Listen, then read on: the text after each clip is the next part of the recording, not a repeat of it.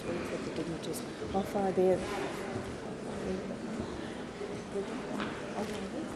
Are we for SABC? I don't think. I think maybe 5 minutes or so. Should I? Okay. They will indicate to me, right?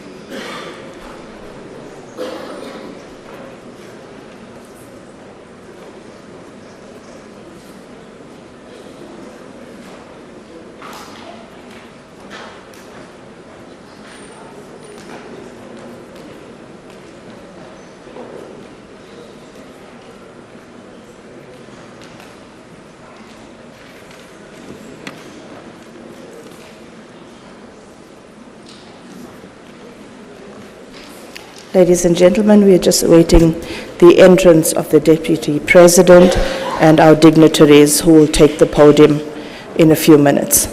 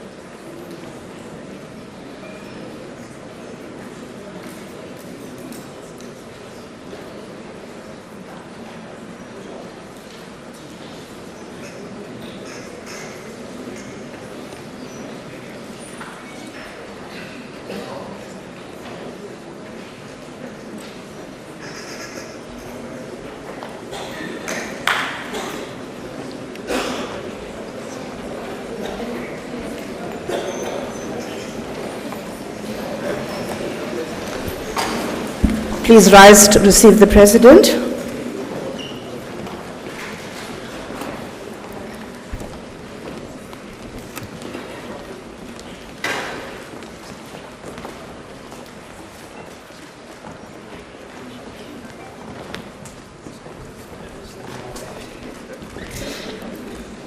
Can we get a nice welcome, a nice round of applause? We are honored to have the President.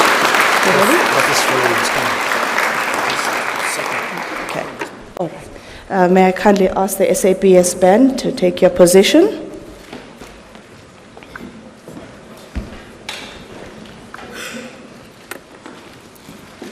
Ladies and gentlemen, please remain standing as we observe the national anthem played by the South African Police Service Band. Thank you.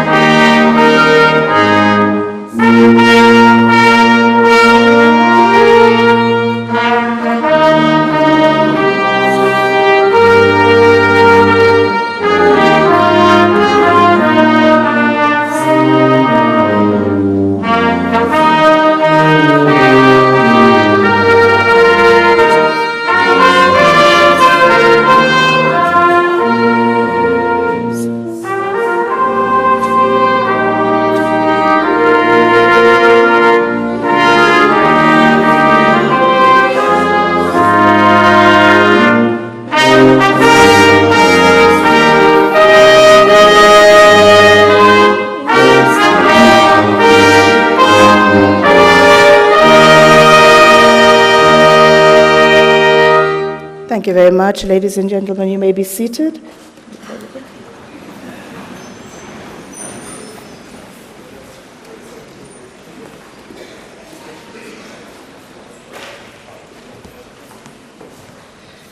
Sincere appreciation goes out to the men in blue, talented beyond law enforcement duties, and who always support the Public Service Commission and other agencies by gracing our functions and uniting us in rendering the national anthem. South African Police Service Band, we appreciate you. His Excellency, the Deputy President of South Africa, Honorable Paul Mashatile, we are honored to have you grace our event, sir. The Minister of Public Service and Administration, Honorable Madame Kivit, you are most welcome, ma'am. Honorable Lord Main from the United Kingdom, you are welcome, sir.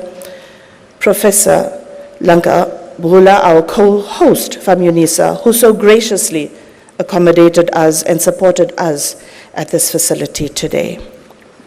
Professor Figeni, who will join us shortly, the Chairperson of the Public Service Commission, and my fellow commissioners, all in our uniformed regalia this morning. Our Deputy Chairperson, Commissioner Mkolomba, Commissioner Makania, Professor Makania, our facilitator and my partner in crime today, Commissioner Ngwenya, I recognize you, ma'am, Commissioner Toya, Commissioner Mavuso, Commissioner Sohonia, and Commissioner Magaman. I acknowledge your presence and appreciate your support for us today. The UN Resident Coordinator, Mr. Mufo, Professor Khashalia from the Anti-Corruption Advisory Council, Your Excellency, Mr. Mantaha, the High Commissioner of Singapore, Advocate Dukok, Deputy National Director, Public Prosecutions, Advocate Motibi, and Lieutenant General Libya, thank you for joining us, sir, today, sirs, today. Mr. K. Doby from the Ethics Institute, esteemed dignitaries, ladies and gentlemen, and all protocols observed, you are most welcome to the collaboration of the symposium, the Whistleblower Symposium by the Public Service Commission, the UNDP, and UNISA. We really appreciate your presence and attendance today. As we begin our symposium, packed with a podium of great orators, we have a jam-packed program for you today, we take the opportunity to commend the Fusion Center under the leadership of Lieutenant General Libya for the gains they have made in the spate of arrests you have conducted recently. It has been very well documented in the media. If you haven't read it up, please do read about it. More than that, for me, as I read about it and knowing your work, is the display that the collaboration between key law enforcement agencies yields absolute positive results for our country in the fight against corruption and crime. Thank you so much. We hope that the PSC, through its collaboration with law enforcement and oversight agencies, will also change the frontiers of ethics, of integrity, and leadership in our country.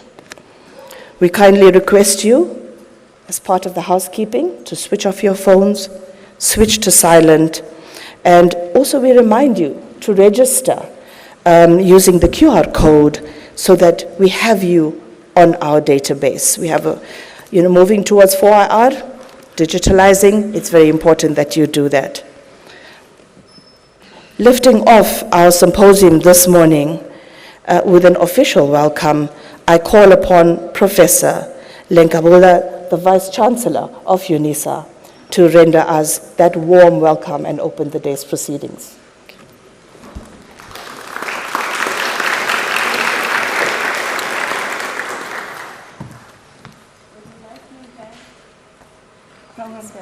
They're all here.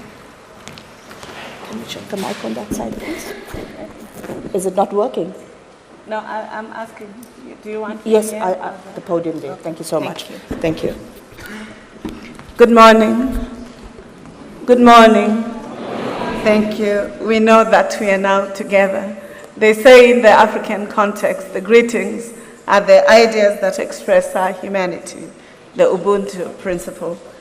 His Excellency Mr. Paul Mashatile, the Deputy President of the Republic of South Africa, Ms. Nokolo Kivet, Minister of Public Service and Administration, and members of Parliament who are here this morning.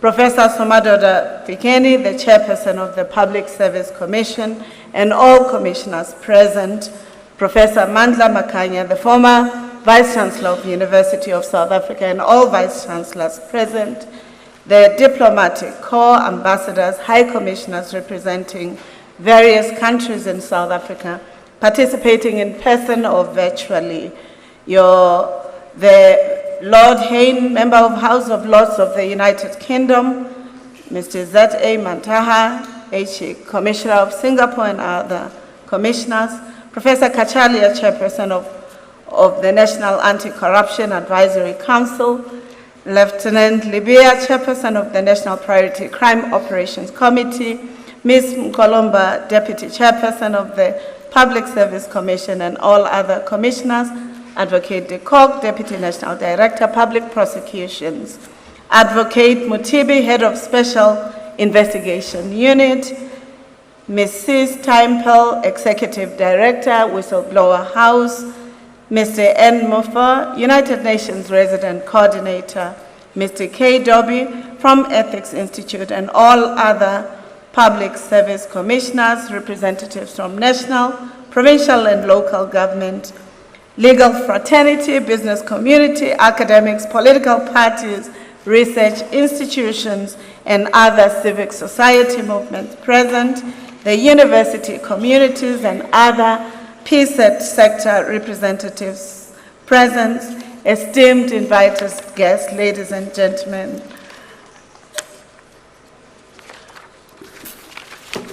It is my singular honor and privilege to welcome you to the University of South Africa, the University of the Land, the university that is a partner to our society in shaping futures and creating participants in the civil society. On behalf of the university, Chancellor, and university epistemic communities, we take this important day, a valuable day for the country, for the world, as well as for the university and knowledge arena. The University of South Africa is very much excited to host yet another installation of the International Anti-Corruption Day in 2023, a day which was observed globally by all peoples of the world on 8th December 2023. Our special message of gratitude goes to our very strategic partners and in this important dialogue, the Public Service Commission and the United Nations, represented here by the Office on Drugs, Crime, and UNDP program. The University of South Africa hopes that this strategic partnership can be renewed and sustained long into the future, because dialogues on issues of corruption, ethics, citizenship building, and participation in our country to strengthen the democracy in our country and in the world is very fundamental to what it means to being a university. As a university, we are privileged to be hosting this when we close off the historic milestone of the university of celebrating 150 years of serving humanity. The world we live in is in turmoil and tumult. Public institutions such as universities, government, international government associations, non-governmental organizations, businesses are more than ever called upon to take the mantle of knowledge, of vision, of solution-driven leadership. Whether it's the war in Gaza or DRC or Sudan, leadership, peace, and Ubuntu is required. Whether it's gender-based violence against women in leadership or children, or empathy is required. Whether it's the decimation of the voices and opportunities of women or people living with disabilities, leadership and social cohesion are required. Whether it's the acceleration of convergent technologies and discoveries in medical sciences, leadership and ethics and Ubuntu are required. Why? Because human beings and machines and the environment coexist in harmony. Without corruption, the essence of life becomes even more meaningful, and sustainable development goals that our country and our government require become the foresight and the theater of articulation for the strengthening of society. The governance of public institutions, goods and services is ultimately about the improvement of the quality of life of the people. A proper understanding of governance and therefore of anti-corruption become even more urgent if citizenship and democracy is to be entailed. I know that the dominant narratives and discourses of our society today about how we can find leadership with a moral compass.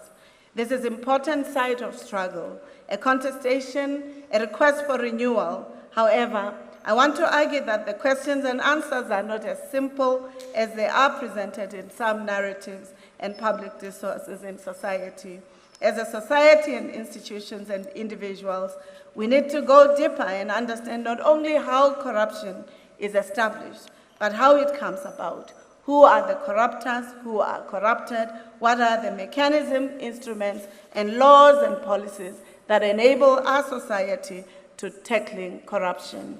A strong, capable, and ethical state achieves anti-corruption with nobility, but one that is weak allows parochial interests to intervene and mediate the allocations of resources in society. And often that leads to criminality, weakening, and delegitimization of the state, including the formation of the deep state. To understand the link between state ethics, politics, and development, as well as their transformation across time and space, we need to return to Frantz Fanon. In his Rothschild of the Earth, he speaks about ethical foundations of national consciousness. Fanon remains as relevant as ever. He starts off by reminding us to fight for freedom, state control, or even power. He states that the delivery of basic services are important. Rather, the capture of power, state power in particular, is about the transformation of our spiritual, cultural, intellectual, and material being. In this regard, scholars like Thandika Kandawiri, Jimmy Adesina, and others remind us that history teaches us clearly that the battle against colonialism doesn't run straight along the lines of nationalism. For a very long time, the native devotes their energies to ending certain definite abuses: forced labor, corporal punishment, inequality of salaries, limitations of political rights. I do not wish to go into the intellectual engagements around corruption, but I think it's important for us, because we are in a university, to ask the critical question: what is the conception of liberation that helps us to undo corruption, or those actions, elements, and conduct that is not enabling? What constitutes corruption in our society and state power, especially the public institutions and private institutions? Often we look at public institutions and we forget to put our gaze on private institutions in discourses on corruption. It is about time, as we celebrate today, as we look into the resources of strengthening anti-corruption strategies in our society, that we look into the public sector as we do the private sector. Finally, as we know, universities are a microcosm of society. They do not exist outside or above society, but within it. As they engage in teaching and learning and research, they ought to be exemplary and keep their scholarship engaged with society to deal with the exigencies facing people in an organic and solution-driven manner. As I close, I wish to recall what the Reconstruction and Development Program said when South Africa was founded in 1994, just so that we can return to the basis and, like Fanon, amongst other things, to document that the public service should be composed in such a way that it is capable of committed to the implementation of the policies of government and the delivery of basic goods and services to the people, whilst at the same time it uses career principles, suitability, skills, qualifications, and ethics at the center. Welcome to the university that shaped President Mandela, that shaped President Mbeki, that shaped President Ramaphosa, and many other leaders in our country and in the global arena. I hope the deliberations today will be excellent, and we are honored to have His Excellency, the Deputy President, as all of you today at UNISA. Thank you.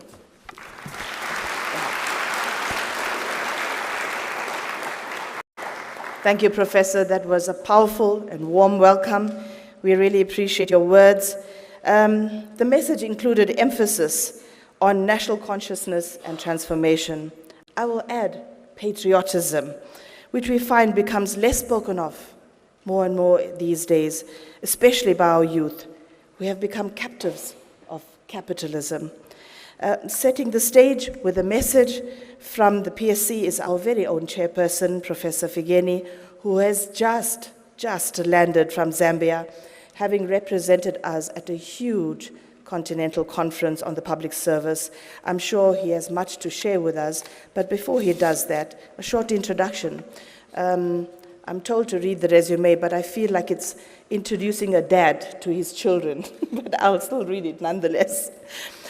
Professor Somadoto Figeni is a public figure, as you all know, who has held various leadership roles in the public sector, organizations, and as a scholar or public intellectual who has influenced public discourse. He has also influenced institution building and public policies. He's currently the chairperson, as I said, of the Public Service Commission of South Africa, as well as the chairperson of Indlulamiti South Africa Scenarios Board of Trustees.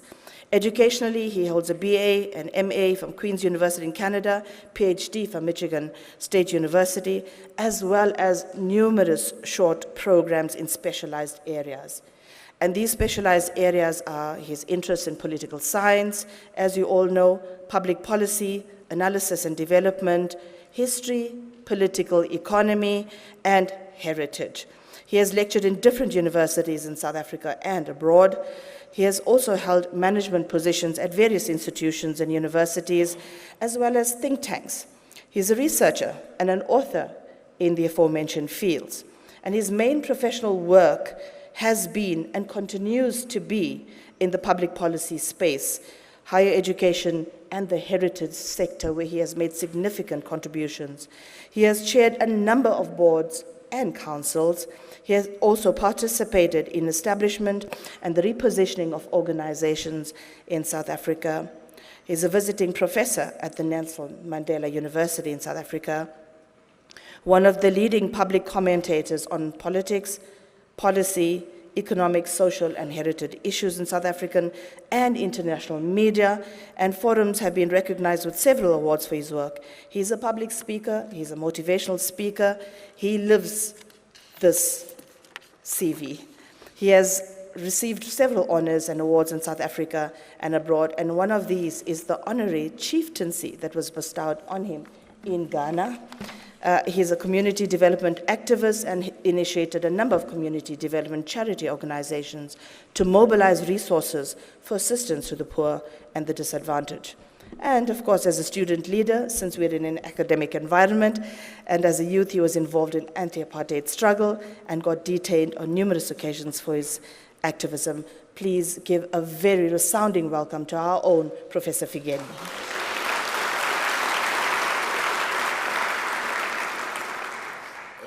Thank you very much, Program Director, for your generous introduction.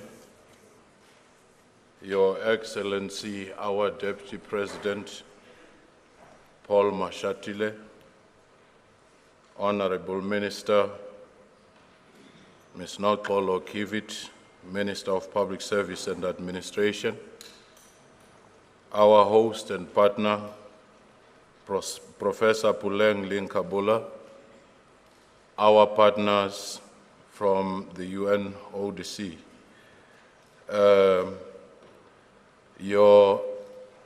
the diplomatic corps, and our special guest, Lord Peter Hain, who has come all the way from UK, who is a relentless campaigner against corruption, and he was there in the campaign against apartheid.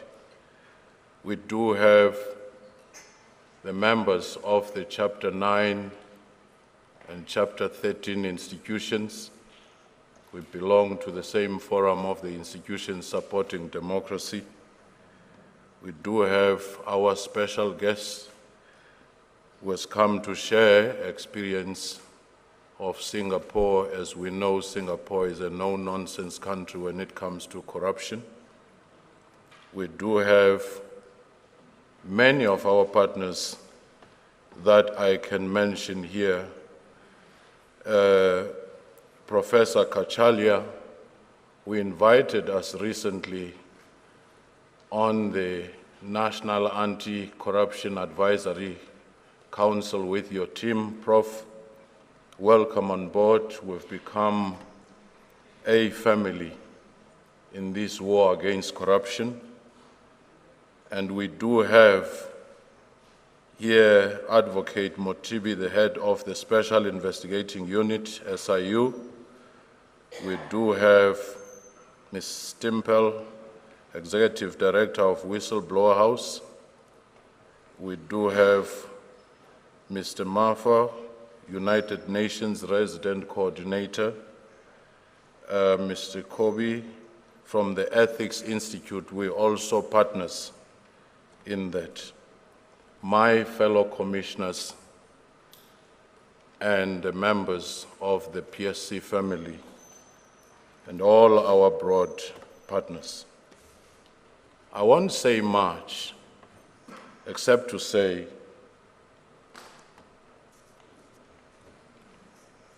when we leave this venue, when years pass,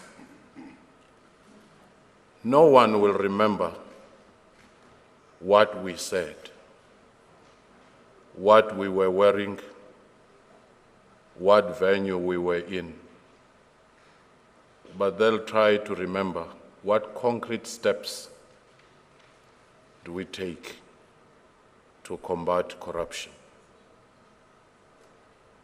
They'll say so more so because as a country we are rich in producing policies and frameworks, but we tend to have a challenge in the implementation side.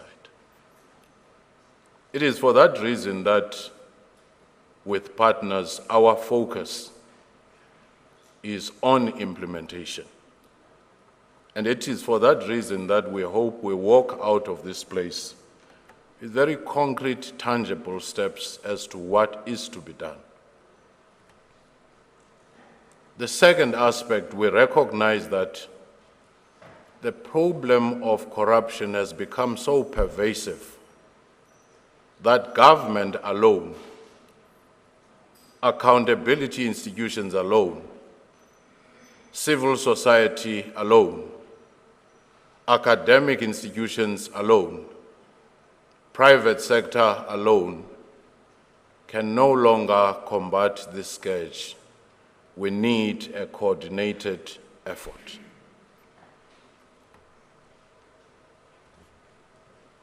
A few days ago, we marked the 10th anniversary of the passing of Nelson Mandela, a person who is a global statesman, an iconic figure recognized around the world.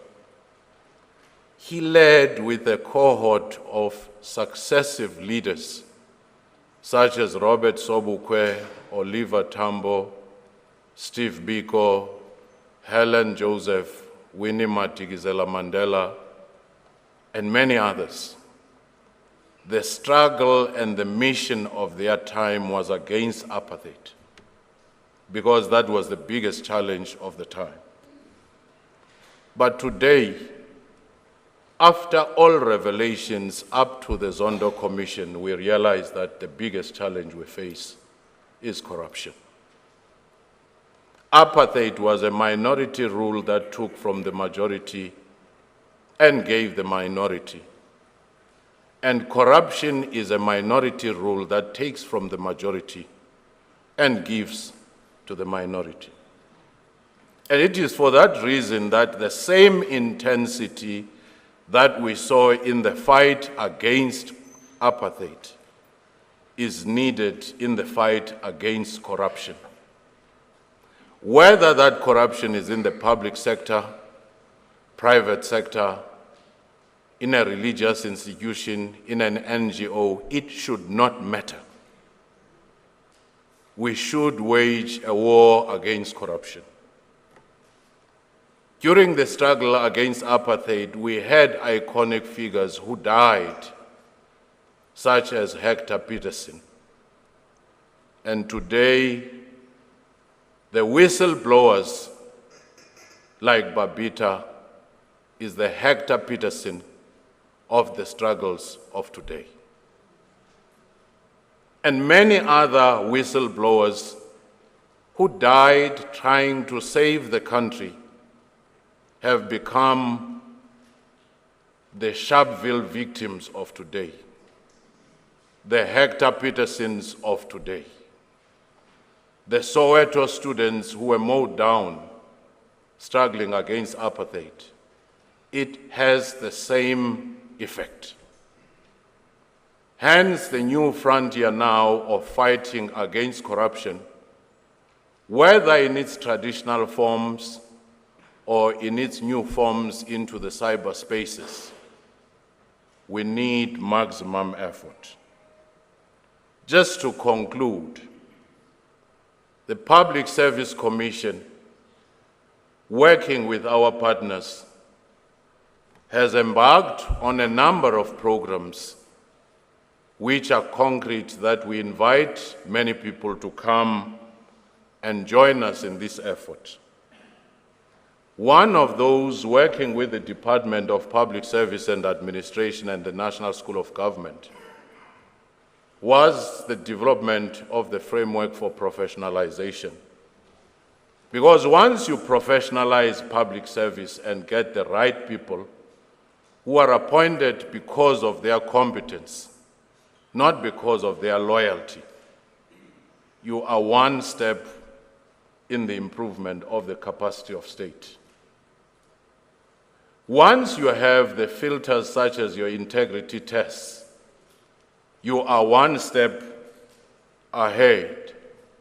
So I want this audience and the society and those joining us online to join in the realization of this professionalization of public service. Because administrations will come and go, but public service, if well-crafted and empowered, if meritocratic, will safeguard it. Whether you go to a police station, or you go to a border post, or you go to a SARS office, if you have ethical, professional public service, you'll be able to get service and you'll be able to limit corruption. The other program that we're working with a number of other role players is the promotion of constitutional values and principles. But the most important question that we ask universities, research institutions, the SA Institute, Ethics Institute, and many others, how do we teach those who are already in the system to unlearn the wrong things and relearn the ethical behavior? To learn beyond just knowing, but to internalize that and change their behavior. That is key in the pursuit of this new public servant, new citizen. The other program that we have been engaged with with the Department of Justice is the one of the whistleblower protection. It cannot be right that whistleblowers have to go into exile in a democratic society because they do not feel safe. It should be our battle because this is in the public good. And we should be honest in the pursuit of this implementation. We do have the lifestyle audit that is being rolled out, where we have to look at how a person earning 20,000 rands happen to be richly endowed with a lifestyle of a millionaire. That lifestyle audit needs everyone in the society to report and say so-and-so and the cousins and the spouses seem to have this magic of winning lottery every week. Then all law enforcement, society, and community will come closer. And we're also working very closely with the Chapter 9 institution in making sure that the accountability ecosystem, the oversight ecosystem, is strengthened such that the fight against corruption is won. And I want to close by saying, as the PSC and our partners, we're saying, if not you, who will do it? If not now, when will it be done? And if not here, where will it be done? And this is a generational mission of our time to say corruption is the new apartheid, that we should all combine forces.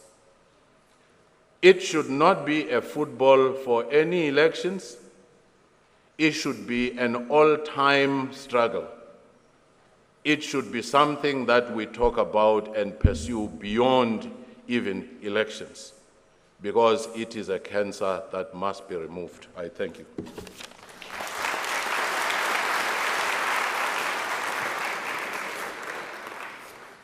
Thank you, Chairperson, for a very frank and deep delivery as usual. The life of change agents is certainly not easy. It's a lonely, dark road. It's a hard road. They often get ostracized for wanting to walk the path of integrity. But it's a chosen path of persons of a higher moral code, a path in which one must be willing to be sacrificed. And so we move to the next item on our agenda. In memory of the whistleblowers who have lost their lives in the brevity against corruption, we would like to invite the Deputy President to light a candle, and we'd like to invite Ms. Stemble from the Whistleblower House to give us a summation. Protocol, may you kindly bring us the lighter.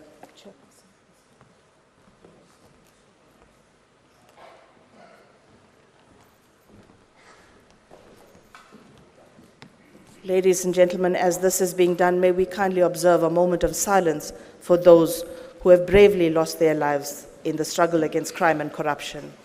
May you rise. Thank you very much.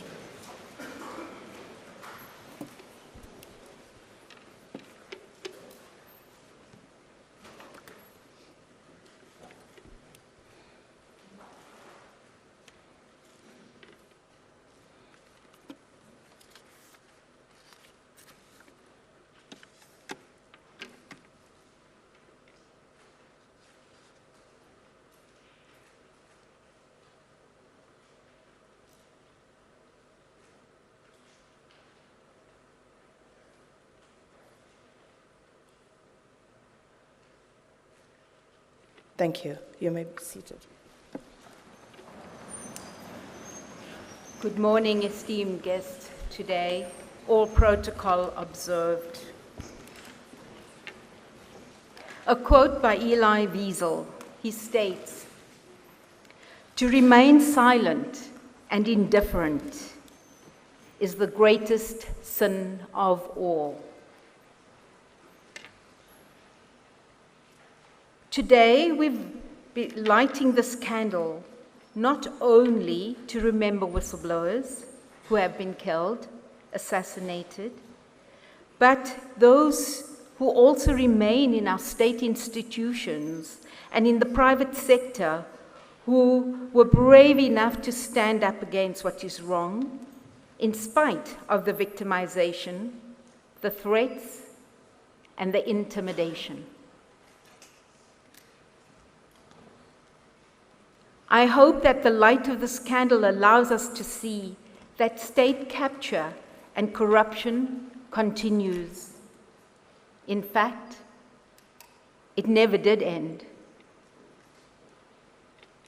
Today, I'm joined by a number of civil society organizations and representatives to make our voices heard in challenging the idea that we are winning the war against corruption and state capture. when the facts and lived experiences of ordinary people in this country tells us otherwise. Instead of turning the tide of corruption, we are now facing a tsunami of corruption and state capture cases. And I'd like to pause here, lest we forget, to remember Babita Deokaran, 53, Gauteng Health Department official, gunned down outside her home on 23rd of August 2021. Lennox Garana, 57 at the time, the age, parliamentary official, a protest suicide on the 14th of September 2018 against bullying in the parliament. Sikosipi Bazooka Khadebe was the chairperson of the Amadiba Crisis Committee, an organization campaigning against mining in Zolobeni in Ponderland, was gunned down outside his home. Jimmy Motlala, Speaker of the Mbombela Municipality, whistleblower, was shot dead in his home in Nelspruit in January 2009 by two masked men. He blew the whistle on the Mbombela municipal manager, Jacob Dladla. Philemon Ngwenya, 53, of Tembalile near Freda, murdered, was outspoken about the dubious farm deal, Estina Dairy Farm. He had been stabbed with a sharp object. His body was brutally battered. Moses Chaka, an auditor of the Free State Department of Agriculture, was kidnapped, tortured, and killed after he questioned payments linked to the controversial farm project in 2013. Mos Pako, Rustenburg councillor, was shot dead at his home in Rustenburg North, March 2009. Babita, we've spoken of, Marumo, most recent Marumo Eric Pena, reported on corruption of a multi-million home affairs tender, was gunned down near his home in the West Rand, October 22. There are more, and the list goes on. And then there are those whistleblowers who are in hiding. Athol Williams of the Bain whistleblower had to flee South Africa in fear of his life. Sinatemba Mbuli, whistleblower of the Kingdom Prayer Ministry Soweto, also living in hiding. Tabisa Zulu from the Harry Gwala municipality attempts on his life, also in hiding, cannot see his own children regularly. Nonhle Mtumba, Amadiba Crisis Committee, Eastern Cape, Ponderland. She lives in hiding. Aristidis Danicus, previous SAPS reservist, blew the whistle on the Cato Manor, now living in Greece. Patricia Mashale, SAPS, also living in hiding. And there are many more names. Corruption and state capture now permeates from a national level and all the way down to a provincial and local level. You can well imagine the fears of whistleblowers at all levels when the likes of the indomitable Martha Ngoya, the PRASA whistleblower, still faces persecution, and when financial officers like in the hospitals like Babita Deokaran and honest cops are assassinated. I wish our President Ramaphosa was here today, but I trust that our Deputy President, that you will take this message through to the President and others in government, that we are not winning the war against corruption and state capture. As this candle is lit, I hope that it shines through the hallways of Parliament, bright enough for MPs to see that they cannot say that they are fighting corruption, while those implicated in the Zondo state capture report are still within their ranks. To date, they've not had the courage to kick them out. I hope that this light of this candle shines bright enough to uncover the coal mafias, the water tank mafias, the construction mafias, the sanitation mafias, and those within the state who are facilitating their corruption. I hope that this light shines bright enough for the NPA to see we are getting tired of the excuses about why state capture cases are failing in court.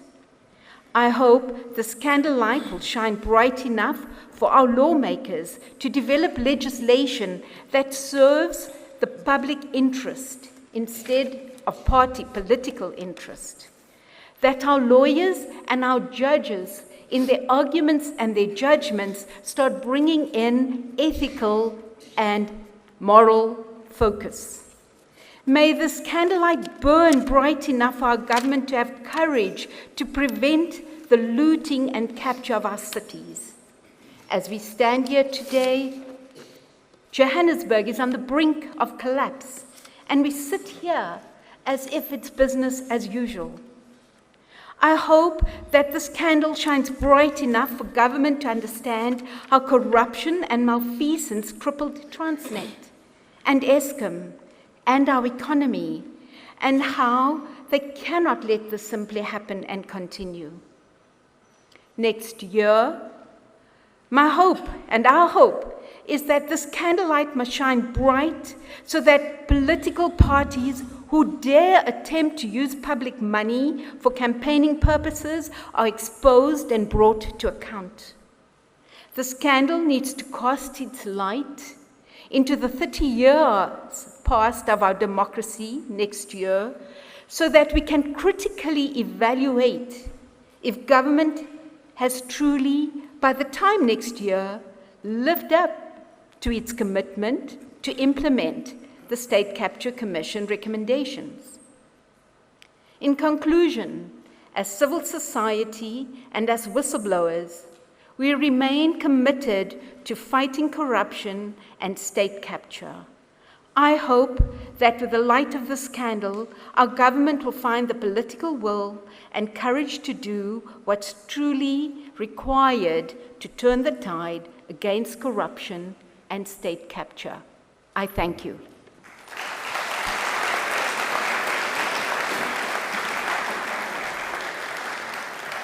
Thank you, Ms. Temple. Ladies and gentlemen, I must announce that our Deputy President and the Honourable Minister have actually left the Cabinet Lekgotla to join us here today. Their time is limited, and I hope we can observe time as per the program. I get a bit concerned when we exercise too much time. Please, in respect of all the other speakers, let us observe time very strictly. We started on time, and we intend keeping it that way. Thank you so much for your understanding. We are very privileged to have, as I said, the Friends of the PSC here elevate our symposium today. On our dais, we have the MPSA, the Minister of Public Service and Administration, the Honorable Keynote, who will introduce the Deputy President, who is our keynote speaker today. Honorable Minister, before you come forward, let me just read a short CV, which I'm requested to do. Honorable Ms. Noxolo Keynote is the Minister of Public Service and Administration as of the 6th of March this year. The Minister is the former Deputy Minister of Public Works and Infrastructure of the Republic of South Africa since 30 May 2019 until 7th March. She is a member of the Parliament of the Republic of South Africa. In terms of her career, positions and memberships, she is the former Speaker of the Eastern Cape Provincial Legislature from 2014 to 2019, and she previously held a similar position in the same province from 2004 to 2009. From 2009 to 2014, the minister now was the Premier of the Eastern Cape. It's during her term as Premier that the Eastern Cape saw the implementation of massive investments for the social and economic infrastructure of unprecedented proportions. She is a member of the African National Congress Party, and in December 2017, she was elected to serve as an ANC member of the National Executive Committee, NEC as it's popularly known. As education has remained her passion during her term and her working career, in 2006 she enrolled to further her academic skills, and this saw her completing an advanced public administration certificate, honors degree, and in 2010 graduated with a master's degree in public administration from the University of Fort Hare. In 2018, the Rhodes Business School awarded the minister a PhD certificate in business and management research after she successfully completed the pre-PhD workshop, thus allowing her to enroll for a doctorate degree. From 2003 to 2004, she was deployed as the chairperson of the Portfolio Committee in the Office of the Premier and was a member of the following committees: Finance and Provincial Expenditure, Economic Affairs, Youth, Gender, and People with Disabilities, SCOPA, which is the Standing Committee on Public Accounts, and member of the Advisory Board. The period between 1996 and 2003 saw her serving in several strategic positions in her party, including ANC Whip, and she has also been previously elected to the PEC as Provincial Treasurer of the ANC for 2 consecutive terms, offering much-needed financial management expertise to the organization.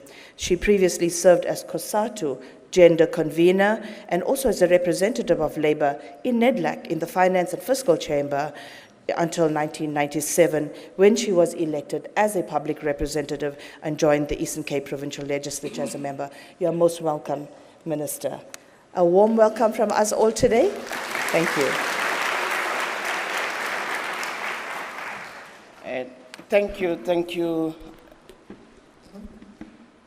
Thank you, Commissioner Bacchus, and a good morning to you, your good self.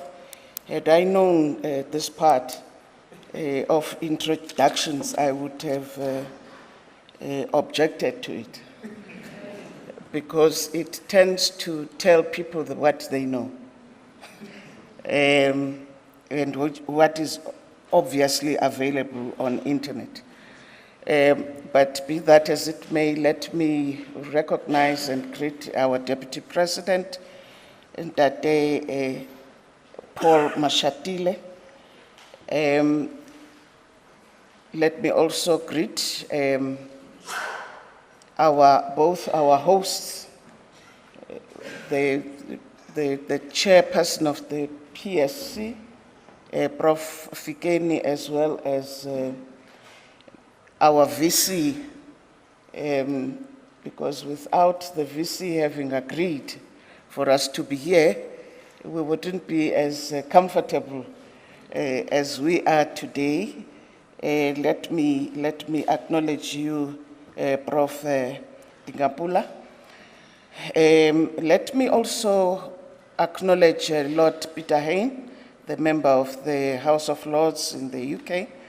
The members of the Diplomatic Corps, I note that on the program we have Mr. Muntaha, the High Commissioner from Singapore, who will be participating in the program, as well as the United Nations Resident Coordinator, Mr.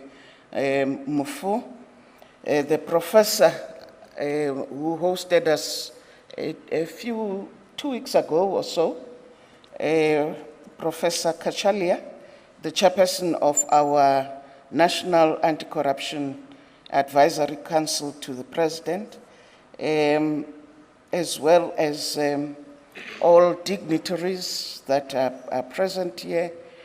Allow me to greet you all in the name of the fight against corruption, and let me also appreciate the opportunity provided to us as a department to be participating in this very important commemoration of the International Anti-Corruption Day, which is taking place, or as having been declared to be the 9th of December each year, which is tomorrow. Let me also congratulate the PSC for the initiative, together with the partners and role players, because without these engagements and interactions, we wouldn't be able to truly measure if we are able and we are up to the task of fighting corruption. The world is currently facing some of the greatest challenges of all times that threaten the prosperity and stability of countries.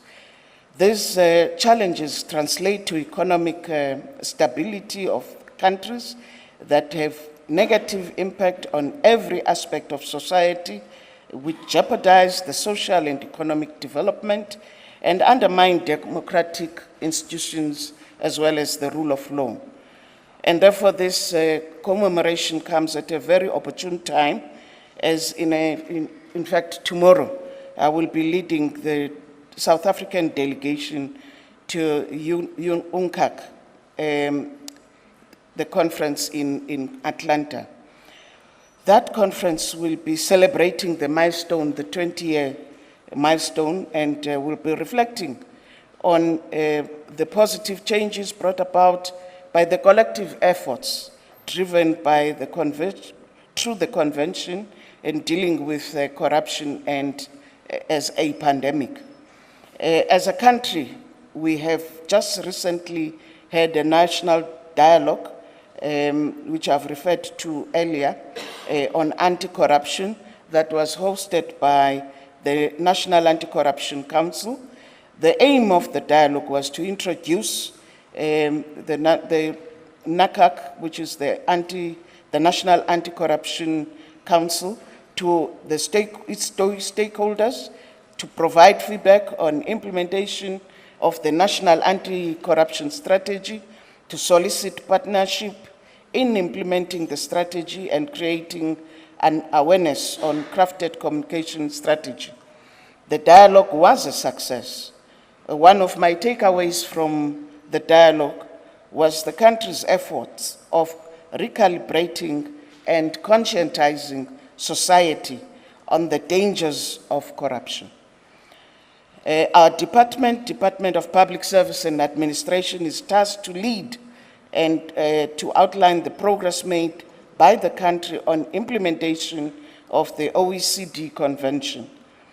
On Tuesday, a Phase 3 report was tabled to the Working Group on Bribery, which is usually termed the WGB, at the meeting which is currently underway, Deputy President, in Paris.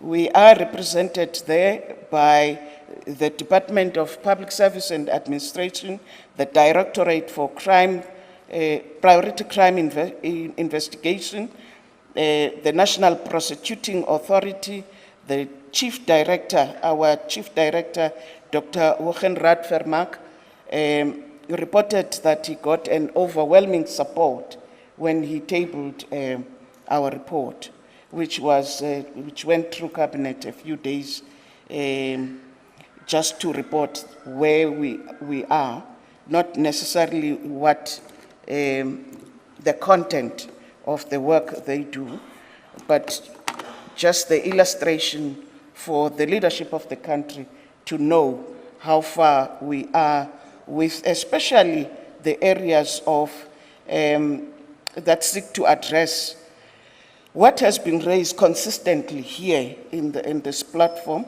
The report on the Zondo Commission, the findings thereon, what as a country we are doing about it, the efforts to combat foreign bribery, and launching and conducting formal investigation.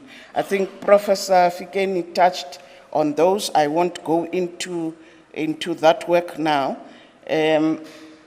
but just to indicate that as a country, we are now preparing for the fourth report, which is required by the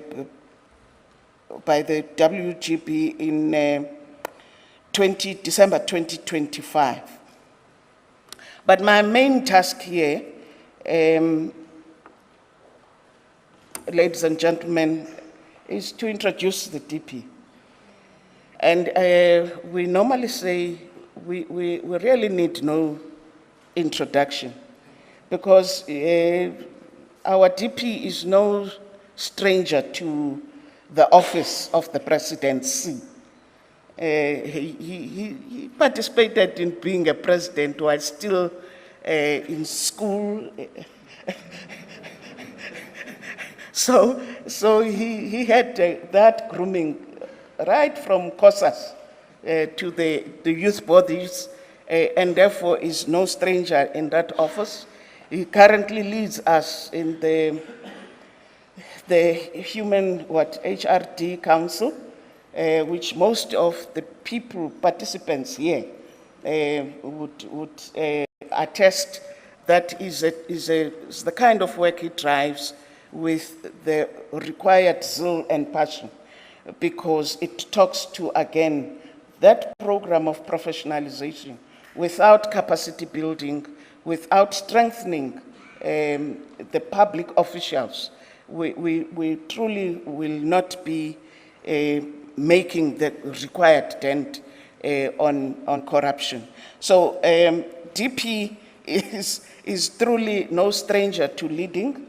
He has led in various capacities, both in the province of Gauteng and nationally, at some point as a DM in Arts and Culture Department, but without really going into the risk of what I enjoyed. I know how it feels like when somebody reads about you in your presence.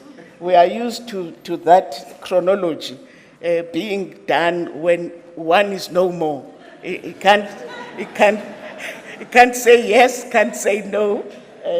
When you are still alive, wanting to say, ladies and gentlemen, I truly, and it is my singular honor to present to you our DP, a leader par excellence, that Paul Mashatile. Over to you. Ladies and gentlemen, you may be seated. I'm going to request you to please be silent during the address of the Deputy President. Please switch your mobiles off onto silent or switch it off completely. Thank you.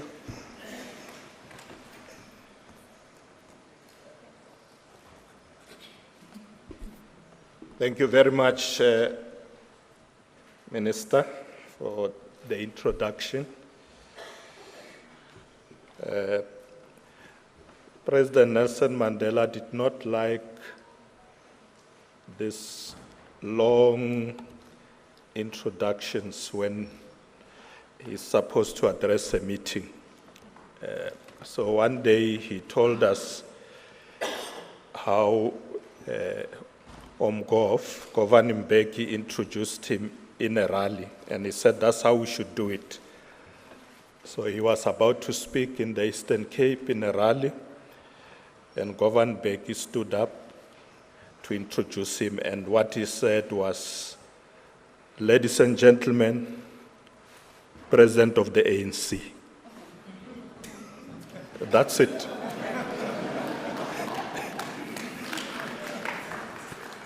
Thank you very much to the Program Director, Chairperson of the Public Service Commission, Professor Samadoda Fikeni, Deputy Chairperson of the Public Service Commission, Ms. Zukiswa Kolomba, Minister of Public Service and Administration, Nokolo Kivit, Vice Chancellor of UNISA, Professor Puleng Lenkabula, and former Vice Chancellors who have joined us today, Member of the House of the Lords of the United Kingdom, Lord Peter Hain, High Commissioner of Singapore, His Excellency H.C. Mantaha, And let me also recognize other members of the Diplomatic Corps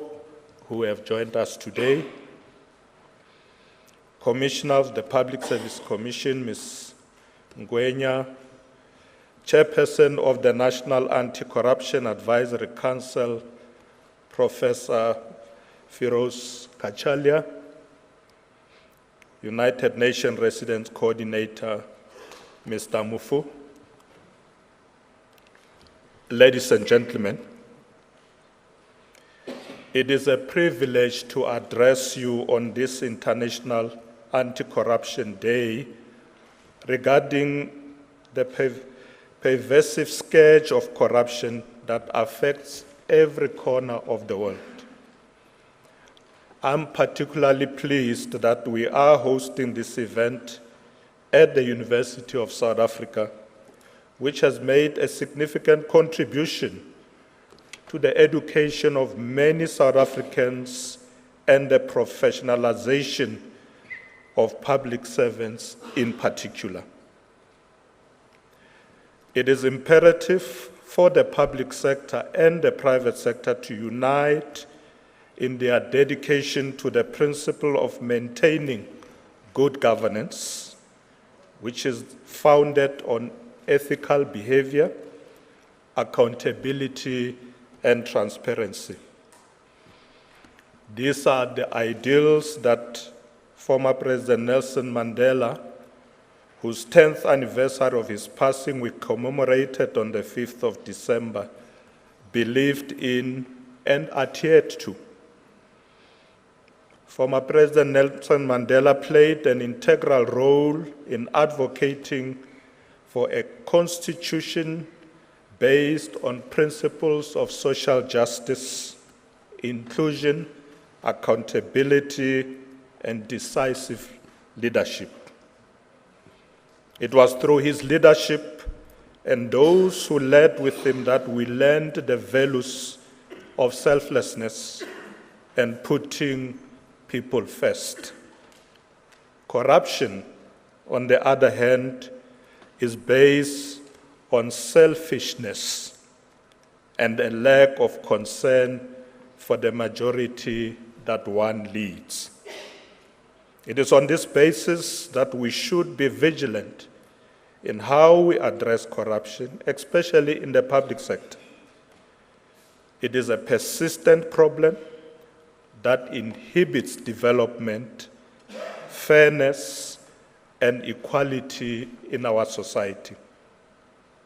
Therefore, it is crucial that we all come together under the banner of this year's theme, which is UNCAC at 20, Uniting the World Against Corruption, Anti-Corruption Policies and Programs, how to better collaborate to improve implementation and impact, which acknowledges the challenges we face in combating corruption and calls for a united front. As government, we are dedicated to eliminating corruption and dealing harshly with those who partake in it. As part of our commitment, South Africa signed the United Nations Convention Against Corruption on the 9th of December 2003 and ratified it on the 22nd of November 2004. The ratification of the convention meant that South Africa, as a member state, is responsible for the obligations, amongst others, to promote and strengthen measures to prevent and combat corruption, promote, facilitate, and support international cooperation and technical assistance in the prevention of and fight against corruption, including assets recovery, and also promote integrity, accountability, and proper management of public affairs and public property. Moreover, in the 29 years since the inception of our democracy, South Africa has developed a framework of law, strategy, and institutions with a mandate to combat corruption. We have enacted the Prevention and Combating of Corruption Activities Act, which enhances measures to prevent and combat corruption in both the public and the private sectors. In November 2020, we adopted the National Anti-Corruption Strategy 2020 to 2030, with the objective of creating a South Africa that has the following: an ethical and accountable state, business, and civil society sectors in which those in position of power and authority act with integrity. Citizens who respect the rule of law and are empowered to hold those in power accountable. And also zero tolerance to corruption in any sphere of activity and substantially reduce the level of corruption. We are also striving to create a corruption-free South Africa through the National Anti-Corruption Advisory Council, an intersectoral partnership that fights fraud and corruption through advocacy and action. The Council is an independent body that supports the anti-corruption and anti-crime initiatives of the various law enforcement authorities to enhance the nation's endeavors to eradicate corruption from both society and the administration, bolster investor confidence, and establish greater levels of public trust.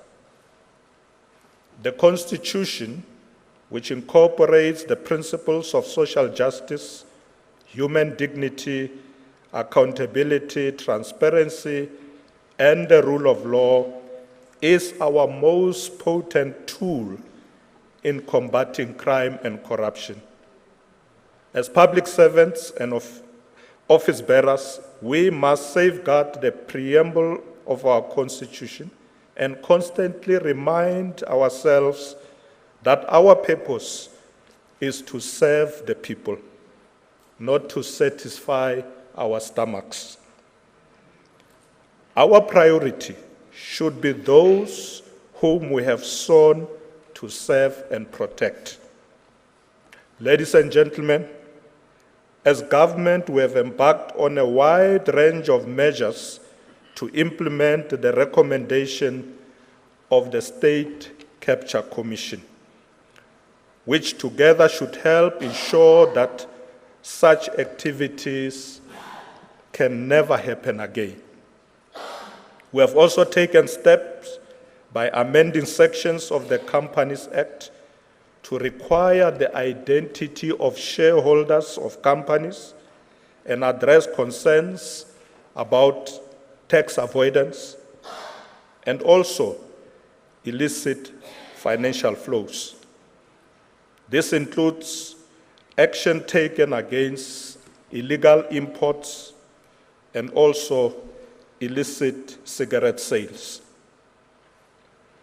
As an organization, the African National Congress has taken steps to fight corruption and strengthen integrity by requiring that members and leaders facing serious criminal charges step aside. The ANC government has issued guidelines on conducting lifestyle audits, and provincial departments are being technically assisted in implementing lifestyle audits and discipline management.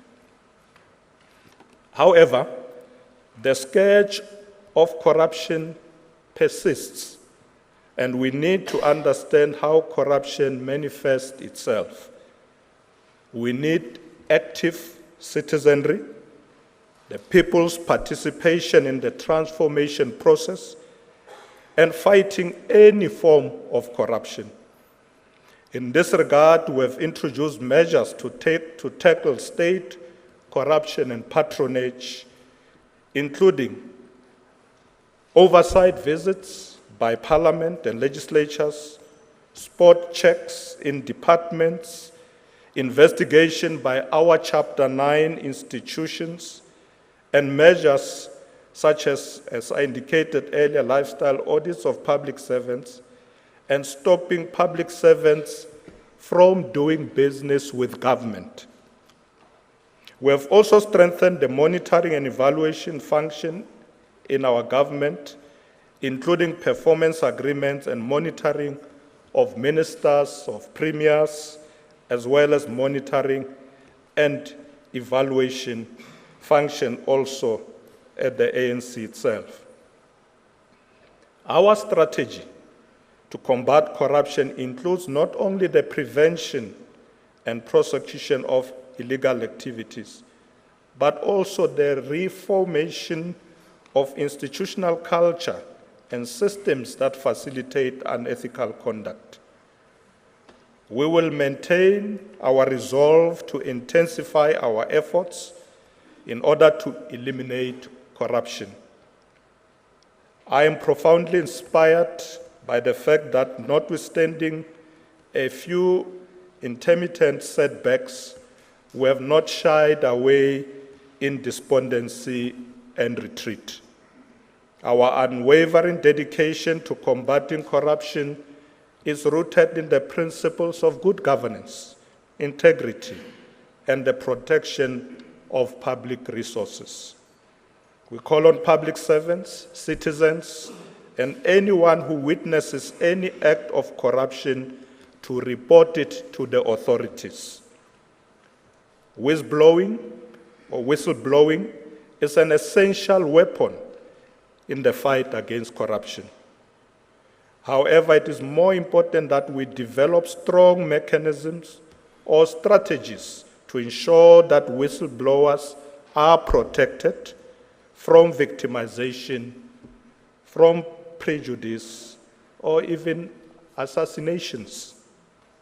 Failure to provide whistleblowers with protection under our system will prevent us from ever reaching our goal of eliminating corruption in our society.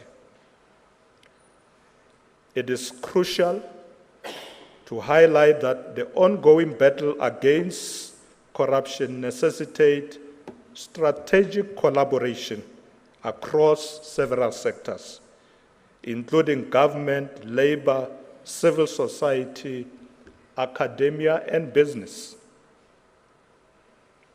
In conclusion, Program Director, I agree with Professor J.S.H. Geldenhuys in his book called Ethics and Professionalism, The Battle Against Public Corruption, where he states that a possible cure for immoral and unethical conduct in the public sector and the prevention of corruption is to create a culture of public professionalism. Building an efficient, capable, and ethical state free of corruption remains our top priority. This means that the public service must be staffed by men and women who are professional, who are skilled, who are selfless, and who are honest. I'm confident, Program Director, that the discussions we will have today will significantly advance our efforts to combat corruption in our society. I thank you very much. Thank you.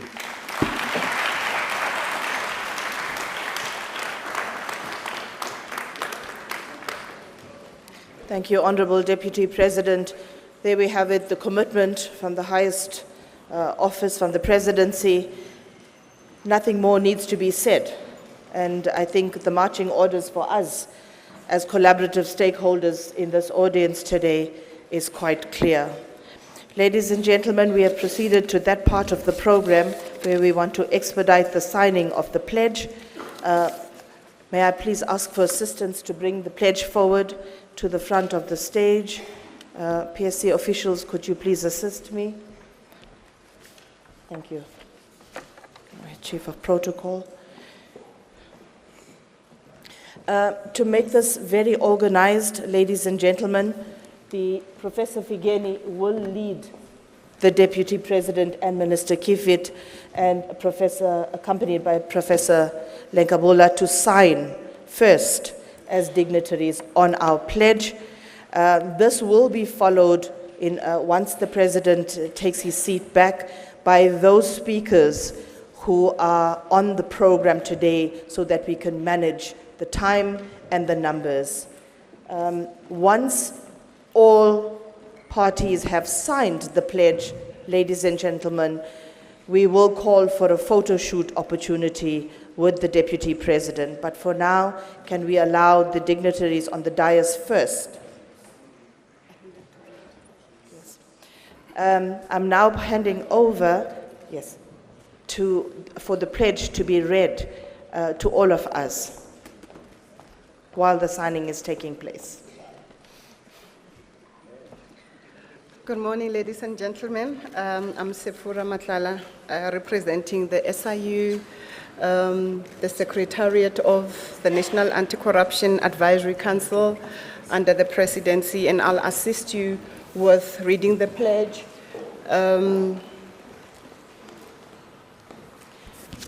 May I request that the partners in Chapter 9, one by one, come through and sign and then remain on the dais.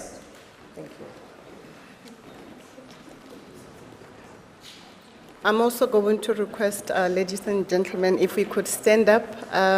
You're going to follow my lead.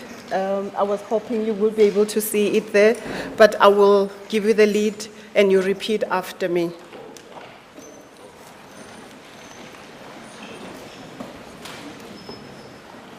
Thank you. I pledge to be a responsible and honest citizen or resident.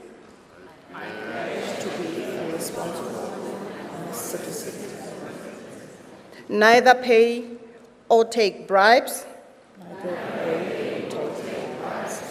Obey the law and encourage others around me to do the same.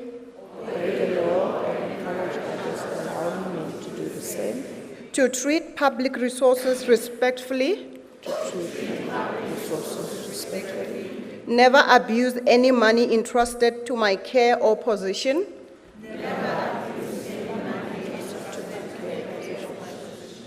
Act with integrity in all my dealings. In thought and action. And always act in the best interest of our country. Thank you so much. Thank you. You may be seated. May I call upon Professor Kashalia and other speakers on the program to sign the pledge, if you may, and all our Chapter 9 institutions. And please remember to remain on the dais once you have signed.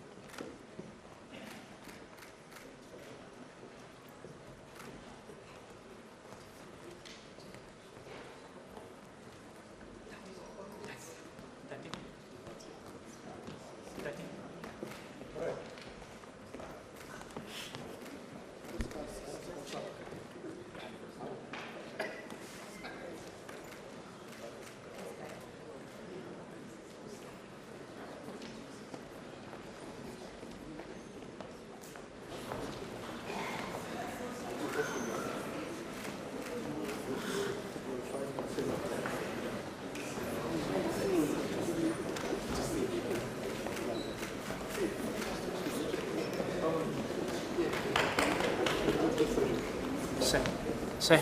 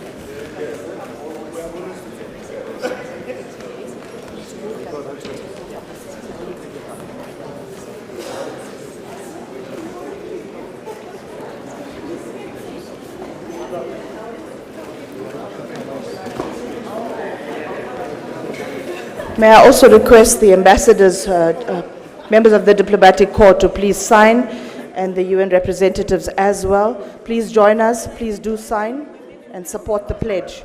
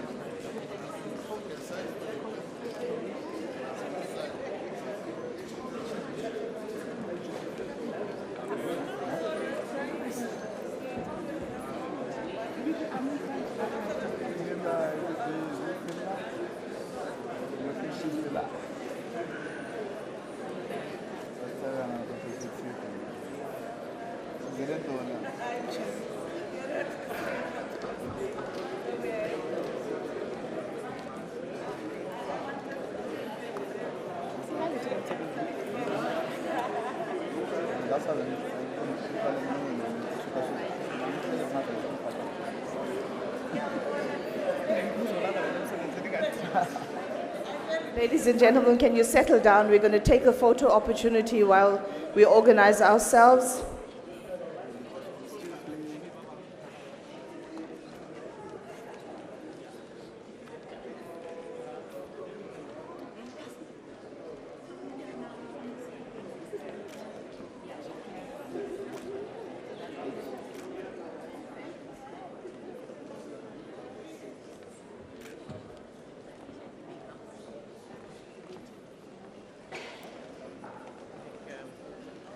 Sia.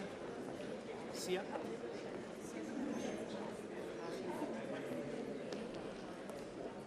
Sia. Sia.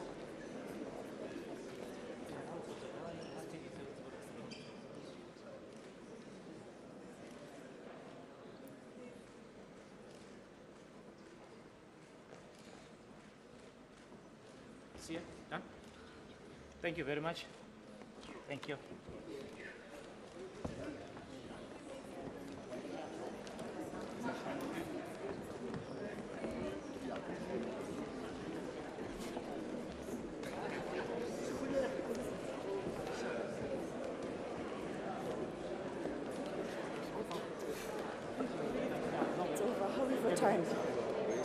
10:30. We've done that. Session 2, 11 o'clock.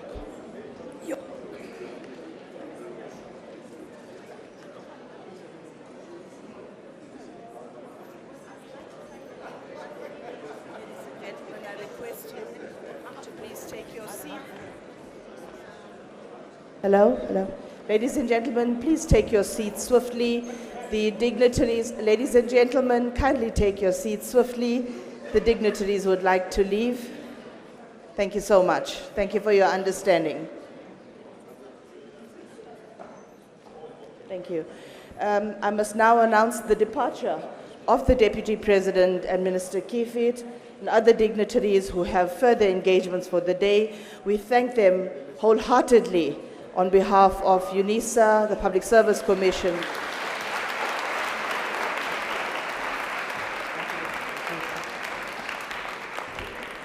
Thank you for being such a wonderful audience, such wonderful attendees. We actually saved half an hour in time as we managed the program. Thank you for being a great audience. Session 2 will now proceed, ladies and gentlemen. Once the dignitaries have exited completely, and they have, my colleague, Commissioner Professor Makanya, will now facilitate session 2 and manage the time constraints we are working under, but we actually are doing quite well. I'm going to appeal, ladies and gentlemen, to those in the ensuing sessions to please stick to the time allocated in respect of those who have also prepared and who also must deliver their messages within time before we conclude the program. Housekeeping announcements?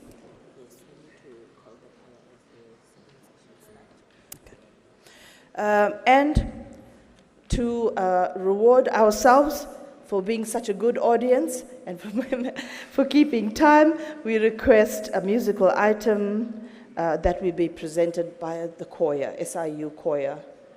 May I it says SIU choir. Is it? Wow. Did you know that the SIU actually has a choir? Well, there you are. There's always a first with the PSC.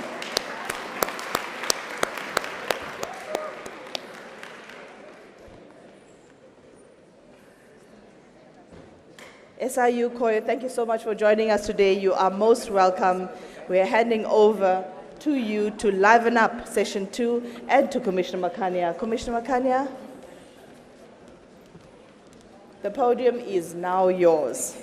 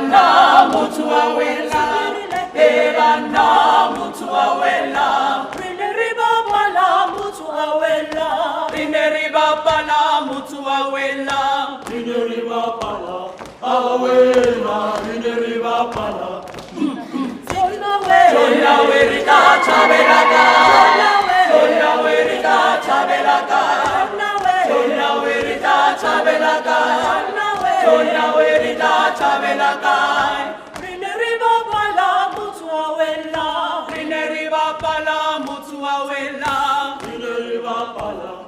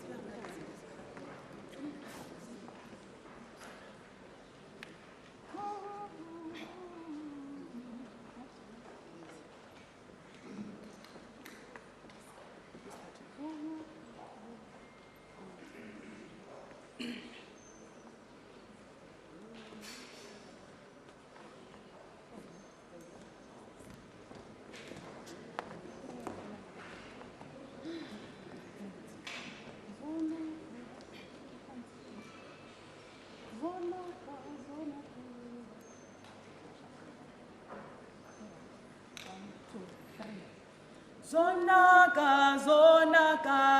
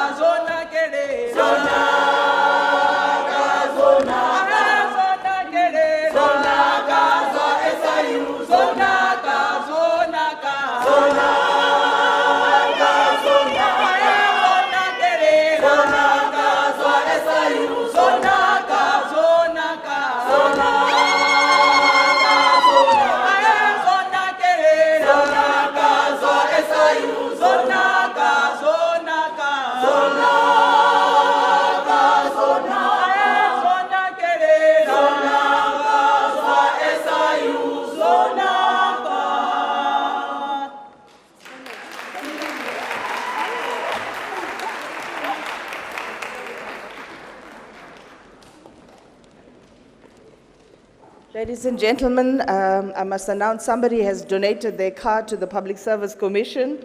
They left the keys on the front desk, the keys of an Audi, nice German model. Please, if you have lost your keys, it's with me, it's safe, please come and pick it up. May I also request the Ethics Institute to quickly come and brief us on how we are summating and giving our interactive comments with today's session digitally, and then Professor Makanya will take over. Professor Makanya, may you please join us.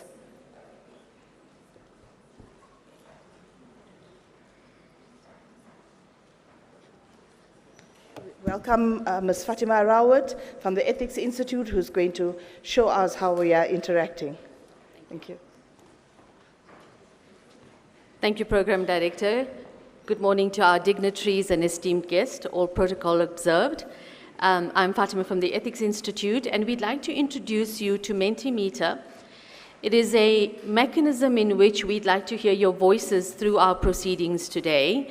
Unfortunately, the program is quite tight, so there isn't really time to hear you and your questions, your thoughts and reflections, however they are important. So Mentimeter provides us with that opportunity to get your thoughts, and these will also be reflected by the Public Service Commission in the write-up of today's session. So I'd like to invite you to get onto Mentimeter. There's a few ways that you can access Mentimeter. For those of you that are joining us online, the link to Mentimeter has been dropped in the chat function, and you can easily click on that link and access Mentimeter. For those of you who are in the room, there are a few ways that you can access it. You could either scan the QR code, which is showing in front of you, or alternatively, you can go on to www.menti.com and key in the password, which is 57124604. And thank you for those of you that have already accessed Mentimeter. As you can see at the bottom of the screen, there's a little icon that has a thumbs up sign. We're able to see that, so 41, and the numbers quickly growing, 42 of you have already joined and accessed Mentimeter. I'd like to give it a minute for a few more of us to join in. We're roughly about 500-ish between online and physically in the room. So let's try and get a few more of you accessing Mentimeter. Your voices are important to our deliberations today. We'd like to hear your comments, your reflections, your questions, and this is the only mechanism available for you to let us hear your voices as the Public Service Commission. So really I want to urge you to please access this tool as a way that we can interact with you. So let me look again at the numbers. We're sitting at, that's fantastic, 71 and growing. Awesome. I think once we get to about 80, I'm going to ask my colleague Chris to then move the slide into the next one.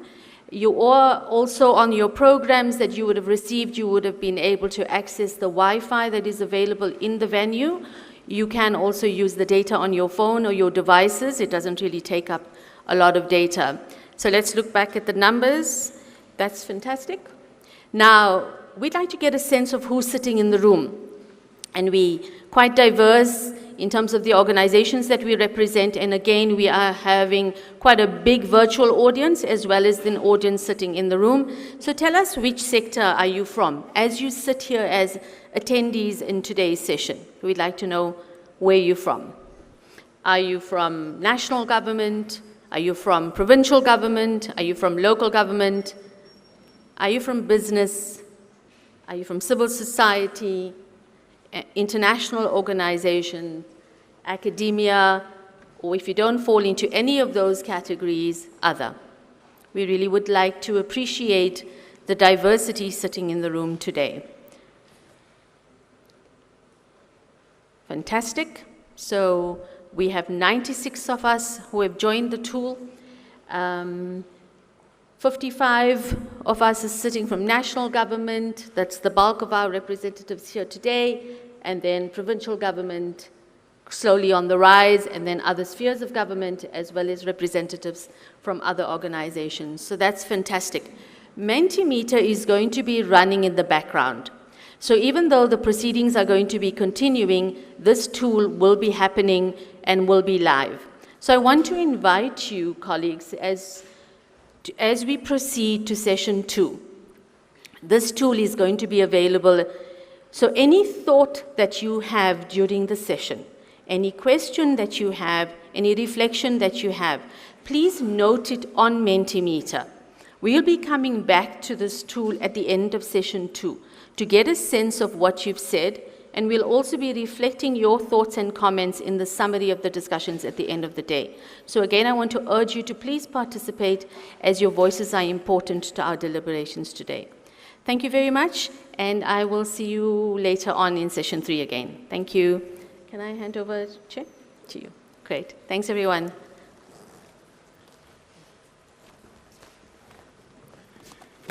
No, thank you so much for communicating that important message with all of us so that we can be active participants in the proceedings of the day. So as we move on then to session 2, I just want to invite all our speakers for this session, just to ask Lord Peter Hain to come and join us here on stage, and ask United Nations Resident Coordinator, Mr. Mofu, to also join us over here, to ask Professor Kachalia, the Chairperson of the National Anti-Corruption Advisory Council, to also join us over here, as well as His Excellency Ambassador Mandaha, High Commissioner of Singapore, to also join us here at this point. As they do so, just to mention quickly that we are forging ahead with the program, because remember that we are trying to make it insofar as time is concerned, because it has become apparent that if we can take a break, we'll run into trouble, because reconvening might be a challenge for us. So it's mainly that reason why we're doing so. But as and when you need to step out, you may do so, just to visit the bathroom quickly or to grab something that you like to drink or something to that effect. But as things stand, we are proceeding then with our program. I'm now supposed to be doing the interview with the winner of our program. I'm just checking whether he is here, that Khalala Kabele, who is a video winner, if he can join me right here quickly. There is some interesting stuff that we need to exchange before our program proceeds. So I'm looking around. Oh, he's right here. Thank you so much. Thank you so much. So we just want to welcome you here. Thank you, sir. And thank you for the work that you are doing. And we just want to ask you just quickly, what is it about, so that we can have an appreciation of the program, and for that reason, also consider, joining you the next time around you do it. Okay, sir. Good day to everyone. My name is Khalala Khabele. I am a creative communications professional specializing in brand identity design, art direction, social media marketing, and customer experience services. I'm here at the International Anti-Corruption event as the winner of the BRICS International Youth Competition in the video category.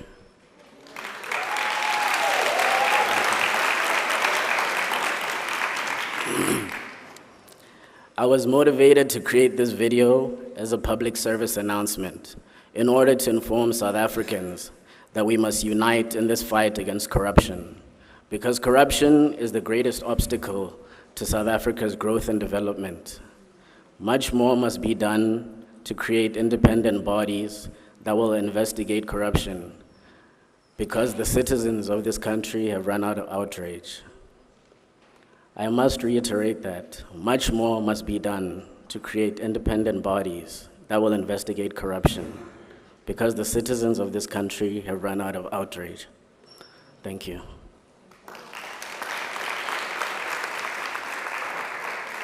No, thank you very much. We really appreciate this type of work. Thank you, sir. Particularly because it comes from our youth. Thank you, sir. So if we can invest in the youth, we know that we shall have succeeded as a nation, Yes, but also we shall have succeeded as a continent, Yes, sir. but the world over, because it is that generation that is going to be assisting us, to have this kind of gaze into the future that will give us the comfort that this corruption will be exterminated completely from our shores. But thank you so much. Thank you, sir. Great.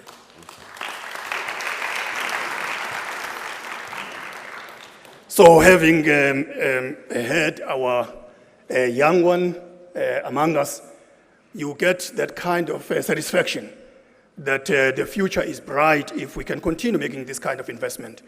One begins to think about the kinds of challenges that we are confronting, and you say to yourself, if society has degenerated to the level at which it is currently, we just reach a point where we say it doesn't look like there's a future.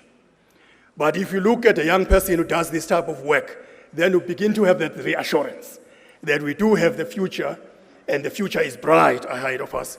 And similarly, to think about all of us as we are gathered in this session, and those who are joining us online, who are committed to bring this scourge to an end, because that is basically what we all require.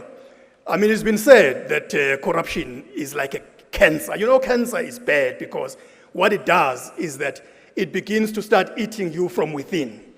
By the time it's detected, you find that you are just an empty shell, because it is at that point where the body just gives in.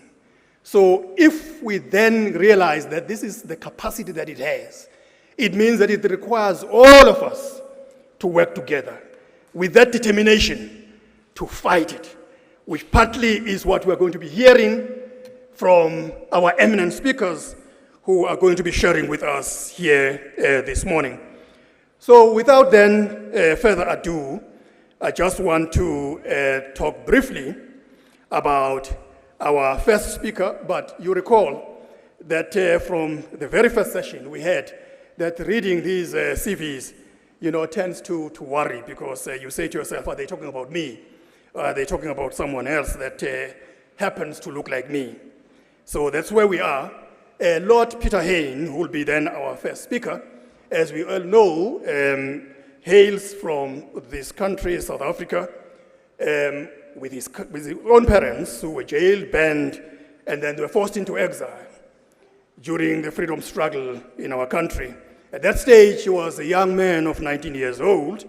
From 1969 to 70, he successfully worked on the anti-apartheid campaigns to stop all white South African sports tours into this country. A member of parliament for NITH from 91 to 2015, and a privy councillor, he served in the United Kingdom Labour government for 12 years, 7 of these in the cabinet. He negotiated the 2007 settlement to end the conflict in Northern Ireland and was a foreign minister with successive responsibilities for our continent, the Middle East, and Europe. He's chaired the United Nations Security Council and negotiated international treaties. He was also a Secretary of State for Work and Pensions, Secretary of State for Wales, Leader of the House of Commons, and Energy Minister. His concise, readable biography, Mandela, His Essential Life, was published, as we all know, in 2018. His 2 thrillers about poaching and corruption set in South Africa, The Rhino Conspiracy in 2020, and the sequels, The Elephant Conspiracy in 2022, The Lion Conspiracy that will be coming up in 2024. His South African memoir, A Pretoria Boy, was published in 2021. He's married with 2 sons and 7 grandchildren. He has degrees from Queen's Mary University in London and Sussex University. He's lived in South Wales for 30 years. And it's my honor at this point to invite him to speak to us. Thank you so much, Member of Parliament. Thank you very much, Professor Makanya, and good morning, everybody. Congratulations to the Public Services Commission, the United Nations, and UNISA for organizing this important event. And thank you for inviting me to speak, especially here in the city of my childhood, because I am a Pretoria boy. Congratulations also to the government for banning Bain & Company from receiving any South African public sector contracts. Can I ask also that each South African ambassador or high commissioner is instructed by the President and the Foreign Minister to press diplomatically for governments in every country in the world to suspend Bain, at the very least until it has answered charges in the South African courts and repaid all the fees it earned from all state-owned enterprises under former President Zuma, estimated at 2 billion rand of fees. But given the devastating findings against Bain by the Zondo Commission, surely it is also unacceptable that the company is licensed to operate commercially in South Africa, in the United Kingdom, the USA, or anywhere else in the world. Remember that the Zondo Commission was excoriating about Bain & Company, finding that it had acted unlawfully and referring it for prosecution. Can I be assured that that prosecution will happen? The Zondo Commission's findings, coming on top of those by the Nugent Commission, were a devastating indictment of a company which operates at and influences the highest levels of government and business right around the world. In South Africa, as you know, Bain used its expertise not to enhance the functioning of a world-renowned tax authority, but deliberately to disable SARS, its ability both to collect tax and pursue tax evaders, all in the service of their corrupt paymasters. The very company who possessed the expertise to bolster South Africa's defences against the ravages of state capture, in fact weakened those defences and profited from it. Yet Bain remains in denial, despite infamously and unlawfully carrying out former President Zuma's personal instructions at an unprecedented 17 one-to-one meetings with him. The prodigious looting, corruption, and money laundering during the state capture decade would not have been possible without the connivance of, amongst others, Bain & Company, KPMG, McKinsey, SAP, and the banks HSBC, Standard Chartered, and Baroda, several of whom have owned up and even repaid some fees. Global corporates obtained sweetheart, fee-clutching state contracts, helping former President Zuma's business associates, the Gupta brothers, to loot the state and move their stolen billions out of South Africa and then sometimes back in undetected. These billions have not been recovered, and experienced financial crime and asset recovery specialists I personally introduced to the government in 2019 were never engaged. Global banks like HSBC, Standard Chartered, and Baroda admitted opening their electronic banking channels to the Guptas and their associates to transfer this money through their digital pipelines to less regulated jurisdictions like Dubai and Hong Kong, or British overseas territories in the Caribbean, and then to clean the money by mingling it with other funds, so disguising its origins and enabling it to be more easily spent.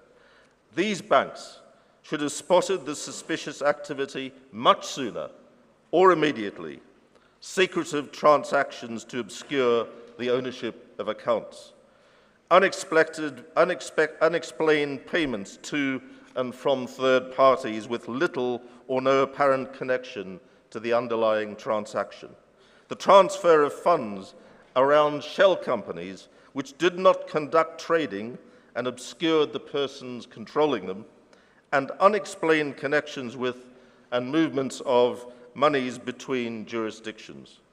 Global lawyers and accountants assisted the Guptas to set up complex shell or front companies, hiding their true owners and enabling money to be moved around from one country to another where there's low transparency.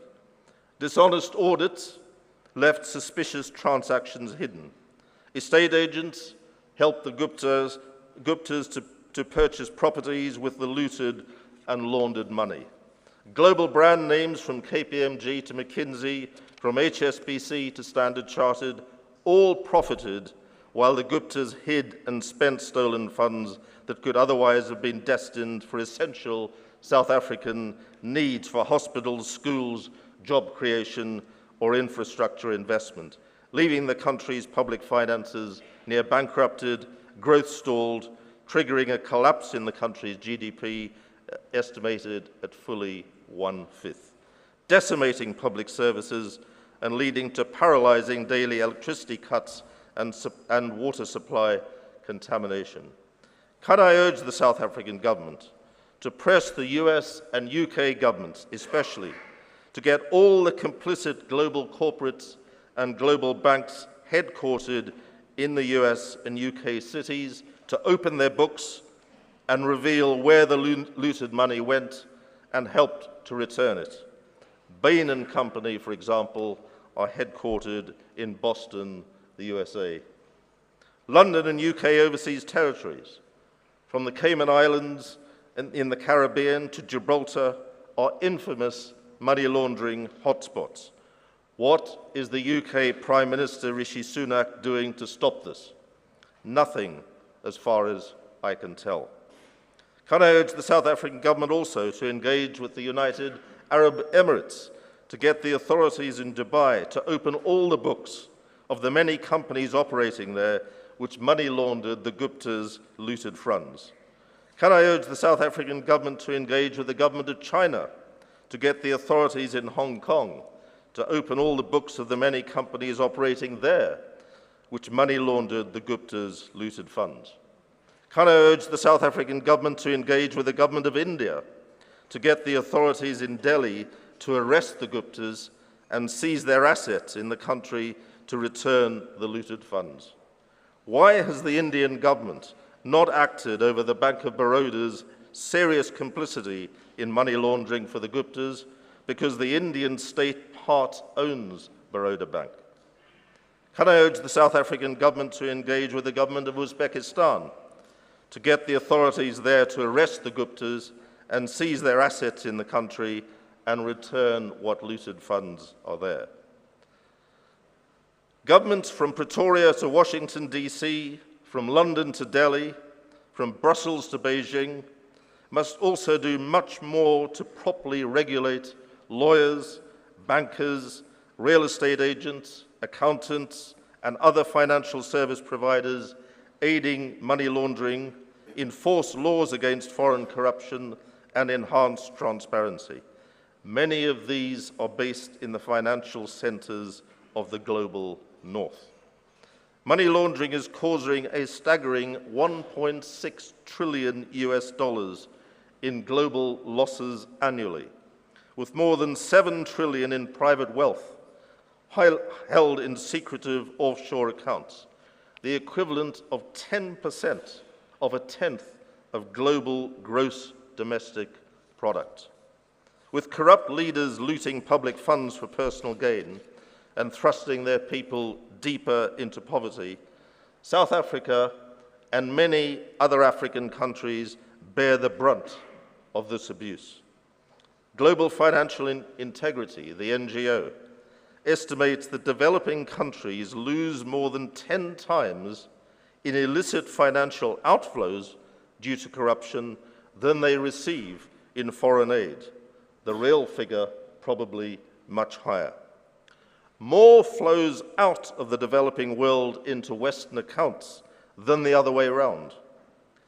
Africa, particularly a victim, with annual permanent outflows exceeding $100 billion a year, making Africa a net creditor to the rest of the world, not the rich supporting the poor, but the poor supporting the rich.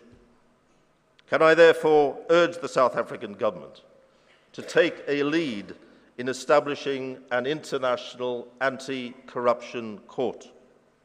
Over 300 prominent figures, including over 50 former presidents, prime ministers, and over 30 Nobel laureates, have already endorsed it, as have Canada, Ecuador, Moldova, the Netherlands, Nigeria, the European Parliament, and the United Kingdom's Labour Party Shadow Foreign Secretary, David Lammy. I think the South African government should join them, and quickly. But why a new court when we have the International Criminal Court? Because the ICC focuses on atrocity crimes, such as genocide and war.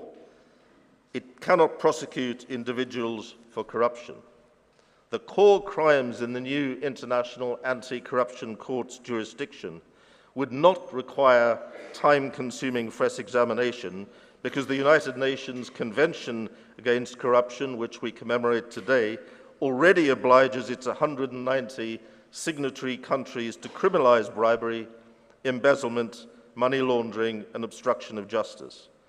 The IACC, the International Anti-Corruption Court, would target high-level officials and politicians, bribers, and money launderers who commit a part of their crimes within member states.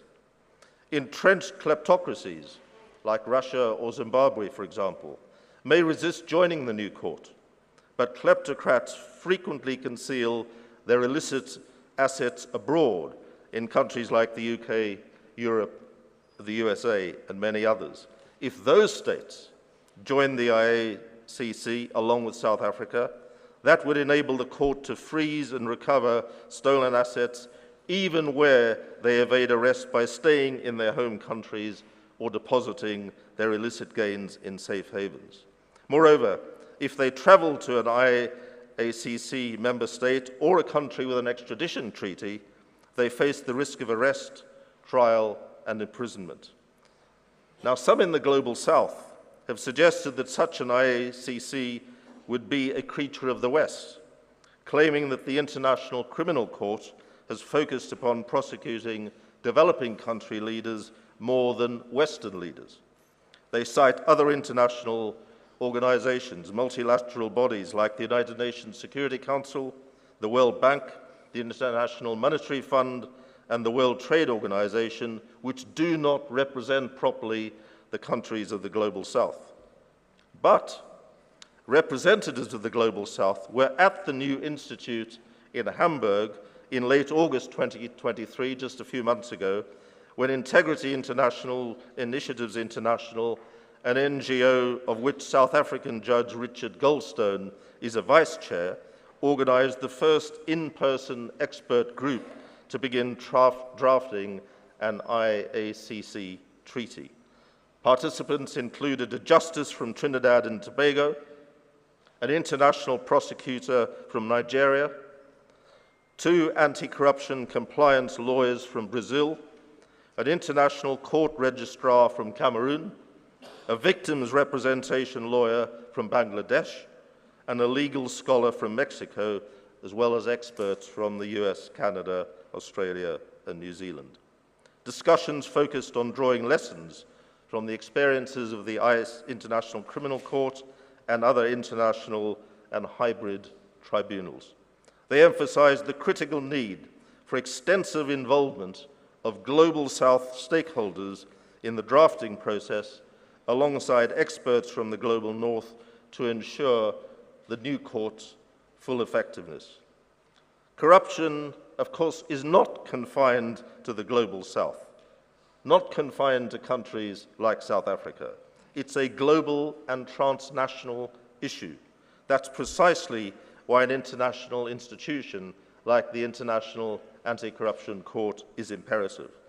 For corruption happens in every country, sadly, across the world, including in Britain, as we saw notably during COVID. But I often wonder whether the South African government ministers have any comprehension of the terrible damage that has been done to the country by the state capture decade and continuing corruption by some cabinet ministers and others at every level of government in the country. Do they ever think of their children and grandchildren? Because looting the country and appointing unqualified and unsuitable cronies to run public services and state-owned enterprises, leading to load shedding, South African Airways bankruptcy, and collapsing public services, is robbing the children and grandchildren of this country of their futures. I'm a trustee of 2 London-based South African charities, one operating deep in the old Transkei, not too far from Madiba's birthplace, which was able to raise over 250 million rand from Western donors in the past, but no longer. People simply will not donate because of fears their money would be looted by unscrupulous politicians or public officials, even when, as United Kingdom registered charities bound by strict rules, there's no possibility of that happening. I've also spoken to foreign corporates who invested in South Africa after 1994 and would still want to invest and create new jobs and prosperity if it were not for the corruption which is still completely disabling the country. Whilst I was teaching at Pretoria University's business school, Gibbs, a mother studying for an MBA explained how she'd refused to pay bribes to driving test inspectors to allow her daughter to take a driving test.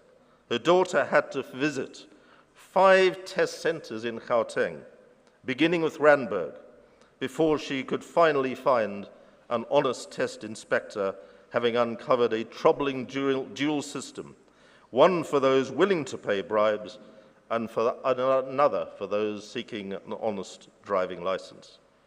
Her commitment, this mother's commitment to integrity, eventually prevailed, though at considerable cost and personal stress, lasting nearly 6 months and costing her parents over 50,000 rand. Can I please ask the President to refer this to the police for investigation? Another MBA student I was teaching explained how her small business with just 5 employees depended on 3 able Zimbabweans. But to secure visas for their continued employment, she would have to pay a bribe to Home Affairs officials. Can I please ask the President to refer this to the police for investigation as well? South African citizens tell me that if they want almost any sort of license or permit, or are stopped by traffic police, they have to pay a bribe.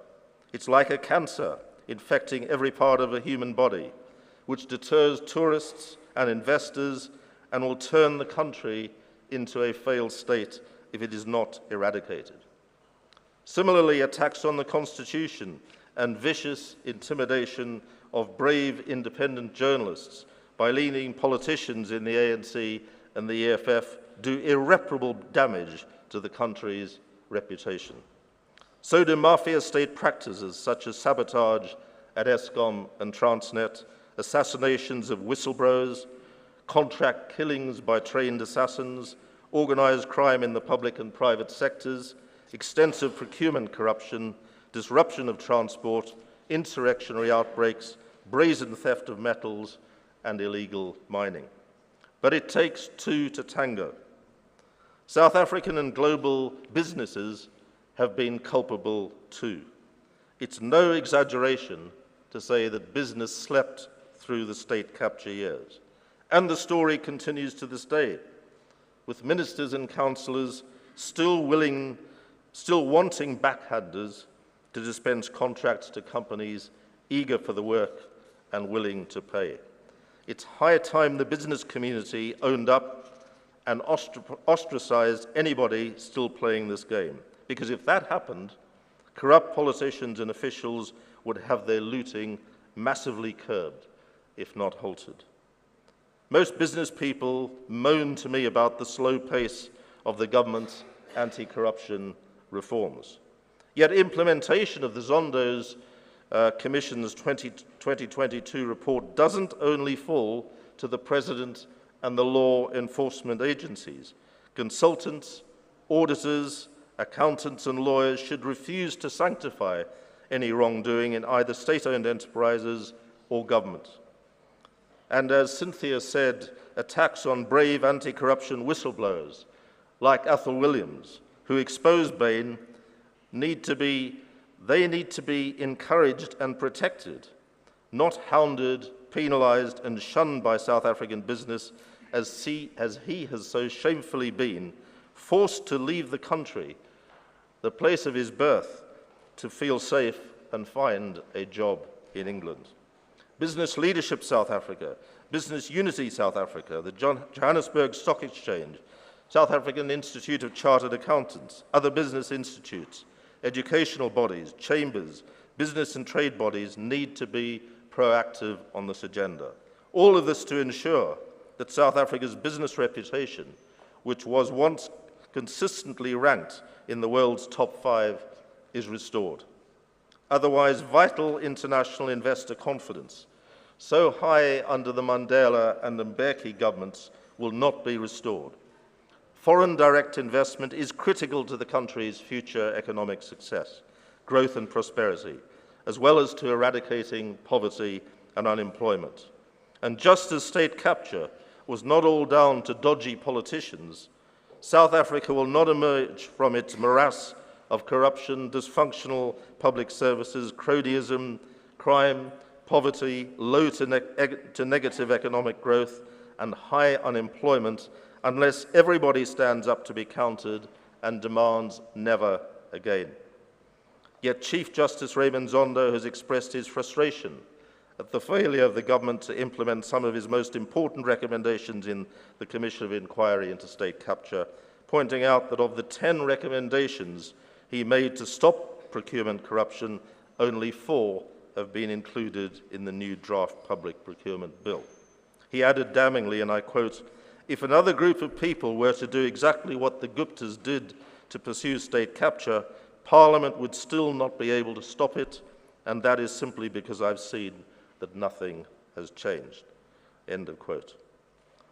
Ministers and councillors with business must step up and insist that the country is set back on a path towards a society of equal opportunity for all, in accordance with the Constitution and the rule of law. Rightly a pariah under apartheid, South Africa is now cold-shouldered because of corruption, its reputation tragically falling from hero under first Nelson Mandela, then Thabo Mbeki, to zero.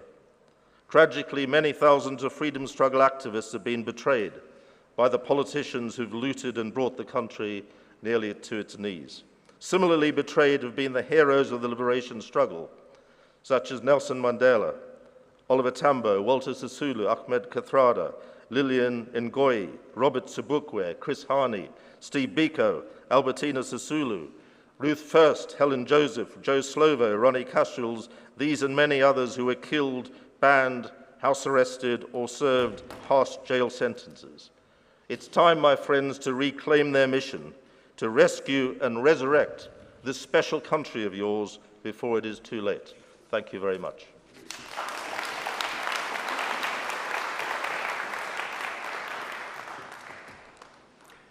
Lord Peter Haynes, thank you so much for sharing this with us. I mean, we know about the State Capture Commission, but I guess we have not begun to have any imagination about how it has collapsed the state and everything else that is associated with it. When you look at every kind of means of serving the most vulnerable, and you say to yourself, but where are those resources? They've simply dissipated.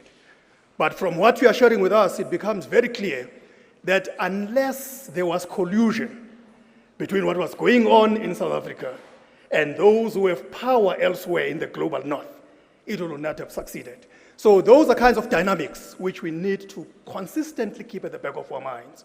Because all of you, as you are gathered here, as you are going to be sharing with us, you are working so hard in addressing this scourge. But at the end of the day, it is the extent to which we can bring everyone else on board. Because the type of work that we have to do is such that even those who might not necessarily be understanding what is happening today, we need to begin to prick their conscience to say that this talks directly to you. So unless their consciousness levels have been raised to the extent to which they can then begin to have hatred and that depth of resentment against corruption, we are never going to make any mark on where we are supposed to be. We are very excited that as we do this work, all our partners are here, institutions supporting democracy, universities, so some of our vice chancellors, and of course, Professor Kashalia has his advisory council also with us here, so which says a lot about the work that we are putting in place. And at this point, I'm just going to be inviting, our United Nations resident coordinator. United Nations and ourselves are working fairly closely together. As you know, the partnership with also UNODC in this case, and the University and the Public Service Commission. If it's anything to go by, it begins to tell you that we have this appreciation about the success that emanates from that kind of a coordinated effort. So, Mr. Nelson Mufo, the resident coordinator of United Nations in South Africa, assumed office in December 2022 following his appointment as UN Secretary General, rather by UN Secretary General Antonio Guterres.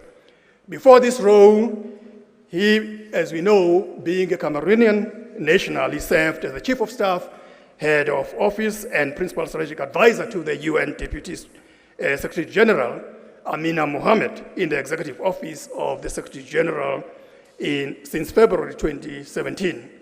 In this capacity, he managed the staff in the Deputy Secretary General's office, focusing on repositioning the organization's system in strengthening its work, but also strengthening the work of the resident coordinator's system. So as a strategic coordinator and policy advisor, he played a key role in guiding the UN's response to the COVID-19 pandemic, organizing summits on financing for development and climate action. Also coordinates the global crisis group efforts on the UN's response to the war in Ukraine and the Decade of Action for Sustainable Development Goals. Prior to joining the DSG's office, he shaped and coordinated partnerships and engagements, contributing to the formulation of strategies for the post-2015 development policies, resulting in the 2030 Agenda in Sustainable Development and accompanying SDGs. So as a policy guru, we know that throughout his career in the UN, at the regional and country levels, and at the UN Secretariat, he gained extensive experience in program coordination, management, partnerships, communications, stakeholder engagement, advocacy, and mobilization. Before his career in the United Nations, he served in various roles, including Senior Program and Advocacy Advisor for Christian Aid in London, Program Coordinator for African Liberal Network, and the Westminster Foundation for Democracy, representing Africa and UK, and a Program Coordinator for Transparency International in Berlin. He's a political international relations expert, as well as an international development specialist. So we are so excited to have him in our midst. He's a graduate of Freie Universität in Berlin, Germany, and Success University in the United Kingdom. He is married with 2 children. So we just want to hear him in this most important subject that has brought us together here today. Thank you so much. Over to you. Thank you so much, Program Director. I thought we had agreed to shorten the introductions, but thank you so much for your kind words. And in the absence of the Deputy President and also the Minister for Public Service and Administration, as well as our host, the Vice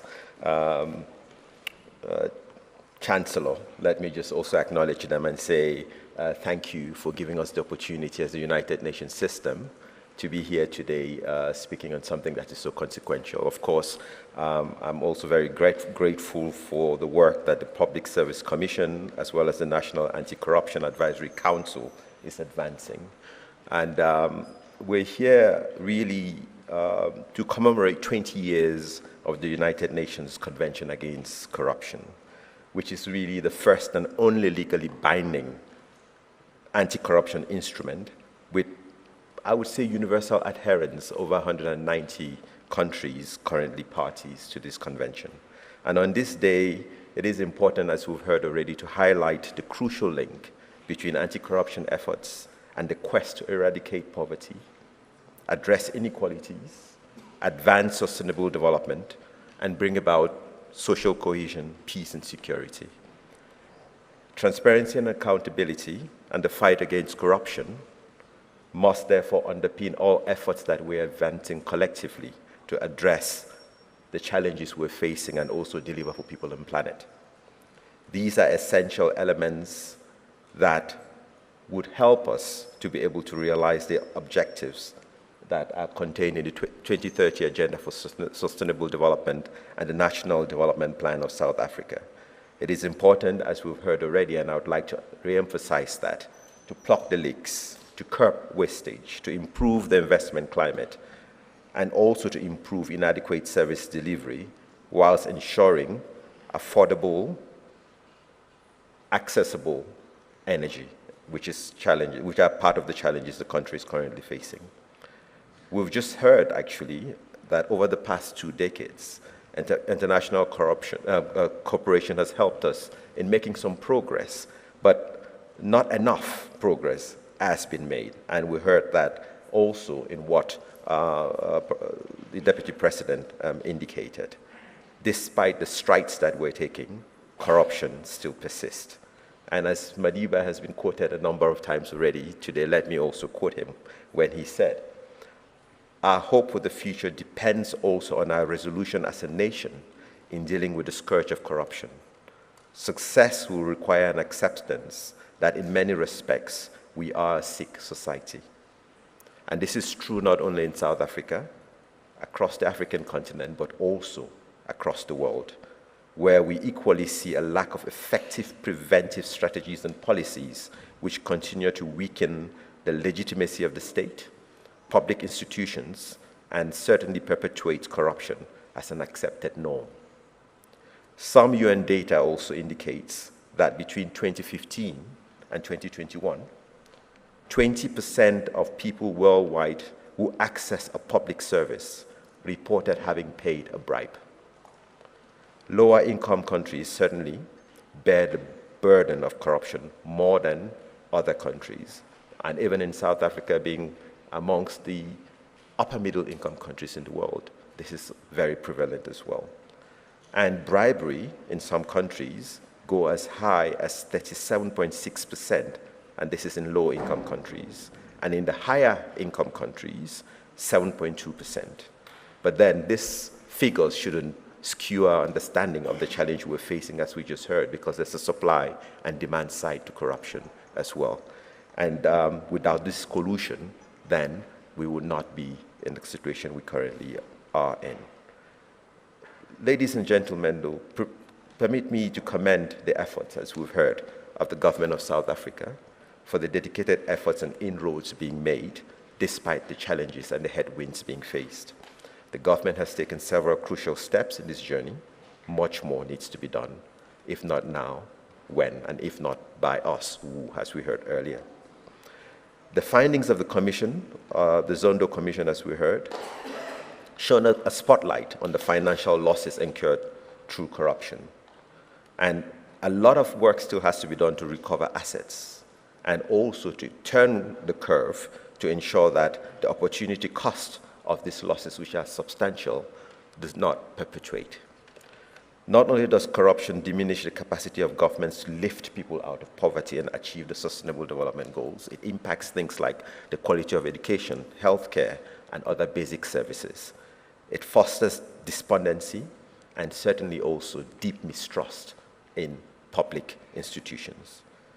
That is why it is important that South Africa continues to work through the convention, and it has currently already been through 2 peer review cycles of the implementation review mechanism that assists countries to effectively implement the UN convention. And this has led really to some tangible measures being put in place to address the challenges around decriminalization and law enforcement, as well as international cooperation, which were the focus of the first 2 review processes. And there's been strengthening of legislation, training of employees to carry out anti-corruption functions, but also the adoption and implementation of the National Anti-Corruption Strategy, which we heard about already. And to ensure that we sustain this momentum, the United Nations and other partners are accompanying nations, including South Africa, in building capacity by providing training programs, resources, and knowledge tools aimed at enhancing capacities, as I indicated, and also strengthening institutional responses to effectively combating corruption. South Africa is already a participating country in the UNODC regional platform that provides assistance to states to fast-track the implementation of the convention focused on South-South cooperation. And I think this is also important, and we're going to be hearing from my colleague soon enough. These are indeed significant steps in the prevention of corruption that complement the goals of the convention. Excellencies, ladies and gentlemen, as South Africa also approaches 30 years of democracy, the scourge of corruption continues to undermine the country's hard-fought democracy and its determination to tackle the triple challenges of poverty, inequalities, and unemployment. If we do not act with gusto and steadfast focus to consolidate the gains being made in the fight against corruption, then the effort to transition and usher in a paradigm shift towards the achievement of the National Development Plan, as well as the 2030 Agenda for Sustainable Development, will not come about. Allow me, therefore, to also, and in the presence of Professor Kachalia, commend the establishment and the work of the National Anti-Corruption Advisory Council, which recently convened a summit. This multi-stakeholder council will no doubt significantly contribute to the effective and the whole of society, whole of economy, and whole of government implementation of the anti-corruption strategy. Furthermore, in recognizing that corruption knows no boundaries, the United Nations encourages countries to continue to come together and share best practices, information, and resources, and also strengthening international cooperation and collaboration so that we can combat this global challenge effectively. This is also something that will help us, as earlier indicated, tackle both the supply and demand sides of corruption, including issues of tax avoidance, transfer pricing, and illicit financial flows that deprive South Africa and other countries from much-needed resources for its socio-economic transformation. International organizations like the UN and the World Bank are helping to facilitate dialogue between countries, promote mutual accountability, and assist with capacity-building efforts through initiatives such as the Stolen Asset Recovery Initiative. Excellencies, ladies and gentlemen, as I come towards my conclusion, let us not forget that the fight against corruption comes with a heavy cost, and I'm sure we will keep on hearing about that throughout the course of the day. Many heroes and heroines have paid the ultimate price in their selfless acts of speaking up and standing up against corruption.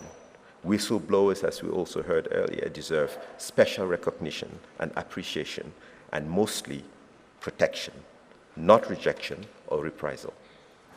And we remember those brave women and men in all sectors who have stood and exposed and continue to expose corrupt practices.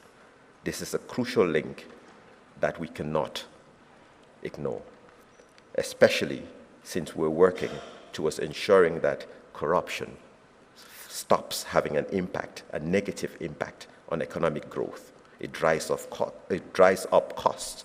It breaches fundamental human rights. It exacerbates poverty and inequalities. It diverts resources, and it needs to be combated now. In our efforts to leave no one behind, it is important that we work collectively and individually in trying to achieve this in the fight that we all have to embrace.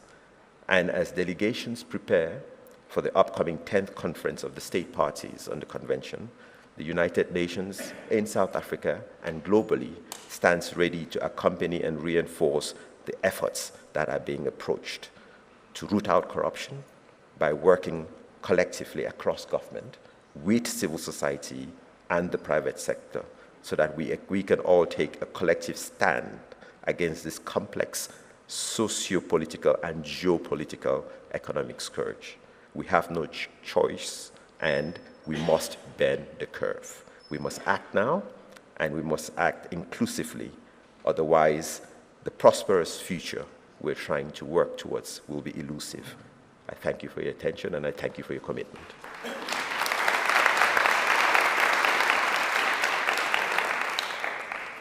Thank you so much, Mr. Mofu. Our United Nations resident coordinator in South Africa.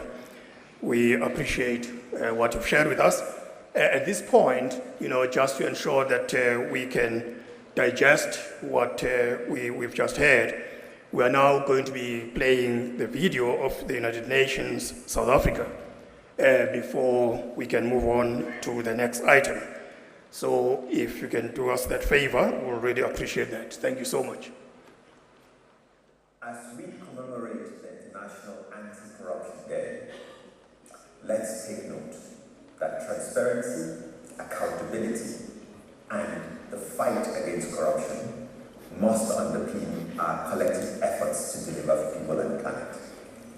These elements are essential for efforts to plug leaks, curb wastage, and tackle poverty, also address inequalities, improve the investment climate, improve inadequate service delivery, and ensure energy access, affordability, and transition. This is all part of our determined drive to achieve the 2030 Agenda for Sustainable Development and South Africa's own National Development Plan. Without these, the sustainable development that we aspire, which also seeks to leave no one behind, is impossible. The United Nations Secretary General Antonio Guterres has said, corruption is the ultimate betrayal of public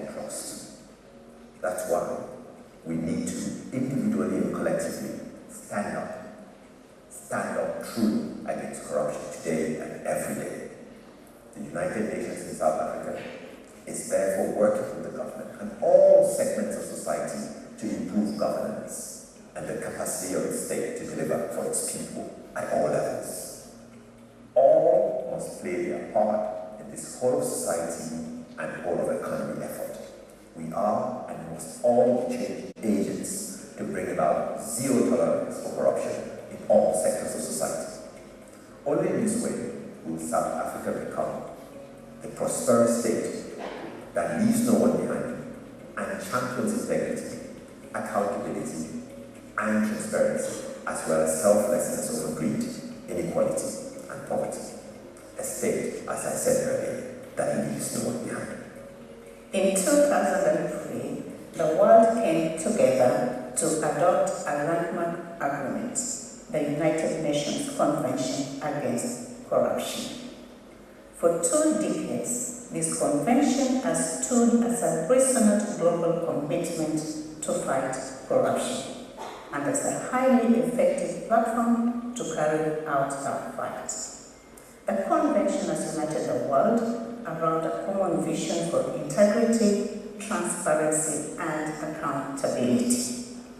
We celebrate the International Anti-Corruption Day to raise awareness on corruption and to promote the role that the convention has in addressing it.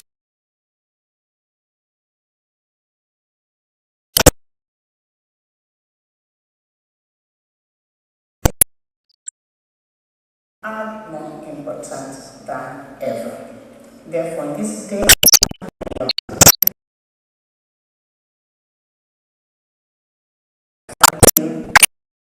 a South Africa that is united against corruption.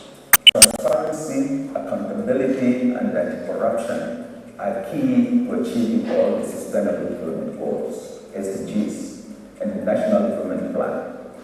SDG 16 on peace, justice, and strong institutions promotes access to justice, building effective, accountable, and inclusive institutions, as well as reducing bribery and corruption.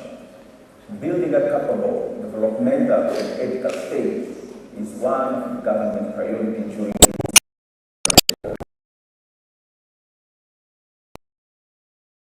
poor governance and corruption are major bottlenecks to human development.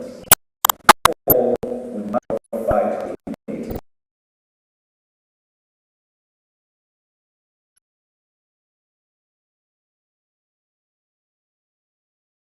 Contribution to the meeting of the needs of the citizens. The release of the report on allegations of state capture early in 2022 paved the way for speedy arrest of the cancer of corruption and maladministration. We need to do more and do the urgency. More importantly, we must all work together with communities that bear the brunt of corruption and maladministration. To the UN Convention Against Corruption. Tackling corruption is the first step towards building a better and more equal South Africa for all.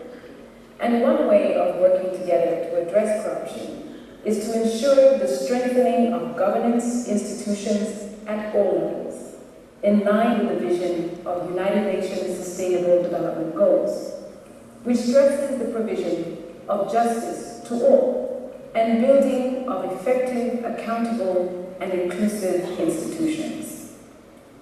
Armed with these strong institutions, including institutions supporting constitutional democracy in South Africa, we can channel resources towards the full realization of human rights for all, rather than a privileged few.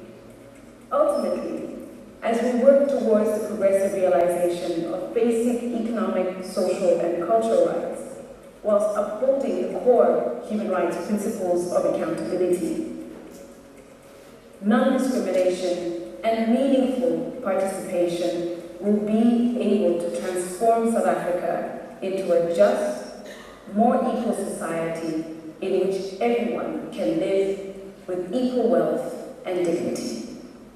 One of the key elements to sustainable development is to ensure decent work for all.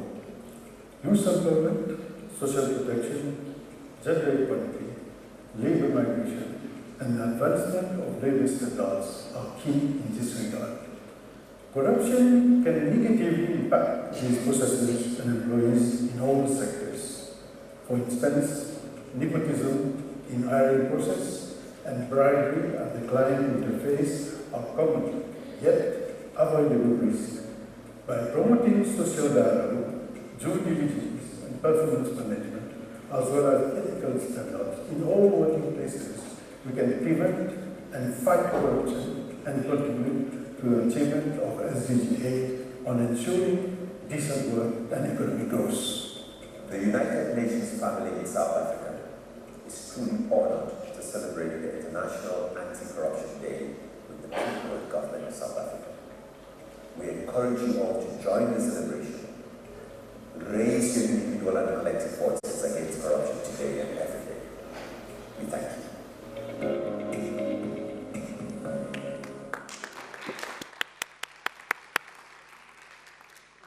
No, thank you so much for this video. And now we see the beauty of why it had to happen in this particular fashion.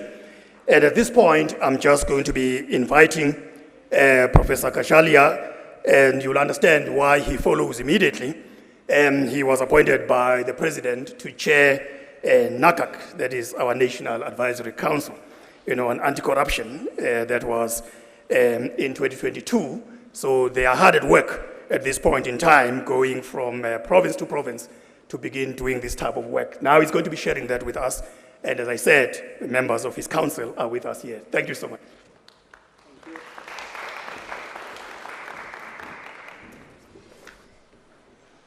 Good afternoon.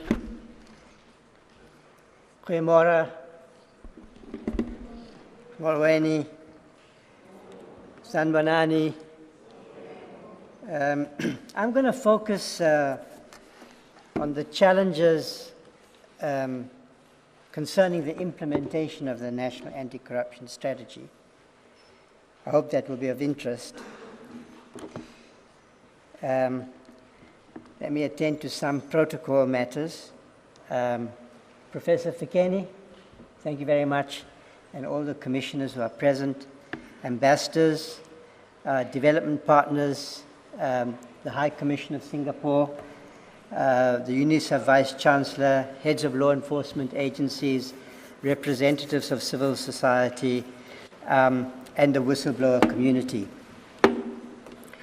It can hardly be credibly denied, as so many speakers have already emphasized, in the face of overwhelming evidence revealed by the Zondo Commission and the ongoing multiple scandals, that corruption has come to be endemic in our country, and that it represents a real and present danger to our constitutional republic, painfully struggled for and aspired to for so long. It is indeed at the center of the multiple crises we face of failing public services, decaying infrastructure, state incapacity, economic stagnation, a stalled developmental agenda, and the erosion of public trust in leaders and institutions. An anti-corruption reform agenda must begin with building consensus about what is meant by this concept. And occasions like this are important from that perspective. This consensus cannot be taken for granted. Remedies depend on how the scourge is understood. According to a narrow view, one which is dominant in the public discourse, corruption is equated with criminal acts by individuals in the public sector, associated with state capture, for which the proper remedy is always criminal prosecution, orange overalls. This is correct, but it is only as a starting point. Evidence before the Zondo Commission shows that corruption is also systemic in the sense that institutions have been corrupted by multiple actors in both the public and private sectors, acting secretly and in concert, that it is also complex in the sense that it involves money laundering, substantial cross-border financial flows through the banking system, acting both negligently and at the very least, and also deliberately in their own financial interests, global companies with large consultancies, incorporated in multiple jurisdictions, professional enablers like lawyers and accountants. This dimension, for reasons that are worth reflecting on, is almost completely absent in the public discussion. Yet the primary beneficiaries of state capture were these big consultancies. Bain is now resisting their blacklisting by the Treasury instead of hanging their heads in shame. And so I was particularly pleased listening to Lord Hayne emphasizing this dimension of the kind of corruption we face. Also somewhat absent from consideration is unethical behavior by people in public office and conflicts of interest that are not necessarily criminally indictable. And so in this respect, the law enforcement agencies, our prosecuting authorities have a little assistance, but must also be understood as corrupt. Corruption is also not limited to those investigated by the Zondo Commission. To continue to frame corruption in these terms is therefore, I suggest, wrong and misleading. Taking this broader view of corruption is therefore essential to shaping our responses and the remedies we must pursue. It is this broader view that informs the all-government, all-society approach adopted as the government's policy framework. The National Council has been established to advise the President on the implementation of this comprehensive approach, which, in addition to the reform of the criminal justice system, quite rightly emphasizes prevention, behavior, and normative change, which is not easy to achieve, professionalization of the public service, and review of the system of senior appointments. Our mandate also includes advice on the outcomes of the Zondo Commission, including its reflections on the functioning of Parliament and the political process. So a tall order. In short, what is envisaged is a long-term project of institutional reform to prevent corruption and to hold those involved to account, including by prosecuting criminal conduct.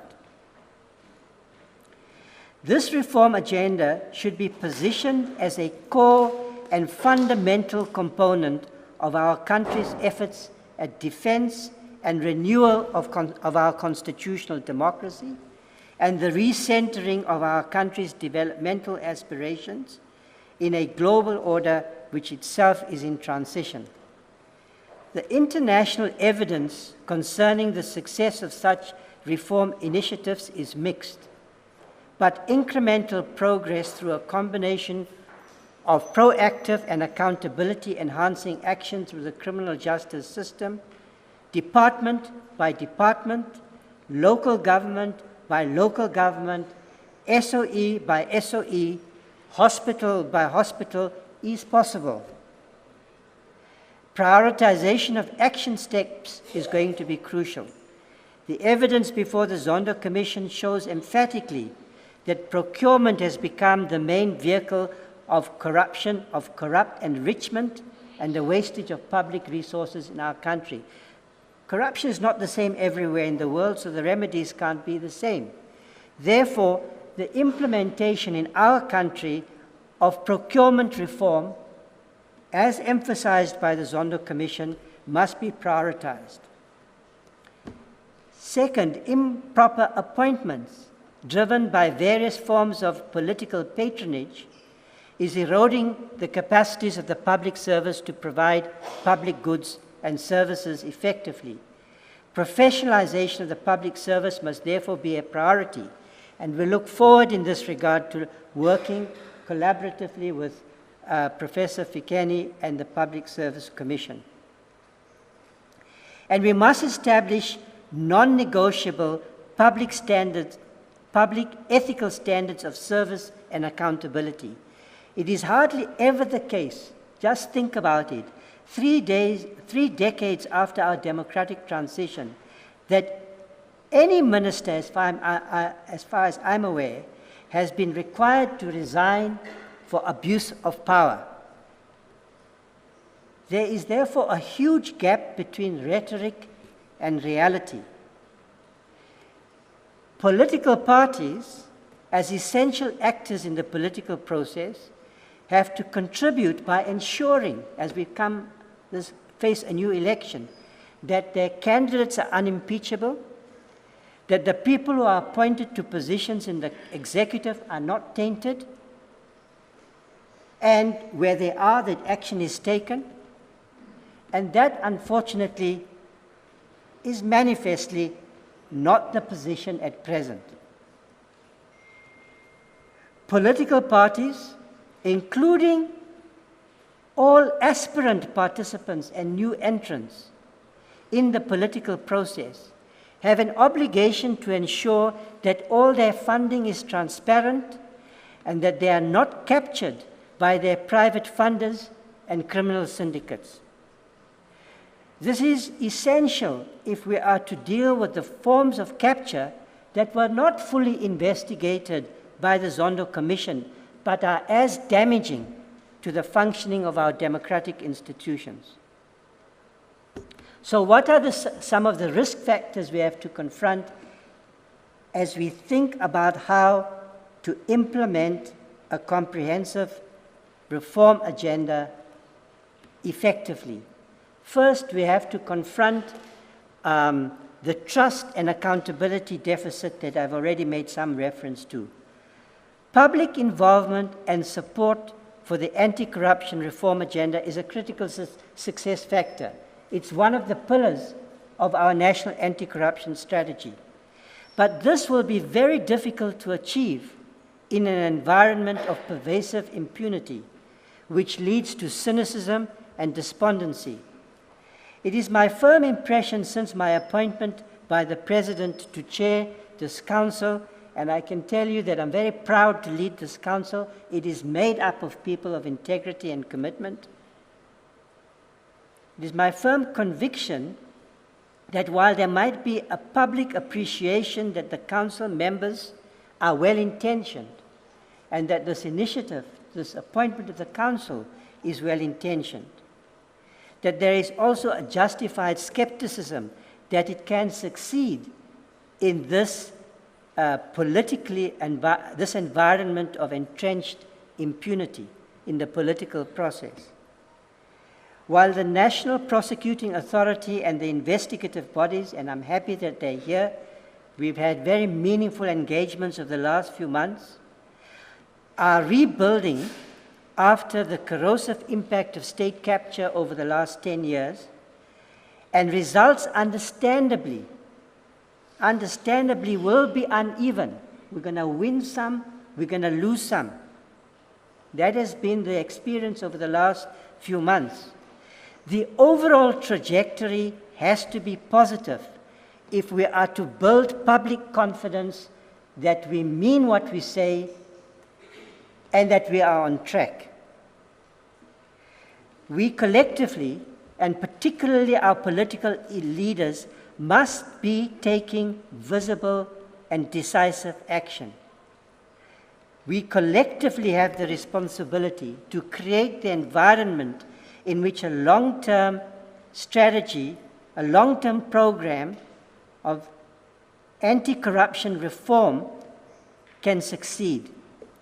It is an open question now whether those conditions are as yet in place. Though many important steps have been taken and are being taken, and that too must be acknowledged.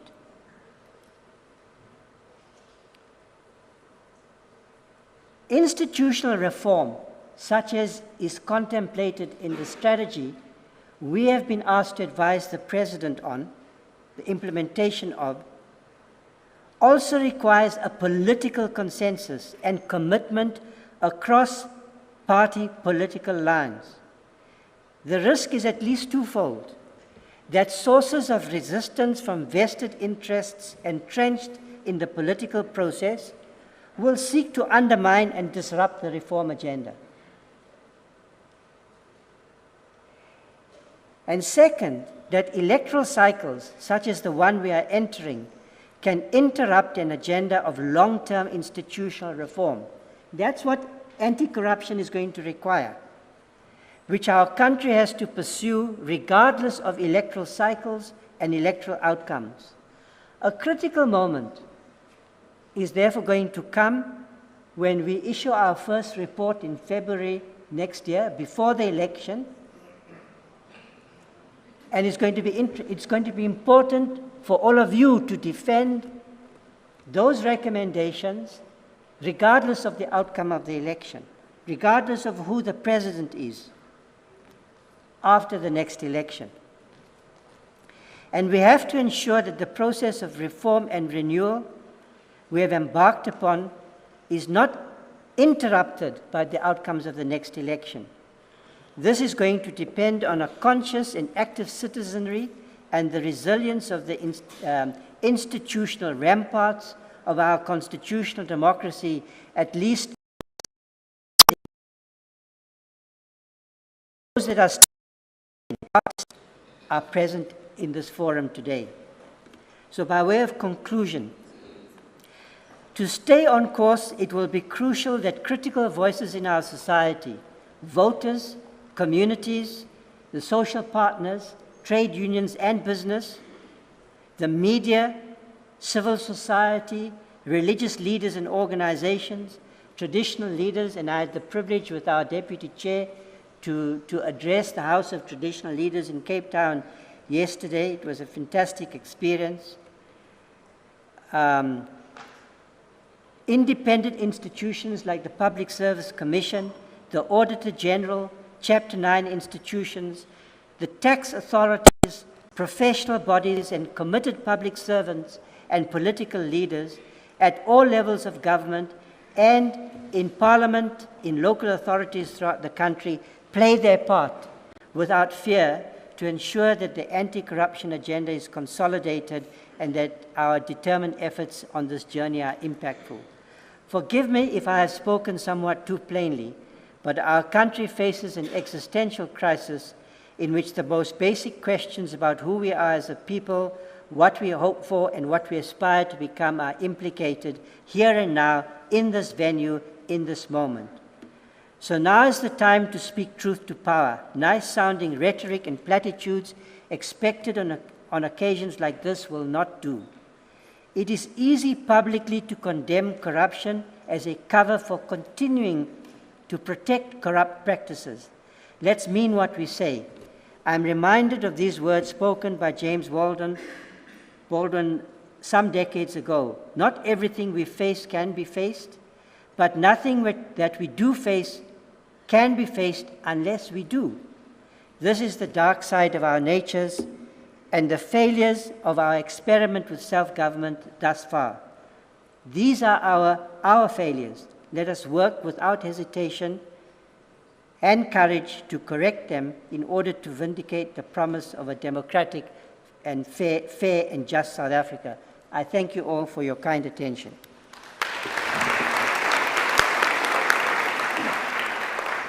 Thank you so much, Professor Kashala.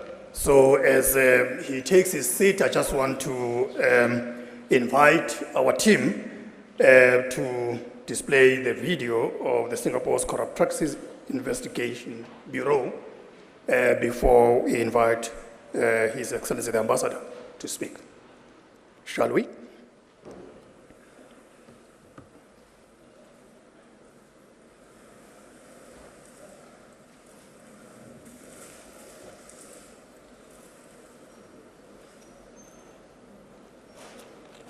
They say life was simple back then. Get up! Go away! need to know what they see. Let's go. Trust could be born. It was every man for himself. To survive, he had to keep quiet. There was nothing he could do but hope for change. Prevention of Corruption Act was passed today. While directed mainly at corruption in the public services, it is applicable also to corruption by private agents, trusts, and others.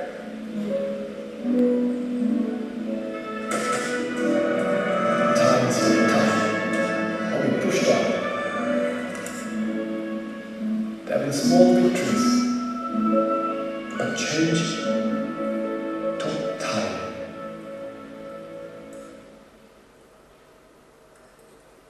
It is not possible to enforce high standards of integrity in the civil service if the political leadership tolerates any corrupt behavior amongst its own ranks. All those who hold office must abide by strict standards of public and private conduct. No one was above the law. Don't worry. Doing the right thing is never easy.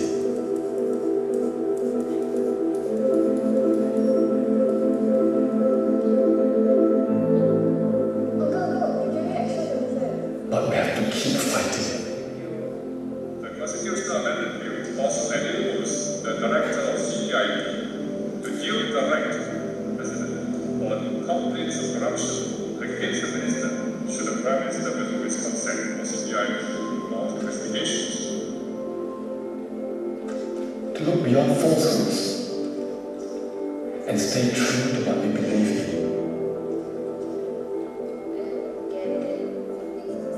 Because it becomes how they see the world. The work is thankless, but strength comes from adversity. Even if it means turning in our own.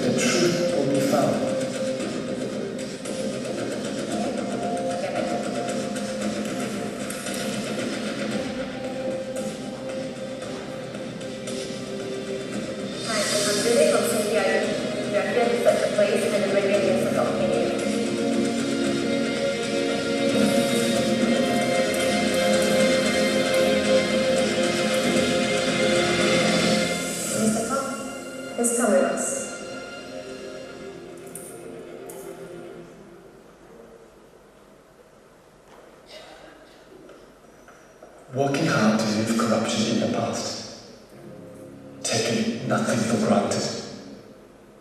What is our secret to keep Singapore clean? There's a Chinese proverb, 上梁不正，下梁歪. It means that the top beam is askew, the bottom beam supporting it will be crooked. It is most important that Singapore remain a place where no one has enough food. We started with strong political leadership, a leadership determined to eradicate corruption, and we have maintained this ever since. What we stand for will become the lives that they lead.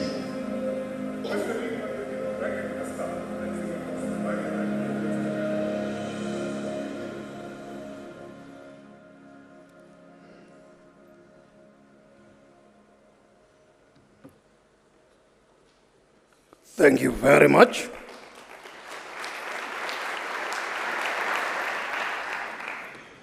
That gives us reassurance that however bad things might be, we shall win against corruption.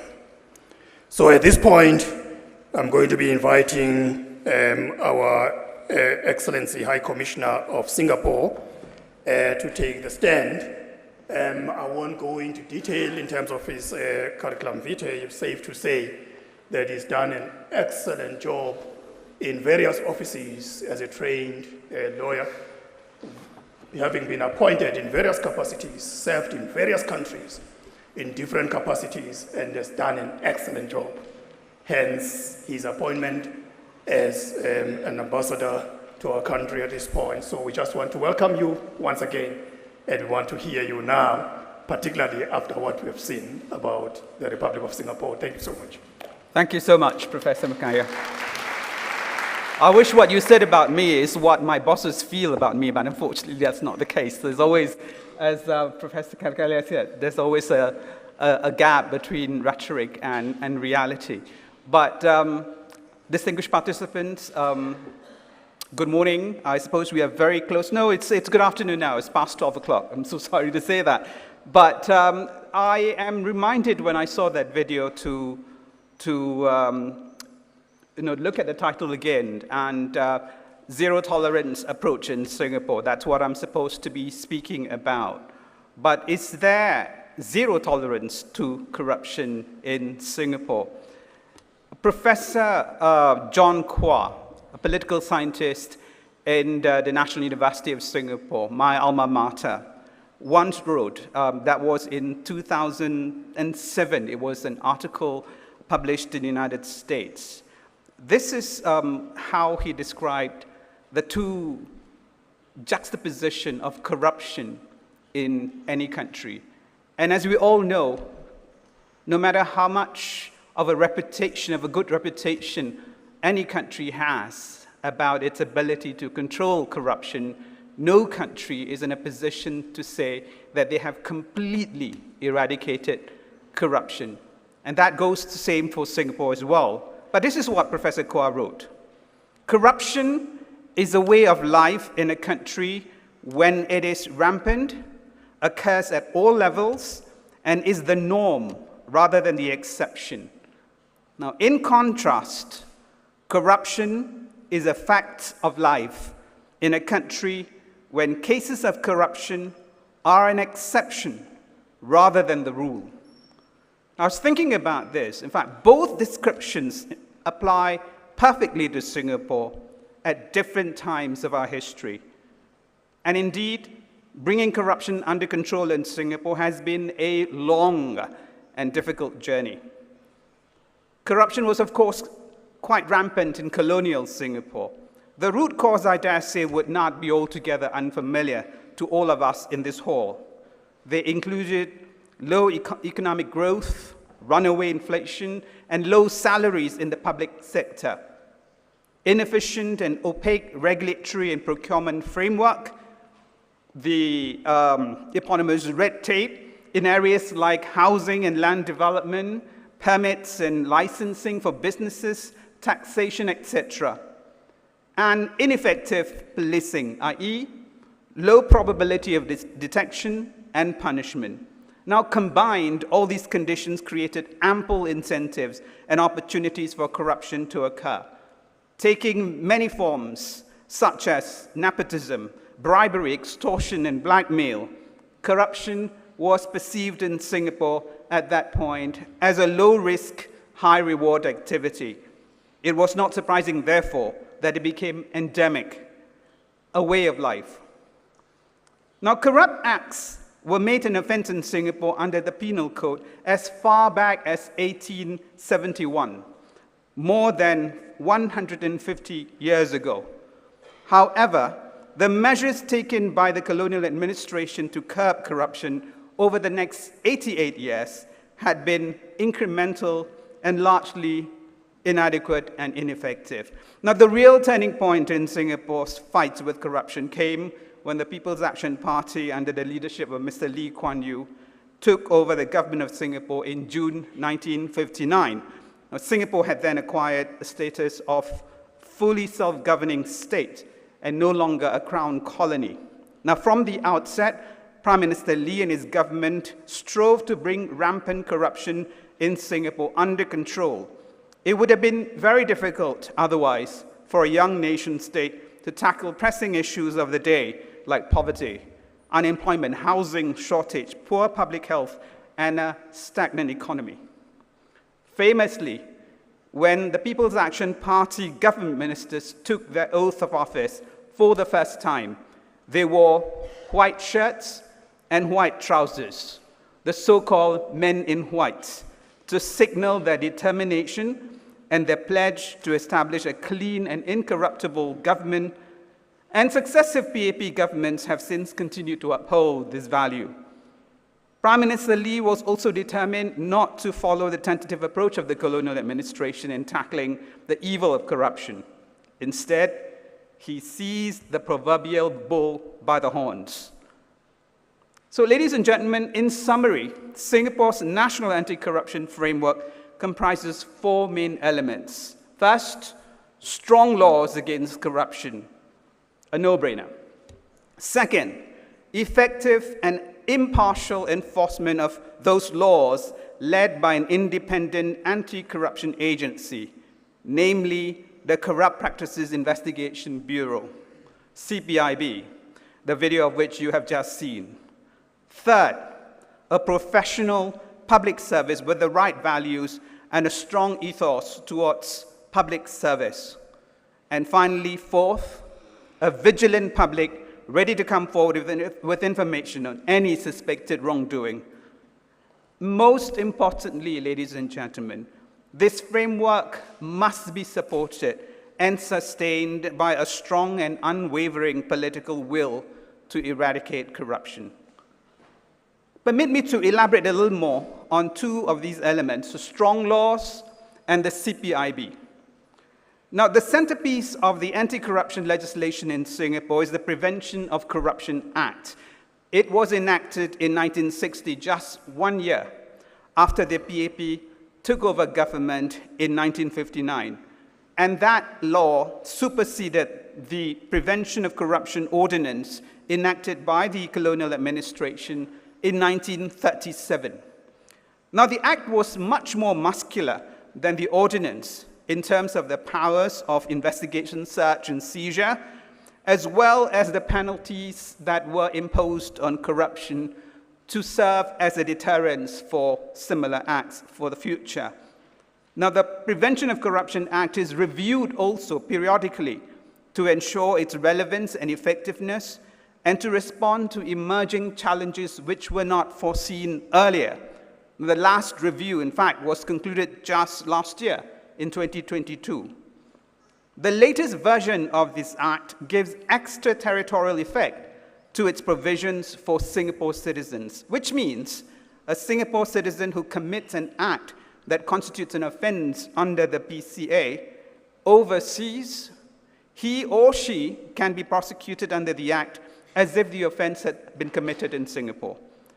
There is also no statute of limitations for offenses committed under the PCA, so you have nowhere and no time to run. Now, in 1992, the legal anti-corruption regime was further augmented with the enactment of the Corruption, Drug Trafficking, and Other Serious Crimes Confiscation and Benefits Act. This act criminalizes the laundering of criminal proceeds from corruption and authorizes the confiscation of such ill-gotten gains, whether you are alive or dead. Let's turn now to the CPIB. First created in 1952, the Bureau is in fact the world's oldest anti-corruption agency. As you know, the UN Convention Against Corruption, UNCAC, apart from bribery, also covers offenses such as embezzlement, trading in influence, abuse of function, and illicit enrichment. CPIB, in our administrative context, is concerned mostly with bribery, while investigations into embezzlement and fraud fall instead under the purview of the Commercial Affairs Department of the Ministry of Finance, as well as the Singapore Police Force. Now, the mandate and decision to prosecute under the Acts resides with the Attorney General, but operationally, CPIB is completely independent. It investigates corruption in both the public and private sectors. It will come after not just the party who receives the bribe, but also the party that offers the bribe. CPIB also investigates anonymous complaints and has investigated ministers and senior public officials, which led to convictions. Successive governments have always ensured that high-profile cases were handled thoroughly and transparently, applying the full force of law. CPIB sits in the Prime Minister's office, which is the highest political office after the presidency. And it reports directly to the Prime Minister. But in the event the Prime Minister of the day should withhold consent for investigations to be launched, under the Constitution, the CPIB is permitted to go directly to our elected president to seek that authorization. As the Prime Minister had said towards the end of the video, it ensures that no one is above the law. Fortunately, due to Singapore's success in curbing corruption, to which, of course, CPIB had contributed much, today the number of reports that the CPIB receives, as well as the number of investigations that it is obliged to open, is low. In fact, the majority of bribery offenses investigated by CPIB, and that is close to 90% today, involves the private sector. So, ladies and gentlemen, the strong legal framework and law enforcement capacity ensure that corruption is today perceived as a high-risk and low-reward act. But that's just one aspect in the fight against corruption in Singapore. To address the scourge more holistically, CPIB has to take the fight upstream. That is, by working with stakeholders outside of the public sector to co-create corruption prevention solutions. And one such initiative, which I thought would be interesting to mention here, is the Anti-Corruption Partnership Network. Now, it was established in September 2018. What it is really, it's an initiative or platform that promotes ownership of measures to prevent corruption in the private sector. It also facilitates sharing of experience among Singapore enterprises on the pitfalls of corruption and best practices on risk mitigation. Currently, there are about 70 enterprises that have become members of the ACPN, or the Anti-Corruption Partnership Network, and they involve, or they are represented across all important business sectors, such as construction, finance, and aviation. The Bureau also convened a national working group comprising representatives from trade associations, from industry bodies and academia, by developing the Singapore standard called ISO 37001 on anti-bribery management systems. This was launched in April 2017. What it is a set of standards that was designed to help companies establish and maintain an anti-bribery management and corporate governance system. The Bureau also collaborates with universities, polytechnics, and youth organizations on programs to inculcate the value of integrity and incorruptibility amongst our youth, because children are our future, as one song says. One interesting example is CPIB's work with students from the School of Design and Media in the Nanyang Polytechnic to develop a web game called Corrizione. That web game allows players and educates them on the importance of honesty and integrity and the far-reaching consequences of corruption, but in a fun and interactive way. Ladies and gentlemen, as an international financial hub, and given the fact that corruption has become increasingly borderless, Singapore attaches a great deal of importance to international cooperation and partnerships to tackle corruption. In that regard, Singapore has assisted in seizing and returning illicitly obtained or acquired assets as part of its commitment to asset recovery as set out in UNCAC. CPIB also regularly represents Singapore at various other intergovernmental anti-corruption platforms, including the Asian Development Bank, the Anti-Corruption Initiative for Asia and the Pacific of the OECD, the Southeast Asia Parties Against Corruption Initiative, the Anti-Corruption and Transparency Experts Working Group under APAC, the Asia-Pacific Economic Cooperation, and the G20 Anti-Corruption Working Group, under which we work closely with our counterparts from South Africa and other G20 countries.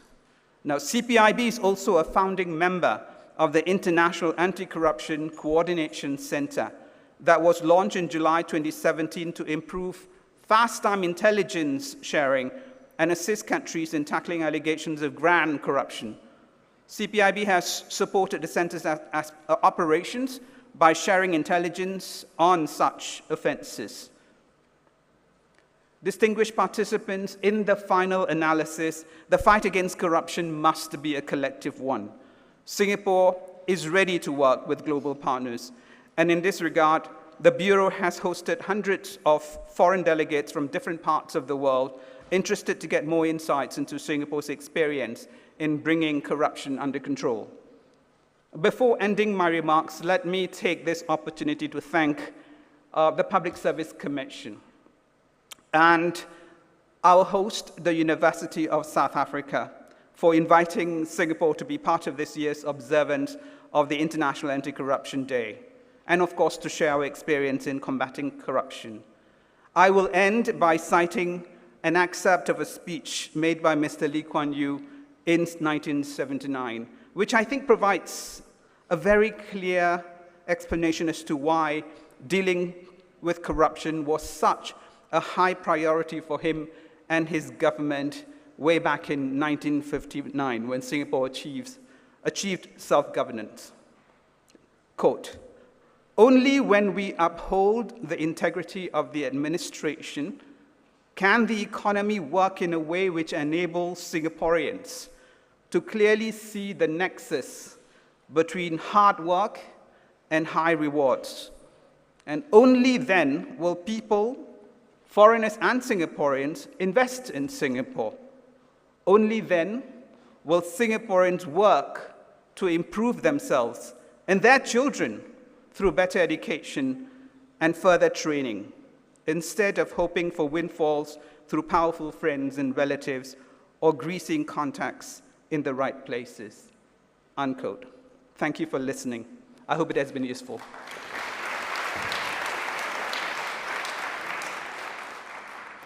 Thank you so much, High Commissioner. I think that this brings us, quite neatly to the end of this session. I think what is becoming clear is what you've shared with us, that there was a time, in the Republic of Singapore where there was this nexus, between low risk, high reward life that was associated with corruption. And then the tide had turned, in the way that is positive in the sense of the word of what we require at this point in time. So I think we need to accept, having listened to all our speakers, that corruption is actually a venom that has capacity to destroy everything else that we have. So it invites then all of us to work very hard to bring this scourge to an end. I think that's primarily what the message is at this point in time, because we all know clearly now about the hocus pocus of the skullduggery of this corruption. So it is up to us and no one else to do the right thing. But the hope is very clear. Having listened to our speakers, our hope has been resurrected to say we are going to address this scourge and we are going to move on with that kind of comfort, forward. Now, I want to thank our speakers and say to the program director, I hope we have done well in terms of time. We've not alienated you in whatever manner. But thank you so much to our speakers.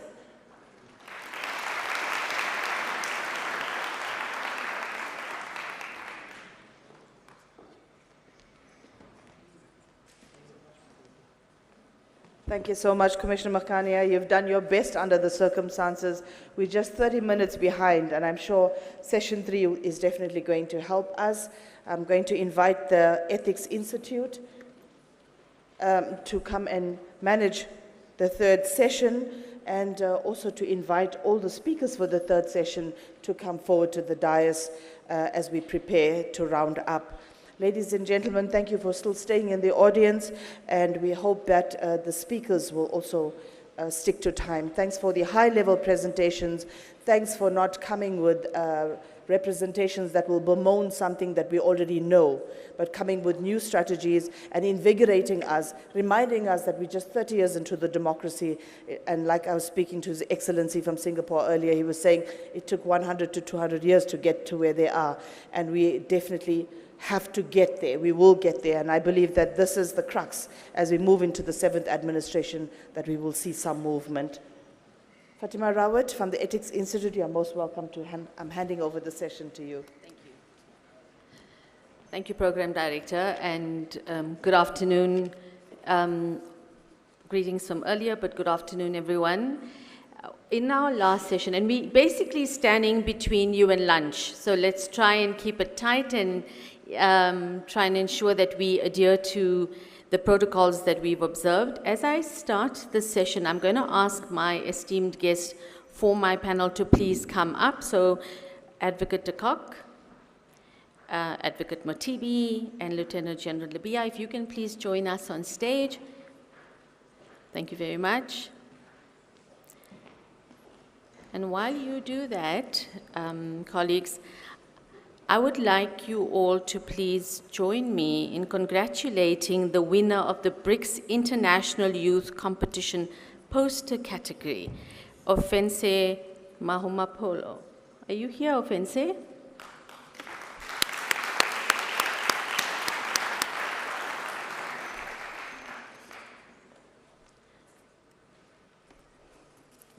Please join us. Congratulations, Ofense. Well done. Ofense, can you please take us through your thinking and the message that you try to create, to convey in your poster? Hi, everyone. My name is Bonficius Mahumapelo. I'm an individual, actually, who blossomed with cutting-edge information technology and system management strategies. I possess BCom in information system with the Northwest University, so that after my graduation, I served under crime intelligence as a cybercrime intelligence collector for some time, and as a trainee for future crime fighter and corruption of SABC and the nation as a whole. And they absorbed me due to my outstanding performance in artificial intelligence at my tertiary level. Unfortunately, I never got absorbed because of the program was a failure. And I had to continue fighting crime in other manners as to participate in campaigns like this. With that being said, I also run a creative company where I specialize in professional graphics, IT and business consultations, possible extractions, and so forth.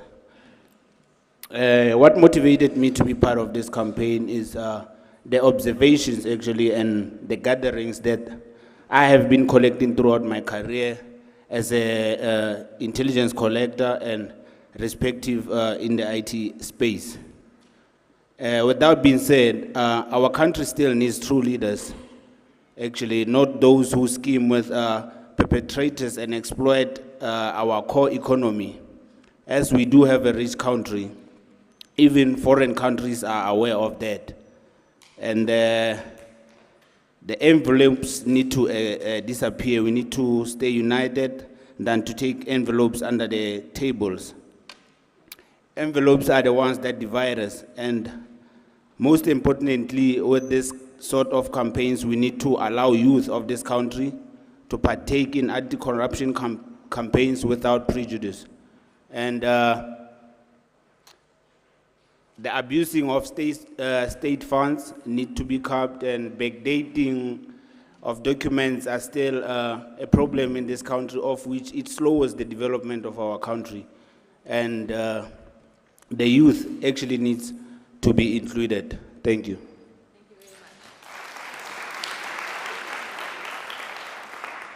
Thank you, Ofense. Thank you for those powerful messages and for conveying it on behalf of the youth through your poster. In this next session, what we would like to now do is, the morning session has talked about the United Nations Convention Against Corruption and the plans that have been placed and the fact that we are signatories as South Africa. But we want to move our focus to implementation. And what are we actually doing in the South African context in terms of implementing those actions? But before we do that, we'd like to tap into your thinking. And again, I'd like to invite you to go back to Mentimeter.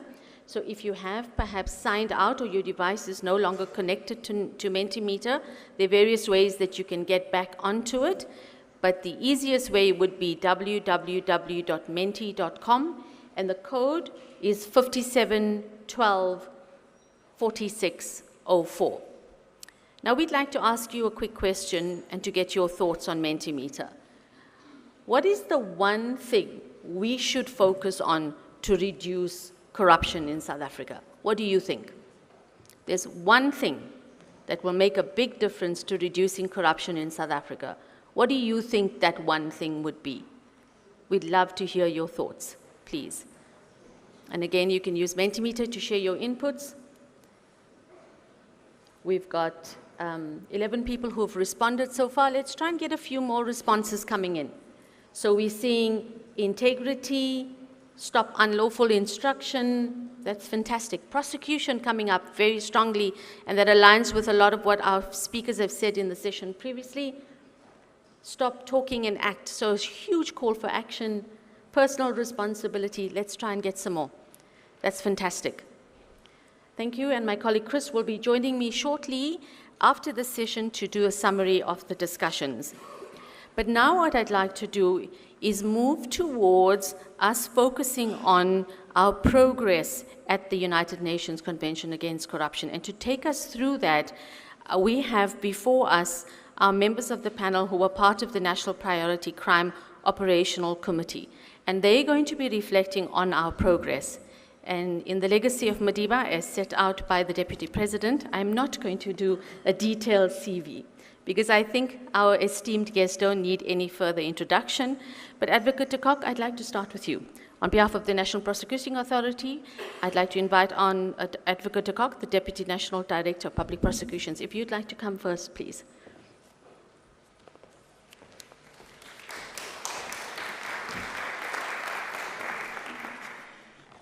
Good afternoon, everyone, and thank you very much for this opportunity to be here today.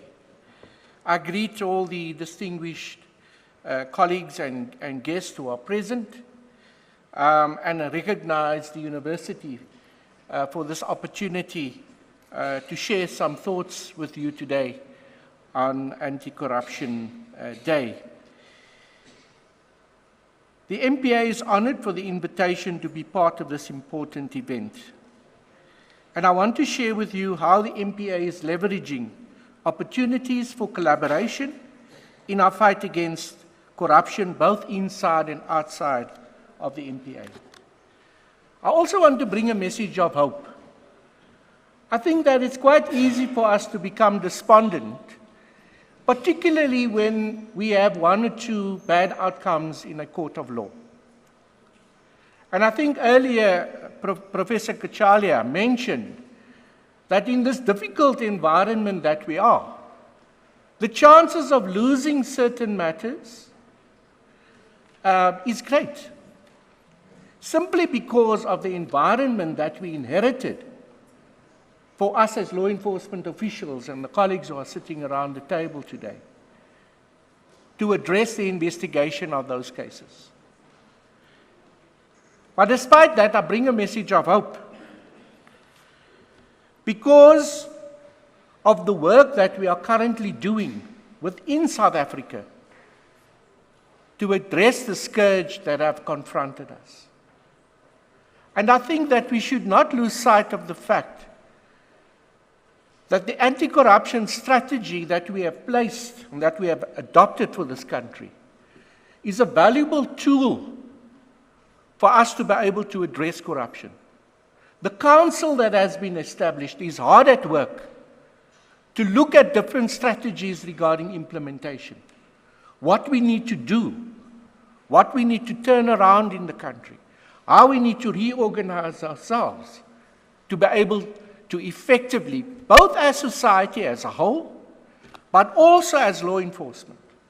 And so on the one hand, we need to strengthen our legal framework, we need to strengthen our financial system, we need to close the gaps that allow funds to flow illicitly out of our country. And we also need to get the whole of society to support the work that we do. And so as institutions in our country, it becomes important for us to defend our institutions. As we rebuild our institutions, we need to think about the men and women who are hard at work in institutions that may have been broken because of the damage that has been caused by state capture and by a deliberate attempt to undermine the work that needs to happen in those institutions.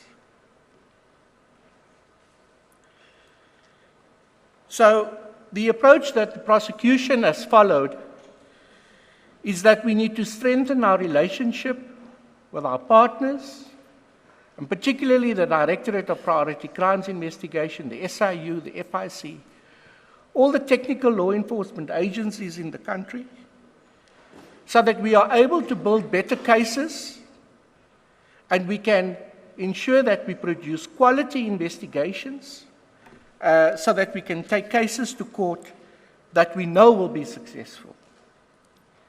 And as part of that implementation response, we coordinated ourselves around an integrated task force to implement the recommendations of the Zondo Commission as far as it affects law enforcement. And we know that there are many recommendations of the Zondo Commission, but the ones relevant to law enforcement agencies are the ones that we deal with in the task force.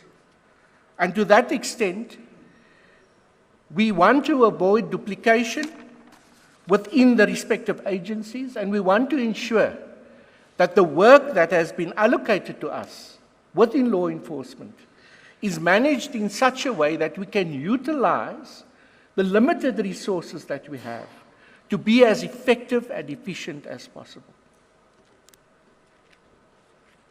And so within the task force, we do have the participation of the DPCI, the SIU, the FIC, the Investigating Directorate, the Asset Forfeiture Unit, and we try to coordinate all the priority cases that we are confronted with. Some of those cases are currently on our court rolls. And we know that there are challenges in terms of how we are addressing those cases. But in order for us to be effective as law enforcement agencies, it's critical for us to strengthen our ability to do the work.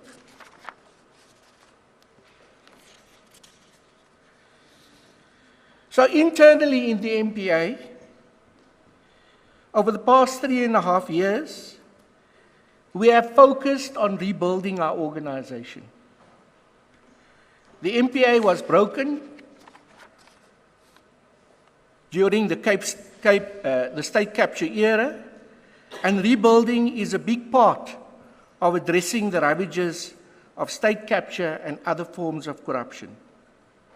Importantly, the leadership of the MPA is more independent than at any other time. No one controls the current NDPP and the deputies. We act without fear or favor. This marks an important shift from the past. The MPA has also stabilized its senior leadership at all the respective senior management layers, and we have appointed people of integrity to manage the work of the prosecution. Recently, the Minister of Justice has signed regulations to establish an office for ethics and accountability to ensure the integrity of our staff and drive forward our commitment in terms of how we do our work. And here we have 4 pillars: professionalism, accountability, credibility, in terms of how we do our work, including integrity. The regulations were just gazetted last week. As far as our performance is concerned, our overall performance since 2021-22 has improved by almost 50%. And we are currently dealing with about 650,000 cases in our country. And so the state capture corruption cases are only a small part of what the prosecution has to deal with. And so that is why I say we bring a message of hope. Because we do see the upward trajectory in terms of the manner in which we are dealing with our cases in our courts, as alluded to earlier by Professor Kachalia. And so the narrative that the MPA or the prosecution is not doing what it's supposed to be doing is wrong. There may be challenges that we are confronted with, but I want to give you the assurance that we are all committed to doing this work effectively and efficiently. And so we do see that we are perhaps one of the few democracies in the world that is currently prosecuting a Secretary General of a ruling party, a former president of the country, and some of the most powerful CEOs in the private sector are also being prosecuted. And I want to submit that we are making progress. But we need to understand the functioning of the criminal justice system, and that is part of the work that the Council is looking at. Because we need to improve the efficiency of how cases have to progress through our system.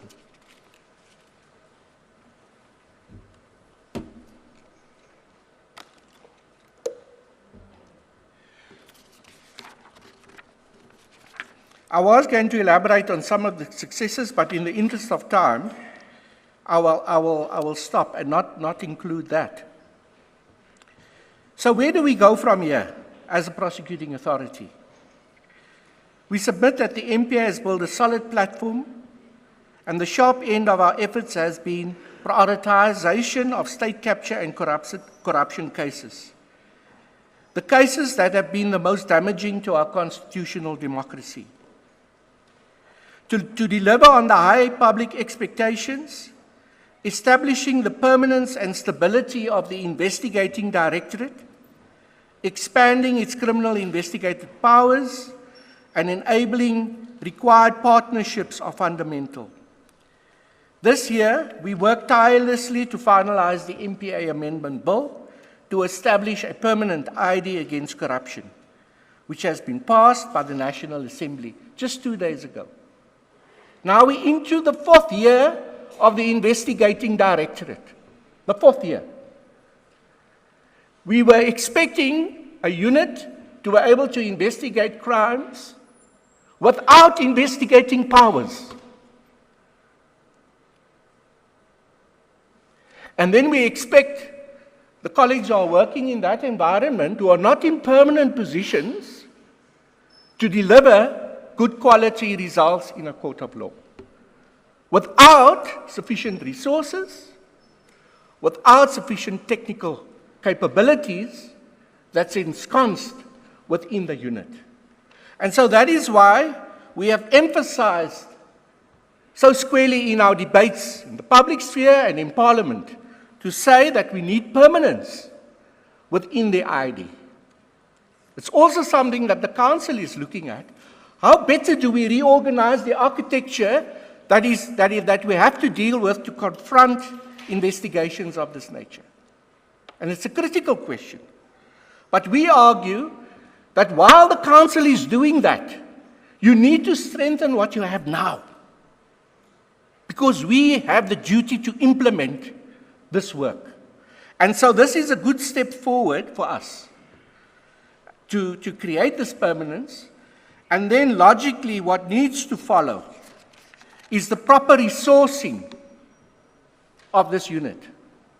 And not just this unit, also the DPCI, also the SIU, all the other investigative units within the country must be properly resourced with correct capabilities, with correct technology to be able to address the scourge of corruption.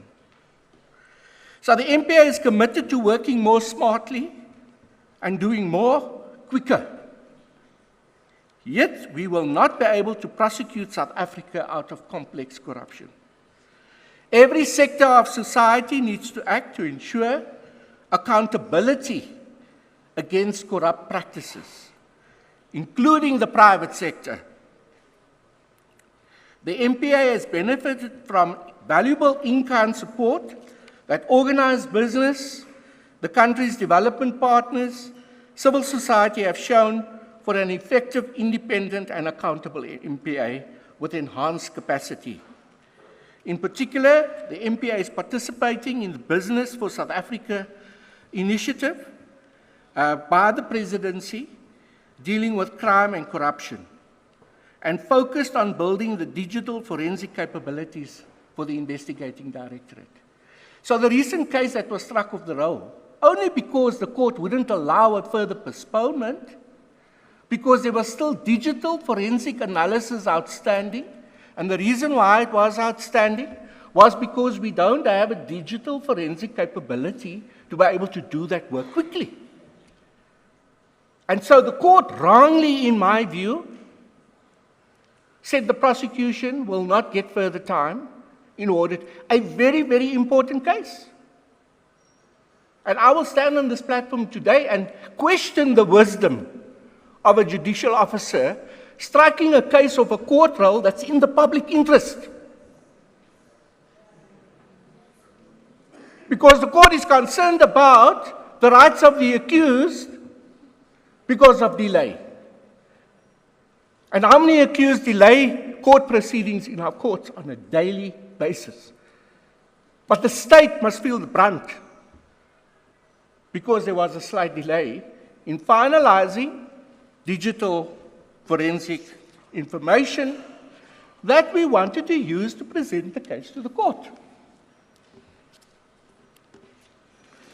So we believe that there must be these partnerships to support us. We're not sitting back and not doing anything about it. And hopefully with the private sector, we will be able to build that capacity to deal with the work that we do. My final point is to the Council, and to say this. If we want to be able to proceed efficiently with corruption cases through our court system, we have to create a different court lane in order to do so. We cannot have corruption cases, serious complex corruption cases, money laundering cases, the work that we have to do to fulfill our FATF obligations. If we don't have a special focus on that work in our criminal justice system. And so I'm inviting and asking the Council to engage on us on this question, and also to the Minister and to the Department of Justice, that is it not time that we create dedicated corruption courts to deal with the corruption cases that we are going to enroll? There are many cases in the pipeline. Prosecutors and investigators are hard at work, and General Abaye will come and speak about the amount of work that we currently have in this environment. I submit that unless we have dedicated courts to deal with corruption, we are going to struggle to put people into orange overalls. So thank you very much for the opportunity. Thank you. Thank you, Advocate de Kock, and some very important points being made, and some of your points actually being reiterated, Advocate de Kock, on Mentimeter in terms of the need for resourcing and capacitation to support the points that you are making. Advocate Matibi, I'd like to invite you up next, sir, to share with us progress that's being made on behalf by the SIU. So Advocate Matibi, as many of you may already know, is the head of the Special Investigation Unit. Advocate Matibi, if I may, I'm going to try and time us for about 10 minutes. So when I'm walking here, that's the sign. Okay. Yeah. Now, good afternoon. I got that message. We'll try to really run swiftly. I prepared a presentation that will guide me in the 10 minutes, and I'll really try to keep to that time. Let me greet the chair of the Public Service Commission, Professor Somatota Fikeni, the chair of the NAICAC, and the commissioners that are supporting them, and we really greet the leadership of the university, and really all protocol that has been observed. And I want to also greet the ambassador from Singapore. Now, if you can just go to slide number 5, please. The presentation introduces SIU as the kind of good work that we do and the kind of challenges that we overcome. But this slide number 5 is what we focus at as outcomes, part of our investigations. On the left-hand side, if we find that the contracts that have been awarded, if I use procurement as an example, are irregular, we seek to recover the monies, freeze pensions of those who are involved, freeze assets, and recover the assets ultimately. Number 2, from the left, disciplinary action. All those who are involved in their wrongdoing, we want to see them disciplined and preferably get out of the system, be dismissed so that we don't get that again. And then in the middle, number 3, referrals to NPA. My colleague spoke about that. When we find criminal evidence, we refer to NPA. On the fourth block, it's referrals to other regulatory authorities, right? An example, if you find that in a particular transaction, there were engineers involved and they are in the wrongdoing, we refer them to the Engineering Council. Similarly, with the accountants, we refer them to the accounting professions, lawyers, Legal Practice Council for action to be taken against them. The last block there, you might have heard an example of Bain and Company being mentioned here. We ensure that all those companies that are involved are blacklisted so that we don't get them in the system again. If you go to slide number 8, please. Slide number 8. Right, slide number 8 really says, now, the slide I was showing you initially is the outcomes and the results that you expect from us, all of us as we investigate. Consequence management, right?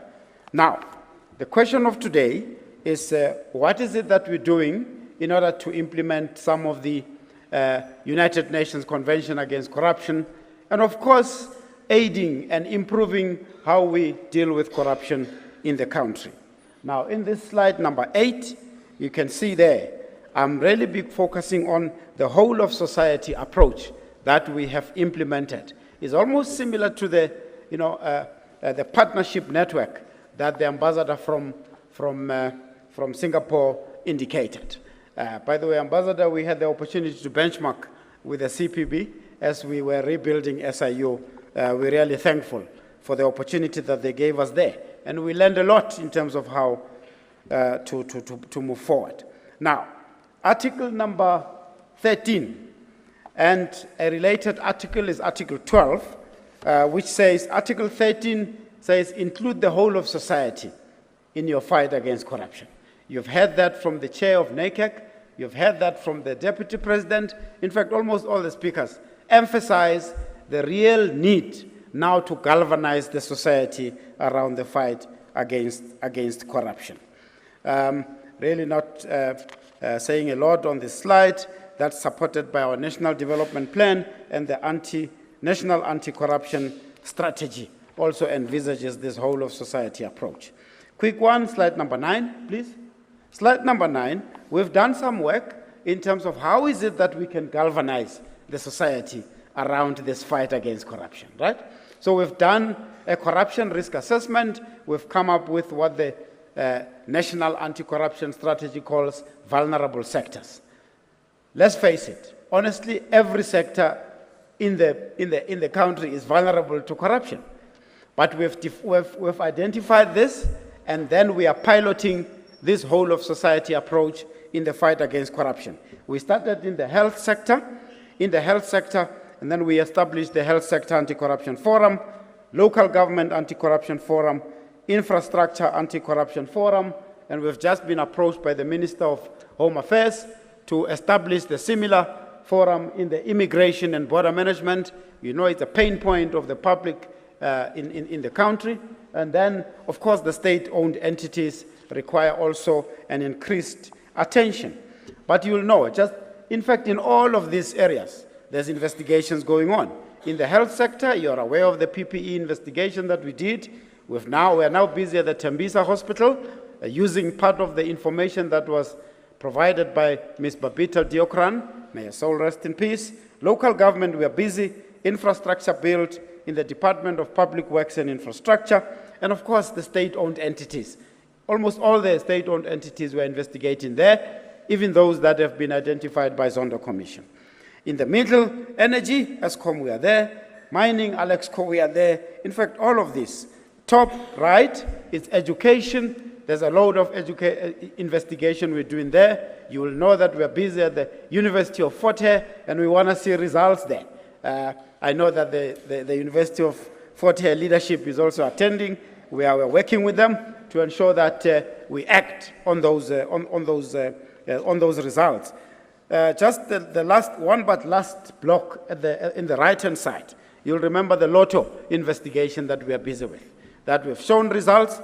NPO sectors, the NPOs are being abused big time, and we have seen that. But anyway, now, what have we done? If you go to slide number, 12?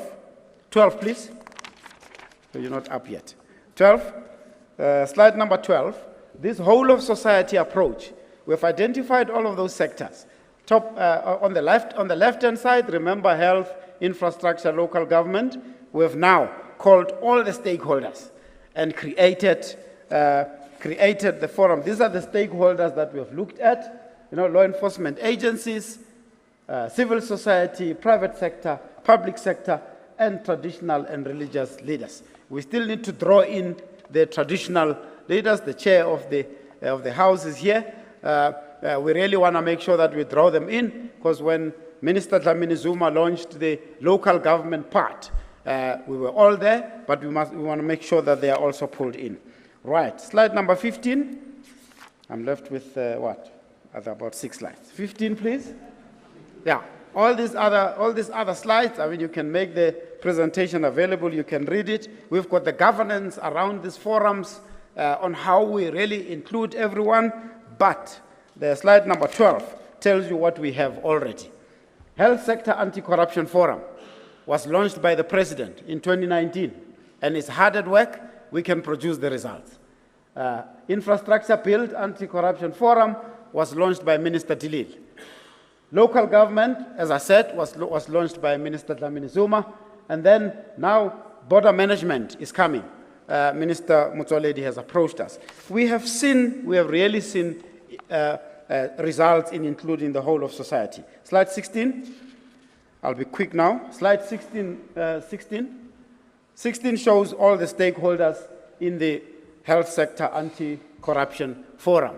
While you're still turning on, these are all the stakeholders. We're galvanizing all of these in all of this forum. And then you can go to slide 18.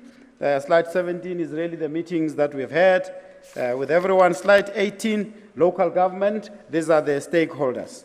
If you go to slide 20, slide 20 is stakeholders in the Infrastructure Build Anti-Corruption Forum.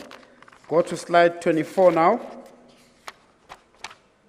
Right, I'm done with the whole of society approach in terms of the sector approach.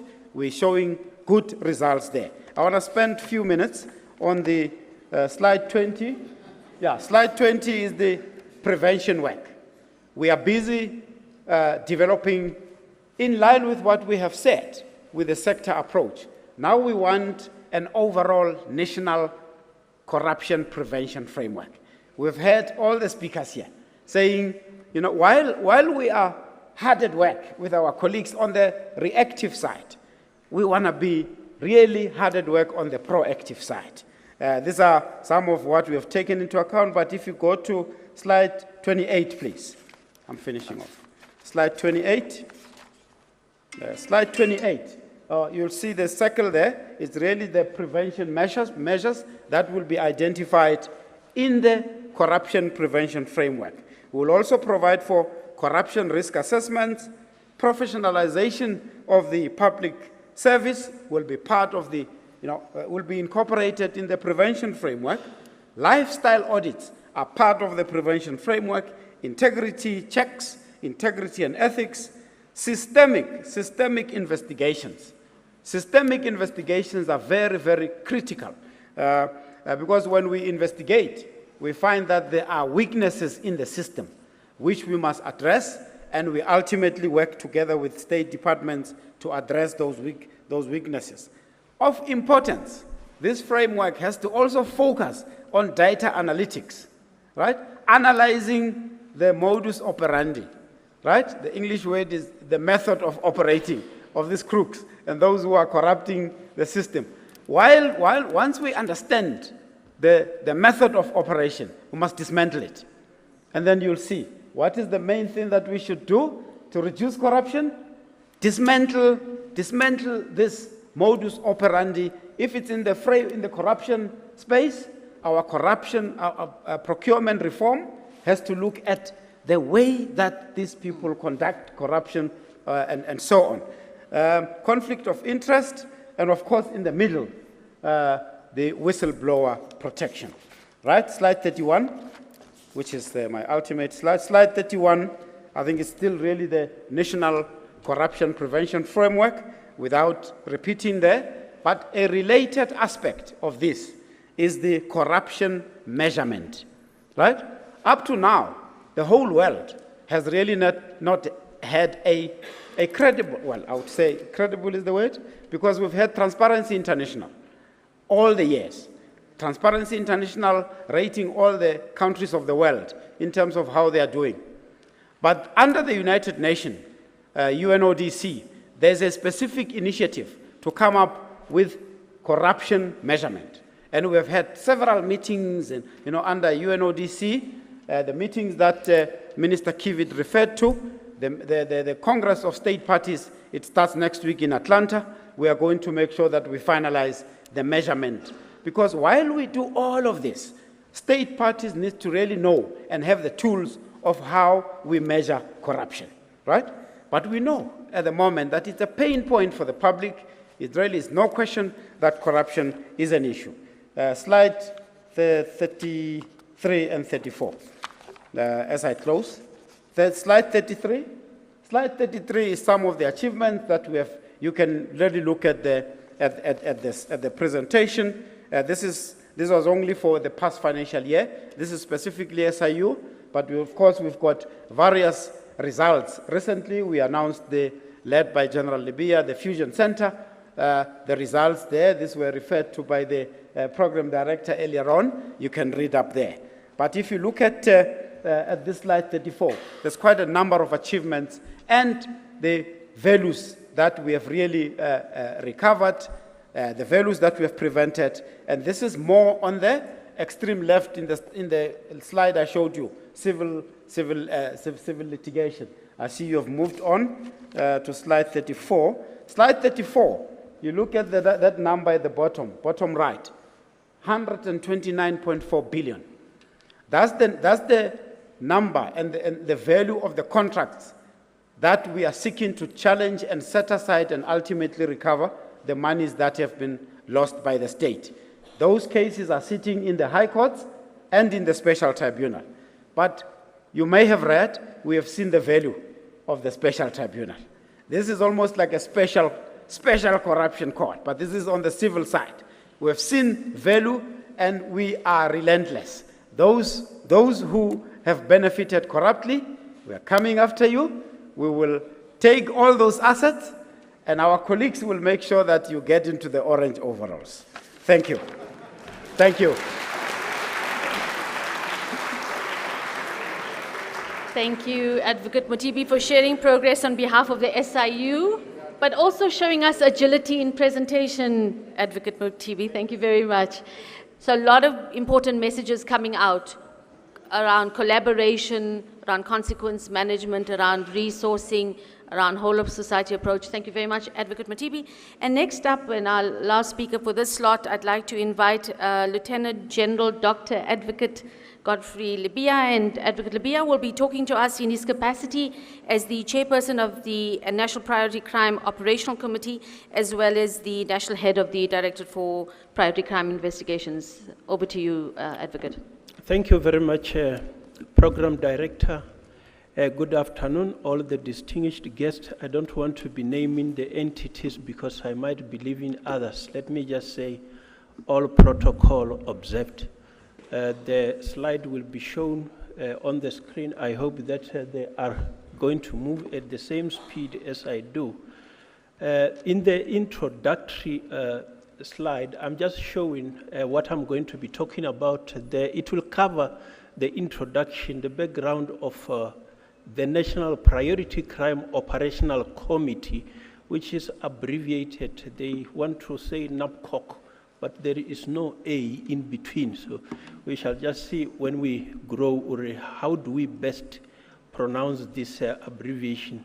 The purpose of the Operational Committee and its subcommittees. And then we'll talk about the inter-agency collaboration. Then we will give a little bit of feedback on the one subcommittee, anti-corruption subcommittee. Then I will conclude with some of the cases that have been handled at the Fusion Center. As an introductory background, there is slide number 3. In April this year, the members of the anti-corruption agencies reviewed the functioning of the anti-corruption task team. In the past, you shall have had anti-corruption task team. We reviewed that with the operational committee, which is in line with the South African Police Service Act. We resolved that the structural architect should be established in terms of Section 17J of the South African Police Service Act 68 of 1995. That will also include the subcommittees. All of this obviously is in support of the collaboration that we will hint in terms of what the Constitution is saying. The focus will be on attending to national priority offenses. And part of this is also going to deal with the financial action task force matters, which we know we are grey listed. We would like to be out of that grey listing. So we re-engineered this, but to avoid confusion, because the Act talks of the operational committee, we decided that we should add this prefix so that it reads National Priority Crime Operational Committee. So you will often hear about us talking about this one. In the next slide, it's just a show of that this National Priority Crime Operational Committee, in slide number 4, it just shows the various subcommittees that we have there and what they will be addressing. So they will be addressing corruption matters, they will be addressing commercial crime matters, and they will also be attending to organized crime matters. So those are the 3 main focus areas, but we will be growing as we go along. In the next slide, which is slide number 5, I'm just talking about the inter-agency collaboration. In this regard, it's just to show that combating corruption and the laundering of the proceeds of these criminal activities cannot be undertaken by a single agency acting in isolation. No matter how competent the agency may be, or however good it may have been staffed, unless you collaborate with others, you will not be able to succeed. So the National Priority Crime Operational Committee practices interagency collaboration. That is supported by Section 41 of the Constitution of the Republic, which encourages cooperation between government departments and organs of state based on mutual trust and good faith. So in particular, this interagency collaboration focuses on the lawful exchange of information. There are certain of these agencies that are strictly controlled by their laws, but we ensure that we exchange information in line with what the law allows. Moving to the next slide, 6. This one is just a slide feedback on the corruption subcommittee. As I've indicated, this has been coming on for some time. 282 matters were prioritized. Out of those, a total number of 86 are still under investigation. 95 are on the court roll. So those 95 does not count the number of accused persons, but it is cases. So if you look at the amount involved, it's more than 37 billion rands. Just to hint that from the 1st of April this year until the 31st of October this year, there has been a conviction of government official, 82 of them. And then the value recovered by the AFU, 10 million. The value recovered by the SIU, 355 million. The value of the freezing by the AFU, 888 million. So that is work for that particular period. I'm not talking about all the 282 because some of them have already been finalized. Moving to the next slide, it's just an indication. I will not be repeating the work that is being done by the various entities in the this National Priority Crime Operational Committee. We have got the DPSA. I think the minister have already indicated what they are doing there in the OECD, the United Nations Drug and Crime, as well as in the BRICS area. They have talked about the lifestyle audit, the discipline management, the public servants that are conducting business with the state, and the special investigation unit. I will not repeat that. Advocate Mutibi have eloquently spoken about that one. Ours is to receive cases that are being referred from that SIU. Moving into the next slide, feedback on the Fusion Center, which we shall have briefed the public on this. I will not be repeating in detail, but as we shall have indicated, we started on the 18th of May 2020. And based on the work that we have been doing there, 556 matters were received and handled. Of those, 168 arrests were effected. Of these, obviously, 131 is natural persons, whereas the 37 are juristic persons. 48 criminal cases are still pending at court. We have finalized 94, with 94 convictions,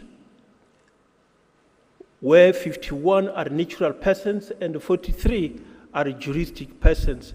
If you look at the acquittal is 6. We don't expect to be getting 100%, but 94%, I think we can say that there is good work that is being done by the various agencies. With regard to the freezing orders, I will not repeat those numbers, but you can see the amount that is involved is millions. That is the work that is being done. Looking at the next slide, it's just short. We just decided to cite only 3 cases, because when we say it's 94, sometimes people do not always believe in numbers when you are not putting that information. We cited only 3, that those 94, if we can unpack them, you will see that it actually talks to real issues. You can see that we are talking about chartered accountants who are doing this. 2 of them are referred to in these cases. Then you also have got a taxi association when the government is trying to help, then they misuse the funds. So those matters are at court. I will not be deliberating on them, but 2 of them you can already see the sentence that the court was serious looking at this. I'm moving over to the next slide. It's just to touch on the workload there. I know that my time is expiring. Just to show the work that we are doing. It's not only those few that we normally highlight. As the DPCI, we are carrying more than 19,000 cases. If you can look at the MODAC matter that I cite there, in that case you have got more than 3,000 counts. You can look at the charges that we are dealing with, 817,000. The amount of money that is involved, I'm not going to be dealing with all those, but when you get time to read through, you will see that the cases that we have cited, part of them were already cited by those who came before us. The Durban waste, you know of the asbestos, you know of the cases from the state capture. We already effected a number of arrests on those. Some of them have already been finalized. I think that there are 47 matters that the DPCI alone is dealing with. We have established a team of 20 investigators to focus on those that are with us. We have got other 15 investigators that are working in the ID with the NPA, but that is a collaborative work. Let me just say, as the DPCI, we shall at all times enforce the law of the Republic without fear, favor, or prejudice, as the circumstances of any particular case may require, in line with the law of the Republic and the Constitution. Thank you. Thank you. Thank you, General Libya, for that comprehensive feedback around the work that's being done. And clearly, there's a lot of work that's being done, but however, a lot more, it evidently seems that needs to be done. If you look at the feedback from Mentimeter, a lot of interesting comments that's also coming, and I'd like to ask you to please join me in thanking my panel members for this really interesting discussion that we've just had. Thank you, everyone. I'm going to ask my panel members to please remain on stage. And also, I'm going to hand over the facilitation now to my colleague, Chris Dobie, who is going to come up on stage to give you a summary of the discussion and move us towards closure. Chris?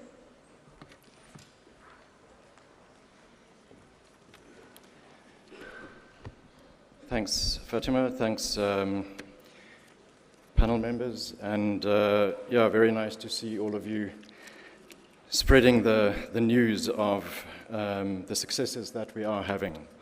I think it's a message that we don't get out sufficiently. Colleagues, my purpose today is to sum up the discussions of the day. Since I think it was about a 4-hour program, I just asked for 10% of that. So not more than half an hour, I'd say. All right.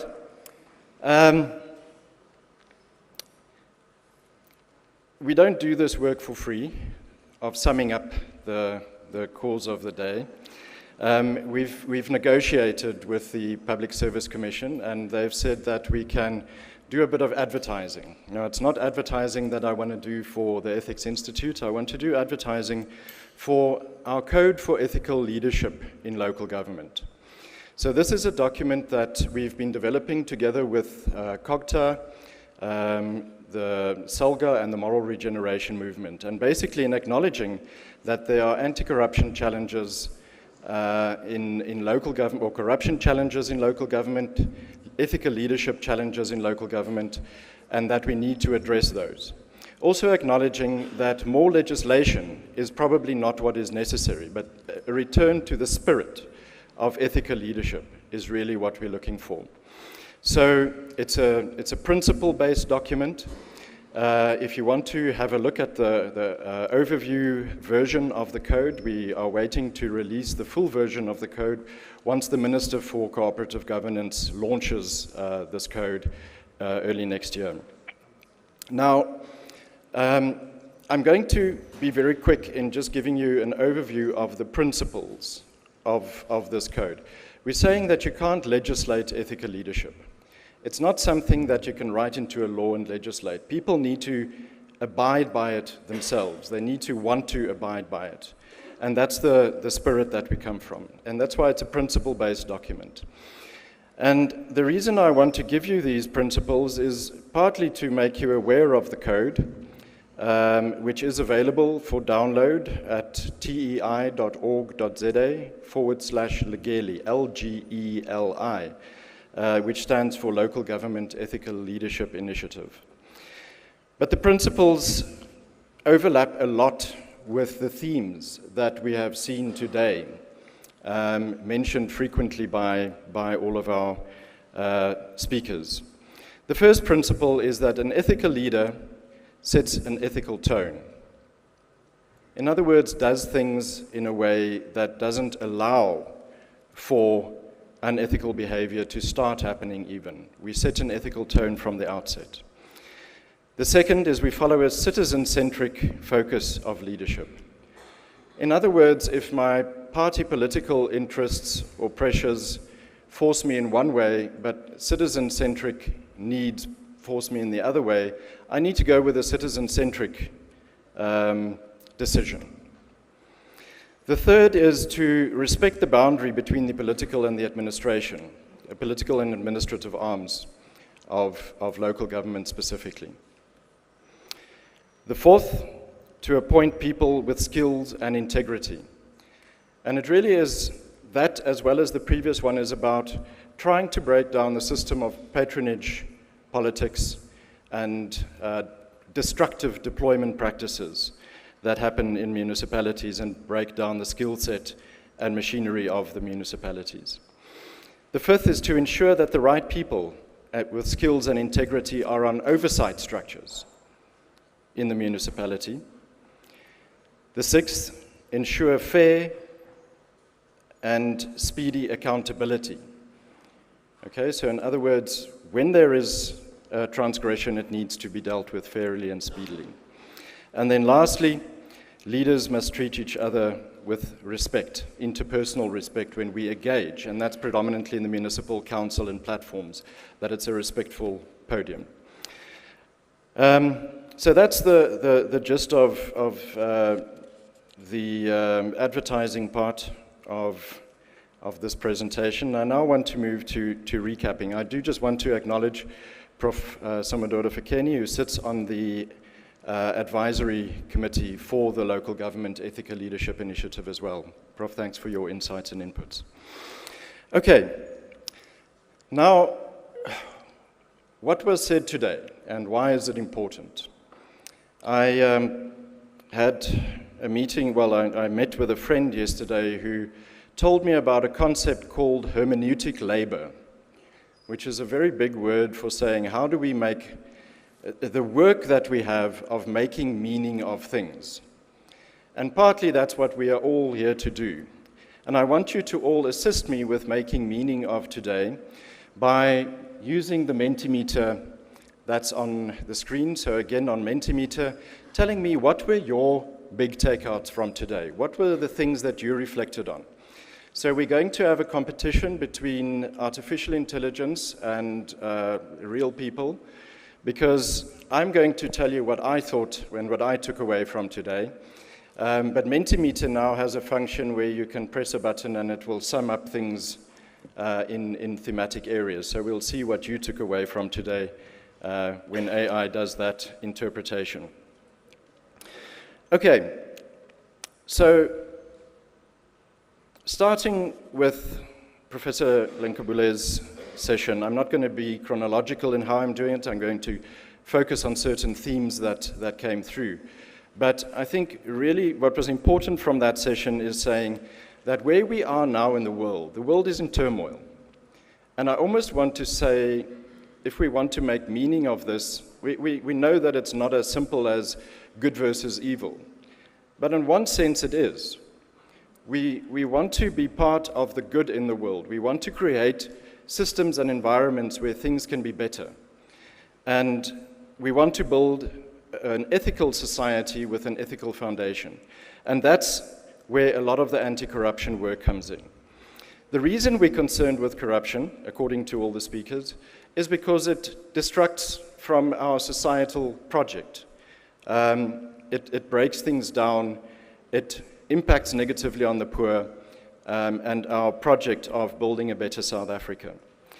And that's where Prof. Fikeni indicated that we need to acknowledge that corruption is the new apartheid. As apartheid was destructive to South Africa, corruption is now destructive to our country. And we need to fight it with the same passion, purpose, and vigor. And I think that's something that we all need to take home. It's a very strong point, a very strong statement. Can we get to the same level of passion in fighting that? Lord Peter Hain gave us a good overview of transgressions, things that have gone wrong, how corruption has degraded things, the role of business, but also gave us a little bit of a call to action. And if I looked at the Mentimeter responses throughout, there's one word that I want to highlight, and that is action. People are saying, we've got the laws, we've got we've got a lot of the systems in place, we have a good constitution, but we want to see action. We want to see that people are implementing a lot of this. And that's from Mentimeter, but also a lot from the presentations.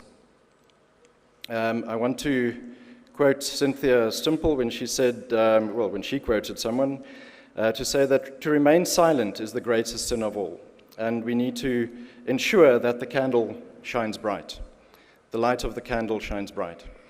So how do we do that? What is it that we want to do? I think a few years back, this forum has been in place for a number of years. We've been coming to these conversations. And a few years back, there wasn't a plan. We sort of had rough indications of what we wanted to do and directions that we want to go into. But as the Deputy President indicated, we now have the National Anti-Corruption Strategy. And as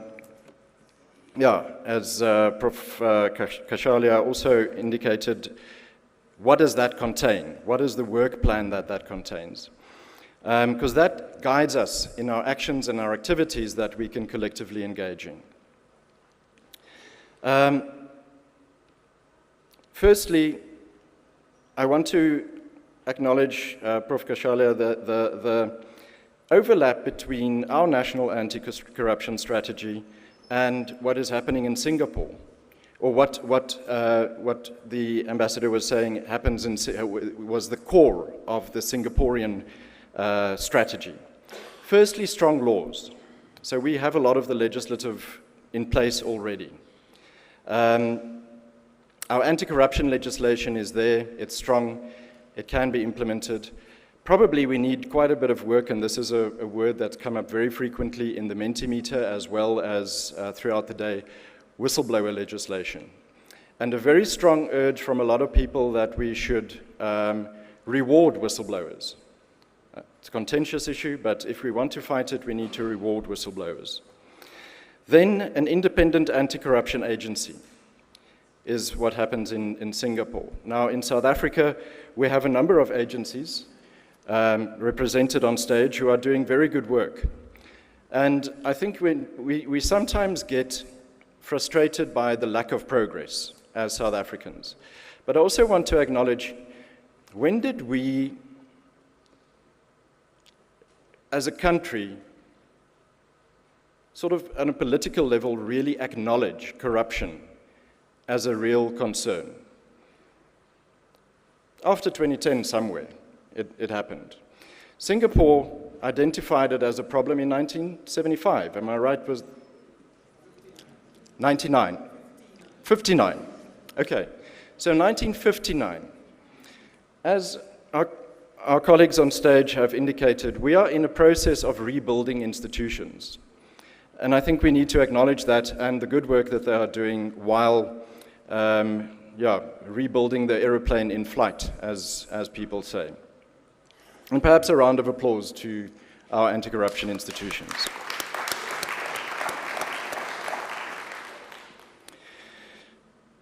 So, we talked about the independence of anti-corruption agencies. So as South Africa, we also have that. There's a need for resourcing. I think there's a big need for resourcing. If we can make one call to government and our citizen activism come to fore, it's about that. The independent directorate is established. I was also interested to hear about the International Anti-Corruption Anti-Corruption Court, which puts another level of independence on anti-corruption work. So that's the reactive side of things. What do we do when corruption has taken place? The proactive side of things is very much that we need to build a professional public service, and that's the third thing that Singapore was focused on. In South Africa, we have the professionalization framework, but a key part of the National Anti-Corruption Strategy is as Prof. Kachalia pointed out, is the appointment processes for senior managers in the public sector. And that's something that I think as civil society and in terms of legislative reform, we need to keep our eyes onto and see that that is strong enough when it finally happens, because that is a make or break in that line between political and administrative that we need very clearly to build a professional public service. The fourth part of the Singapore approach, which we also have in ours, is vigilant public and engagement with the public.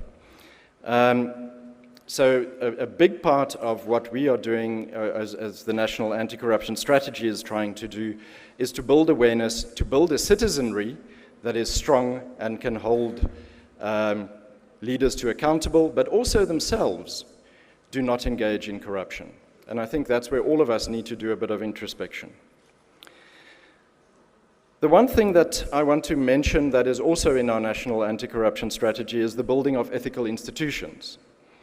So we have a focus not just on anti-corruption institutions, but saying all of our institutions, we need to promote ethics, ethics management, and ethical institutions in that space, together with ethical leadership. I'm going to wrap up my part of it. Then there's still the top part. Okay.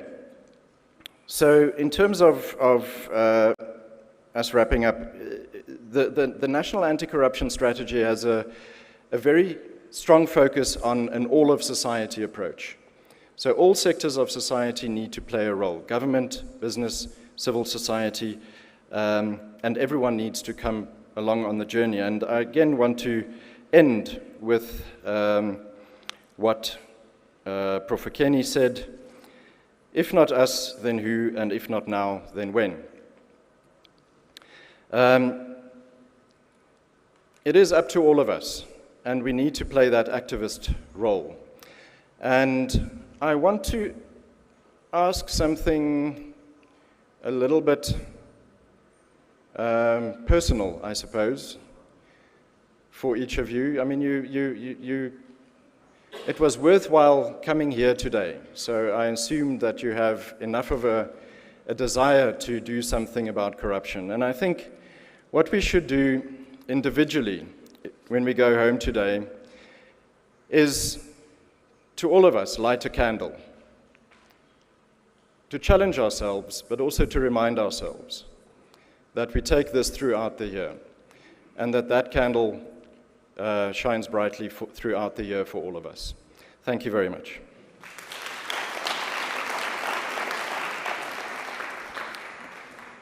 All right, let's just see. I think AI isn't working as well as it should. It's not scrolling down, I struggled with. But collective anti-corruption efforts is what people are saying. The Hawks investigations, I suppose the reactive side of it is something that stood out for people. Public awareness recovery of funds, prosecuting action, and resources and legislative needs are the ones that we can see there. So that's the view from artificial intelligence that we are finding and reflecting what you as participants on Mentimeter have said. So colleagues, with that, thank you very much. I'm going to hand over to Commissioner Mkolomba, who is going to be closing, and let me not take away your thunder.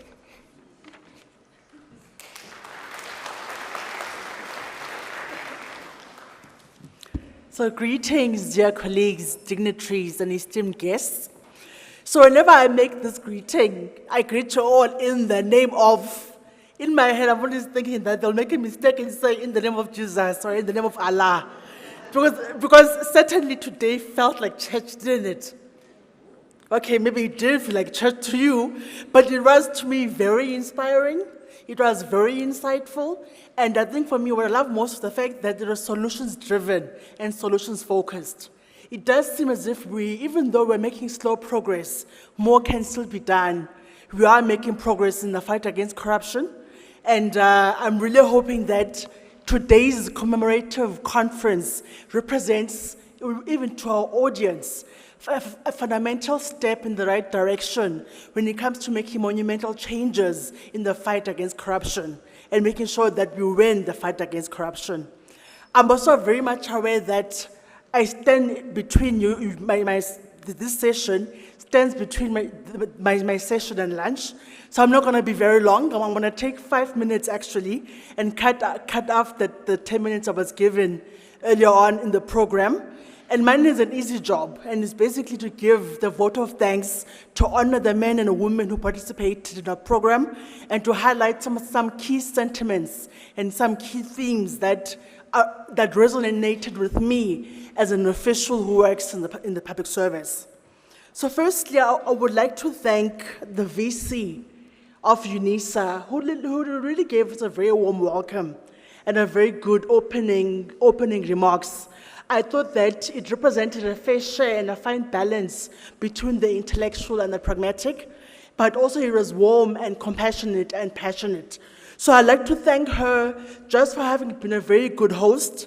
This is definitely a relationship that we prize as the Public Service Commission and a strategic partnership that we honor, because we also understand that universities are a site where public servants are brewed. This is where the minds of young public servants are reared and raised. And that is why we need to honor these types of partnerships, because they represent the future of what we hold and hope for as a South Africa. I'd also like to thank my chairperson, Professor Fikeni, for his remarks on the perspective against corruption. I think what is very clear today, especially for me as a young person representing the younger generation, that corruption is the new apartheid. Our struggle as this generation is to make sure that we use our capabilities, our abilities, our hopes and minds in the fight against corruption, because corruption is definitely having a detrimental effect on the life of not just this generation, but it's compromising the future of future generations to come, our children and children's children. Secondly, what I liked in his remarks, our chairperson said that what will be remembered out of today is not what we said, but the steps we take as the Public Service Commission and the agencies responsible for dealing with corruption and the fight against corruption. It's no longer about talk. Talk is cheap. It's all about what are we going to do next to make sure that we progress in a heightened fashion in the fight against corruption, and to make sure that we win this fight against those who are undermining the very systems of honor and morality that have basically been the foundations of South African society. As the Public Service Commission, we are committed to make sure that we co-lead in the fight against corruption, and that we recapture and we reinvigorate the moral compass of our society. Our moral values need to start stepping up on our behalf. We need to revisit and go back to the spirit of Ubuntu and make sure that we recapture our societies from the criminal elements that have captured captured it and go back to the founding constitutional values of our society. I'd also like to thank, in honor, in absentia, the Minister, Kivit, and our Deputy President, Paul Mashatile, for their remarks. I think is what was very affirming in their presentation was the fact that government is committed to the fight against corruption, and they're not just playing lip service and speaking rhetoric because it's going to win them the order of the day. So I'm very encouraged that a lot is being done, and that even government too recognizes that corruption is a cancer. The scourge of corruption is pervasive in our society, and we need to work together as members of this society in the fight against corruption to make sure that we win the fight against corruption. I'd also like to thank our honorable panel members who brought very interesting insights on basically what do we do to make sure that we are victorious in the fight against corruption. And you all know who your panel members were, and I'm sure you remember what they said. I'm not going to itemize what they said.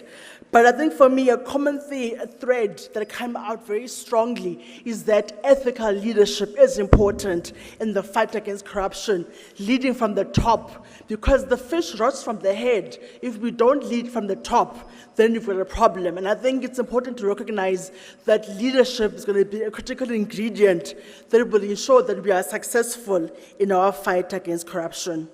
I'd also like to thank our program managers who did a very good job. Maybe they didn't do quite a good job at time management, but the content of our debates and discussions were fruitful nonetheless.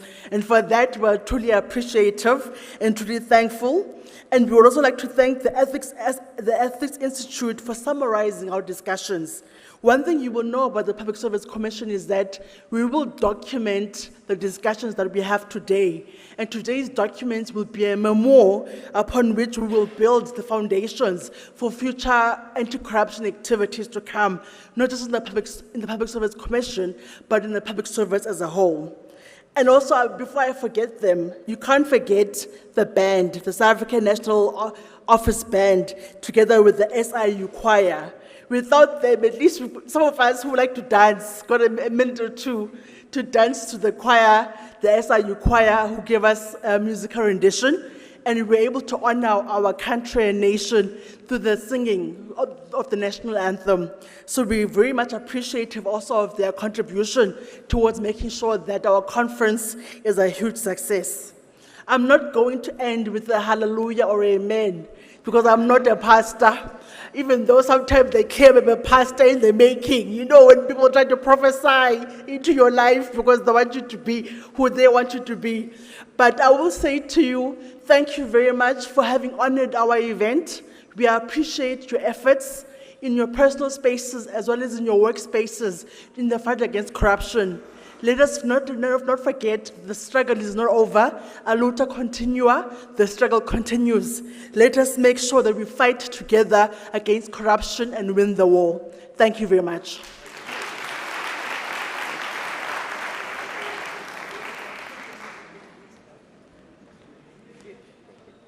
Thank you, DC. I'm going to ask the dignitaries to return to their seats. Ladies and gentlemen, the vote of thanks has already been given.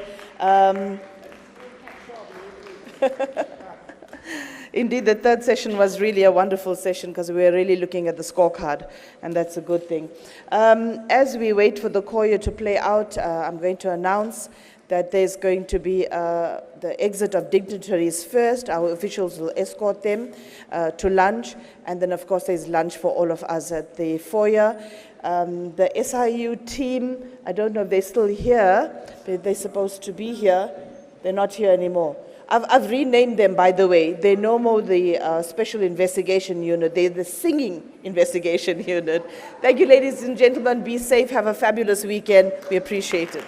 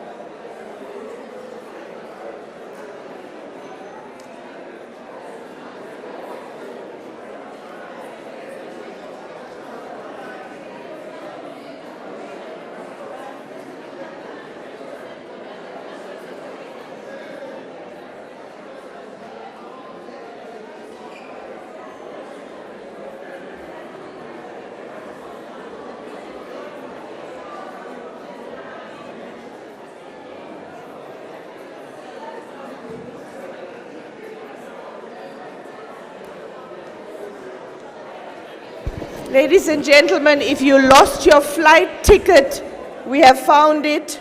Please check if any of you is taking a flight. There are flight tickets.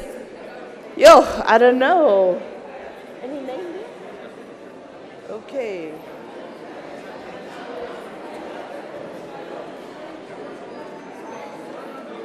Are these flight tickets? I don't know. I don't think so, eh? It doesn't look like flight tickets. It's just a dual owner system. I think these are just cards. Yeah.